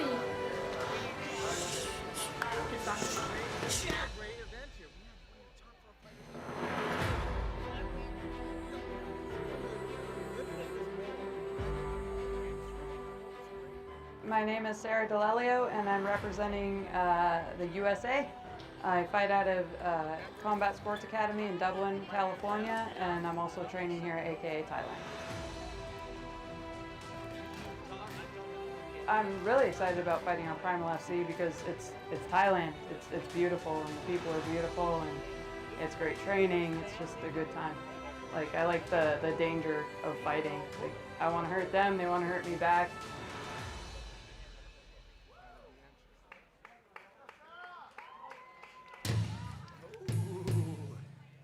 Feel the tension.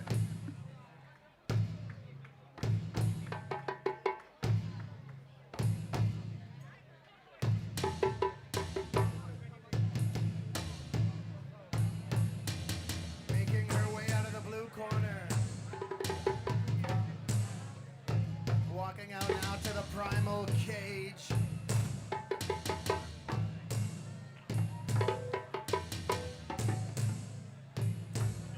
This main event is a catchweight bout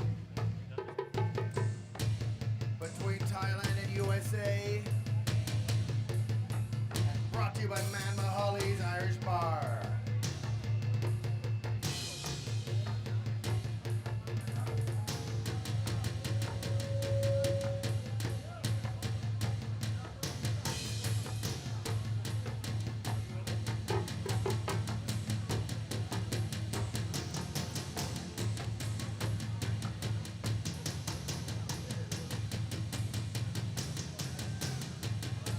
Do not be fooled, people. Here for Nong Kim from Thailand.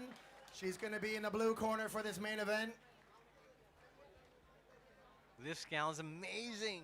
I mean, we're talking about a gal looks. A big shout out to our ref tonight, Olivier Coste, doing a great job of reffing. Can we get some love for Olivier Coste? Keeping the fighters safe, keeping the ring dry, and keeping the show moving smooth. We got a Thai fighter that's never fought this format before. I'm really excited to see this. I mean, a young girl, 20 Muay Thai. And now making her way out. Putting herself out there right now. This is exciting. Yeah, she has almost 25 Muay Thai fights actually, a little bit more. From USA, getting ready to step into the Primal cage. And you know, she's from Chok Chai Muay Thai, the same as our other fighter that fought Yuan Ha. And we saw that they might have the baby looks, but they're devastating, tactical, precise fighters. No doubt. Chok Chai has stepped up. I don't know, did they bring a grappler in there to show them how things are done or not? But what a great showing we've had tonight already. We have a girl, she looks like she's 14 years old, going up one of the best fighters, best flyweights on the planet Earth. What is she ranked? Number Before 4 we in the get the world? announcement started, let's get ready to make some noise for these two, all right? This is the main event of the evening! Primal FC! Starting off in the blue corner, weighing in at 58 kilograms, representing from the Kingdom of Thailand, Nong, the Golden Girl, Kim! With a name like Golden Girl, you can expect magic. In the red corner, from USA, weighing in at 59 kilos, representing CSA and AKA Thailand. Let's hear some noise for Sarah Delia! You know, I personally Let's know. get loud for this main event. I personally Get ready know for Sarah. Primal. You know, they call her Monster, and I've grappled with her. She's exceptionally strong for a female. Tactical, fought the likes of Rin Nakai, Tanya Evinger, Lauren Murphy, Ronda Rousey. And she's also has a win over Invictus Andrea Lee, Colleen Schneider, Vanessa Porto, and the UFC champion Amanda Nunes. And she's fought Ronda Rousey. Yeah. I mean, this is off the Special rules match, Muay Thai and MMA gloves with takedowns again, folks, or as we call it, shoot boxing. We saw earlier with Gwen, you know, coming out of the AKA gym, having some real trouble with that Muay Thai fight in this format. And the Muay Thai fighter getting the better of her. But now we have a takedown, body slam. She didn't follow it up, though. Surprisingly, she didn't hold her down. She's not allowed to. But she can hold her down, you know, take some energy from it's her. immediately back up. It's okay. I mean, the referee has to call that. She called it herself there. I think she should have held her down. Told her she dominated. If you ain't cheating, you ain't trying. You are right. Who am I to question you, B? You were right. And again, we're going to see it again. And I'll tell you. Here's the difference. No, I'll tell you, that's wrong right there. Right there was a great opportunity to see Sarah. She could have done some damage on that takedown. That should have been weaponized. She should have came down with some elbows, a strong pound in that slam, and she didn't. This may actually play into the Thai's favor. Yeah, she's not allowed to elbow or hit her on the ground at all, but she should have put her weight into her when she slammed her down. But what you're seeing here, the difference between Win and Sarah, a more experienced fighter, is Sarah is utilizing those takedowns and getting the Thai fighter worried about them. Exactly. It's not about damage at this point, which it should be. Sarah should be coming in there doing some damage to those takedowns, but at the same time, she's throwing the Thai fighter off of her timing. That's what needed to be done earlier today when we saw this similar format. Remember, Sarah is one of the greatest fighters on the planet today in the flyweight division. Number four, you're absolutely correct, and number 43 pound for pound female fighter in the world. You know, and we know all the people that grappled with her. I'm an old grappler. This gal's incredible. She gets a hold of you. You cannot believe the strength that she's got. Sarah lit and loose with like a 10-punch combination, and they trade kicks. Sarah just stood over her, just mugging her. Don't feel bad or don't underestimate Nong Kim. We see what these Thais from Chokchai Muay Thai can do. Huge amount of experience, especially in this format. I think she's got more experience even than Sarah in this format, to be honest. I don't know what the ref said, but whatever he said, it made him laugh. Good right hand, left hook, right hand by Sarah. And beautiful, and a great takedown. This is entertaining. We are seeing some serious fights. That hurt. She felt that. She got up slow. I agree. She got up slow and looks discouraged now.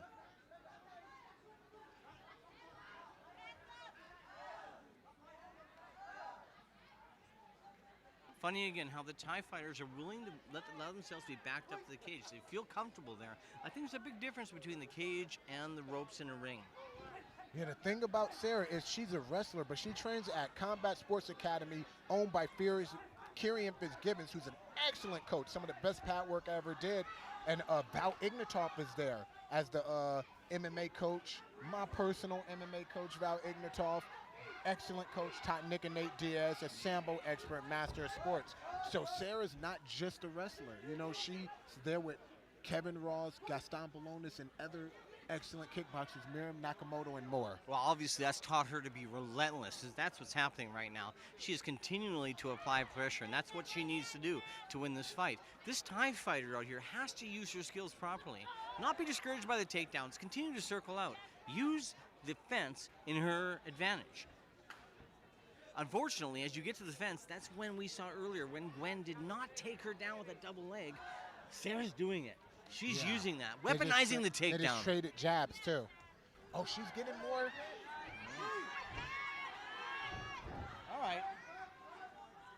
I see an adjustment by Nong Kim that's actually smart. She's taking herself down. Exactly. Instead of being taken down. Dom, you read my words exactly. Allow herself to be taken down. Understand. A good double jab right, and Sarah answers back with a left hook right straight. Nong Kim is adjusting. We're going to see a fight here tonight. Oh, good overhand left by Sarah. Good left hook right straight, and a high kick by Sarah, and a low kick by Sarah. Answered with a quick jab like right straight by Nong Kim. Oh, please. I want to see this go another round for sure, maybe two. This is entertaining. It's exciting. Great fight.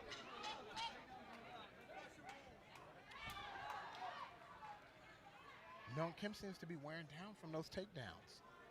She is, but I'll tell you what, you got to expend a lot of energy to take people down. Unfortunately, for Nong Kim, when you're not familiar with defending takedowns, you're allowing such an easy takedown. You're not pulling the energy from Sarah. Yeah. She's, this is part of the issue. And those slams are taking it out of Nong Kim.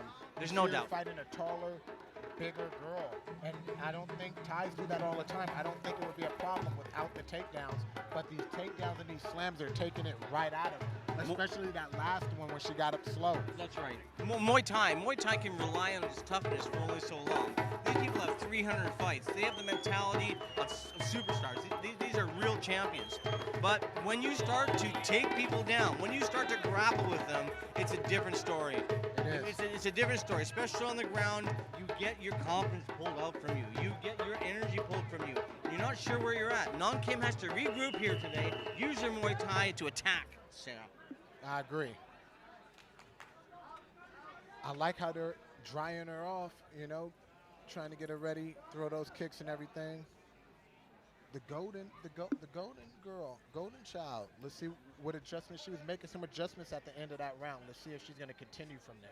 We're seeing some good sportsmanship here too. I think these two have no animosity between the two of them. They're totally respecting their arts, and I love Sarah for stepping up for this and actually trying to fight with a Muay Thai fighter that's really a superstar. Let's see what happens here.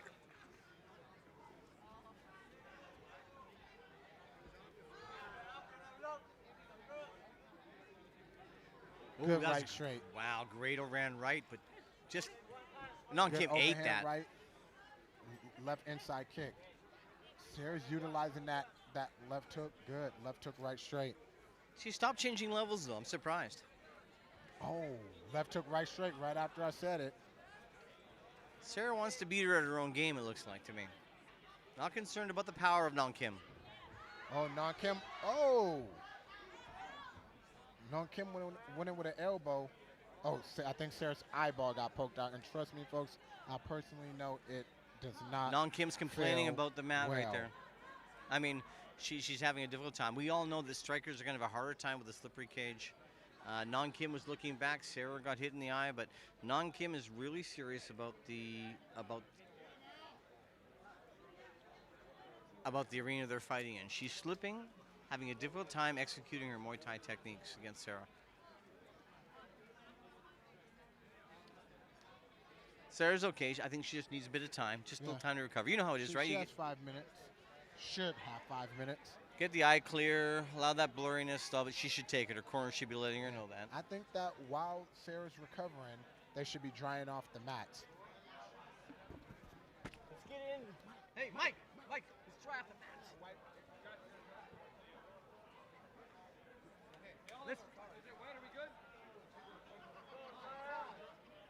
She slipped twice.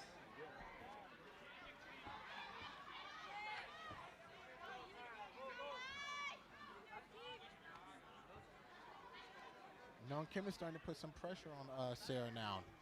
No, I think there's definitely, you're seeing her engage. Good kick. Wow. Counter with a punch by Sarah, though. Oh.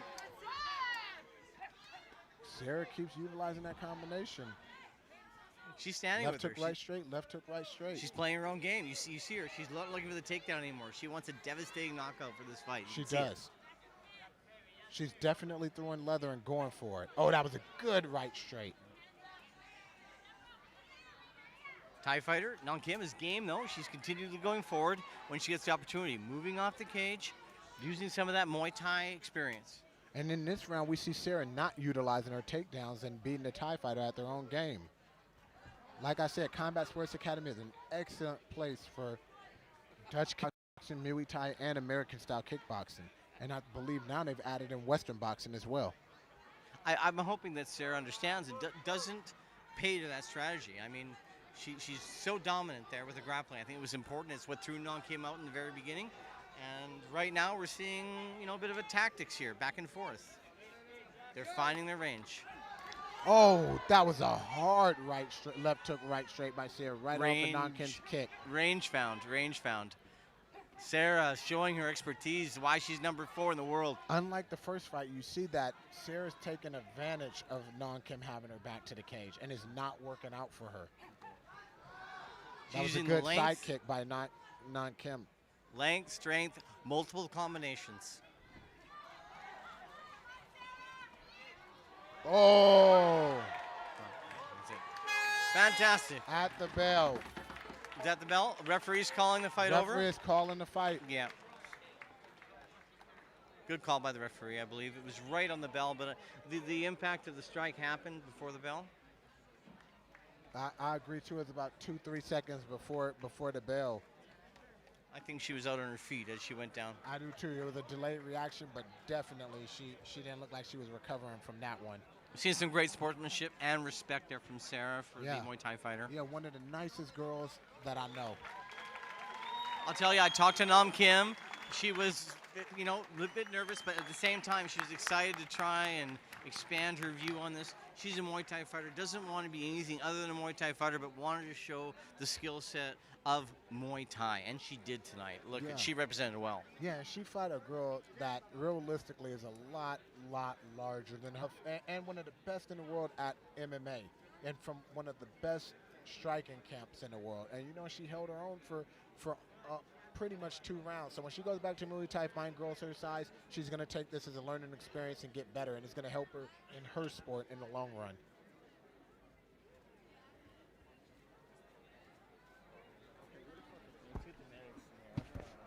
Hey, let's get some medics in there. Doctor. Cold ice. Let's get ice.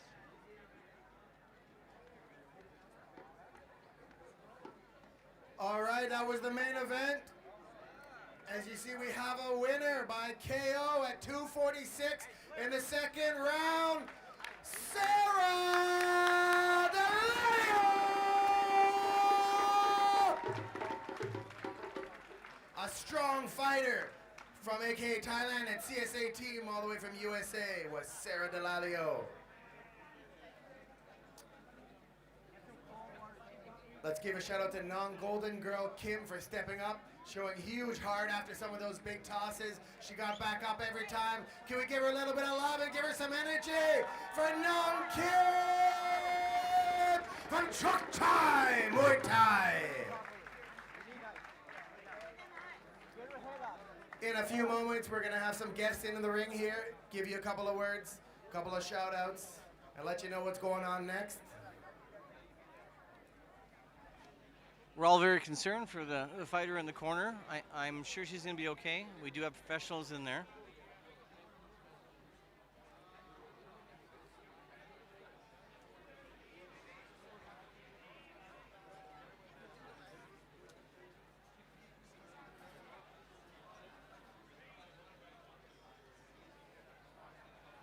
Non-Kim looks to be okay. The medics are just taking precautions, getting her some ice. In a moment, we're going to have a quick interview and let you know what's going on next. So let's get a quick word with our man on the scene, Dom. Sarah, sorry about everything going on over there, but you came into this fight, accepting the special rules match with the girl that had over 30 Muay Thai fights, main event. I know you Combat Sports Academy. In the first round, you utilized the takedowns. In the second round, you changed it up and decided to stand with her. What made you make that change? Darren yelled at me. He told me this is my chance to work my stand-up. So I changed it a little bit because he's right. Everybody said this is your time to work on your stand-up, but takedowns were there, and it's hard to not do them when they're there. In the first match that we saw, special rules match, we thought that Wynn should have utilized the takedowns more. And we saw you utilize it, and after one of the takedowns, she got up slow and was breathing hard and seemed hurt. Did you notice that and decide to take advantage of it and stand more with her from there? Yeah, a little bit. I mean, anytime you can slam somebody, it does damage either physically or emotionally. So. One of the top pound-for-pound women in the world. What's your goal after this? Do you plan on... Anybody who's got a belt for me, I'll fight whoever you got. Anybody. There you hear it, folks. Sarah Delayo, the monster. Anything else you want to say to your coaches or sponsors? Thank you, everybody that came out to corner for me. Thank you to CSA for always being there for training. Thank you for AKA for letting me train there. Mike and Mark, you guys are awesome. Everybody that came out to help with this fight camp out here. All right, thank you, Sarah. Sarah Delayo, monster. Put your hands together for the monster, Sarah Delayo. All right, news in. We've got another fire show coming up in a minute here, but they told me it's twice as big as the first one, so don't stand too close. and we're gonna get this party started in a couple of minutes. I don't know about you, but I'll be seeing you all at the bar in a couple of minutes right now. I'm gonna pass this mic over to Abel, MC Abel, but before I go, I hope you guys enjoyed the fight so far tonight. The first half of our party, the second half is about to kick off, celebrating the dark moon rising. I'm Daniel Kaufman. Thank you so much, you guys. I'm gonna pass the mic over to Abel now, and let's get this party started. See you all at the bar. Thank you so much, Daniel Hoffman. Give him a hand. All right, everybody. Tiger bomb. Give her some love. But put your hands together for all the fighters this evening. Woo! I have a few people to thank. Many sponsors. Mike Swick right here.com. Starfish Concept. Unit 27 Total Conditioning. Paradise Beach right here. Sutisa Hot Yoga and Serenity Resort. Plus our beautiful ladies. The drummers. The team. My gosh, I'm so excited. This is actually finishing up Primal FC, and we're going to start the Dark Moon Rising Party! Woo! Make sure you go and give a click.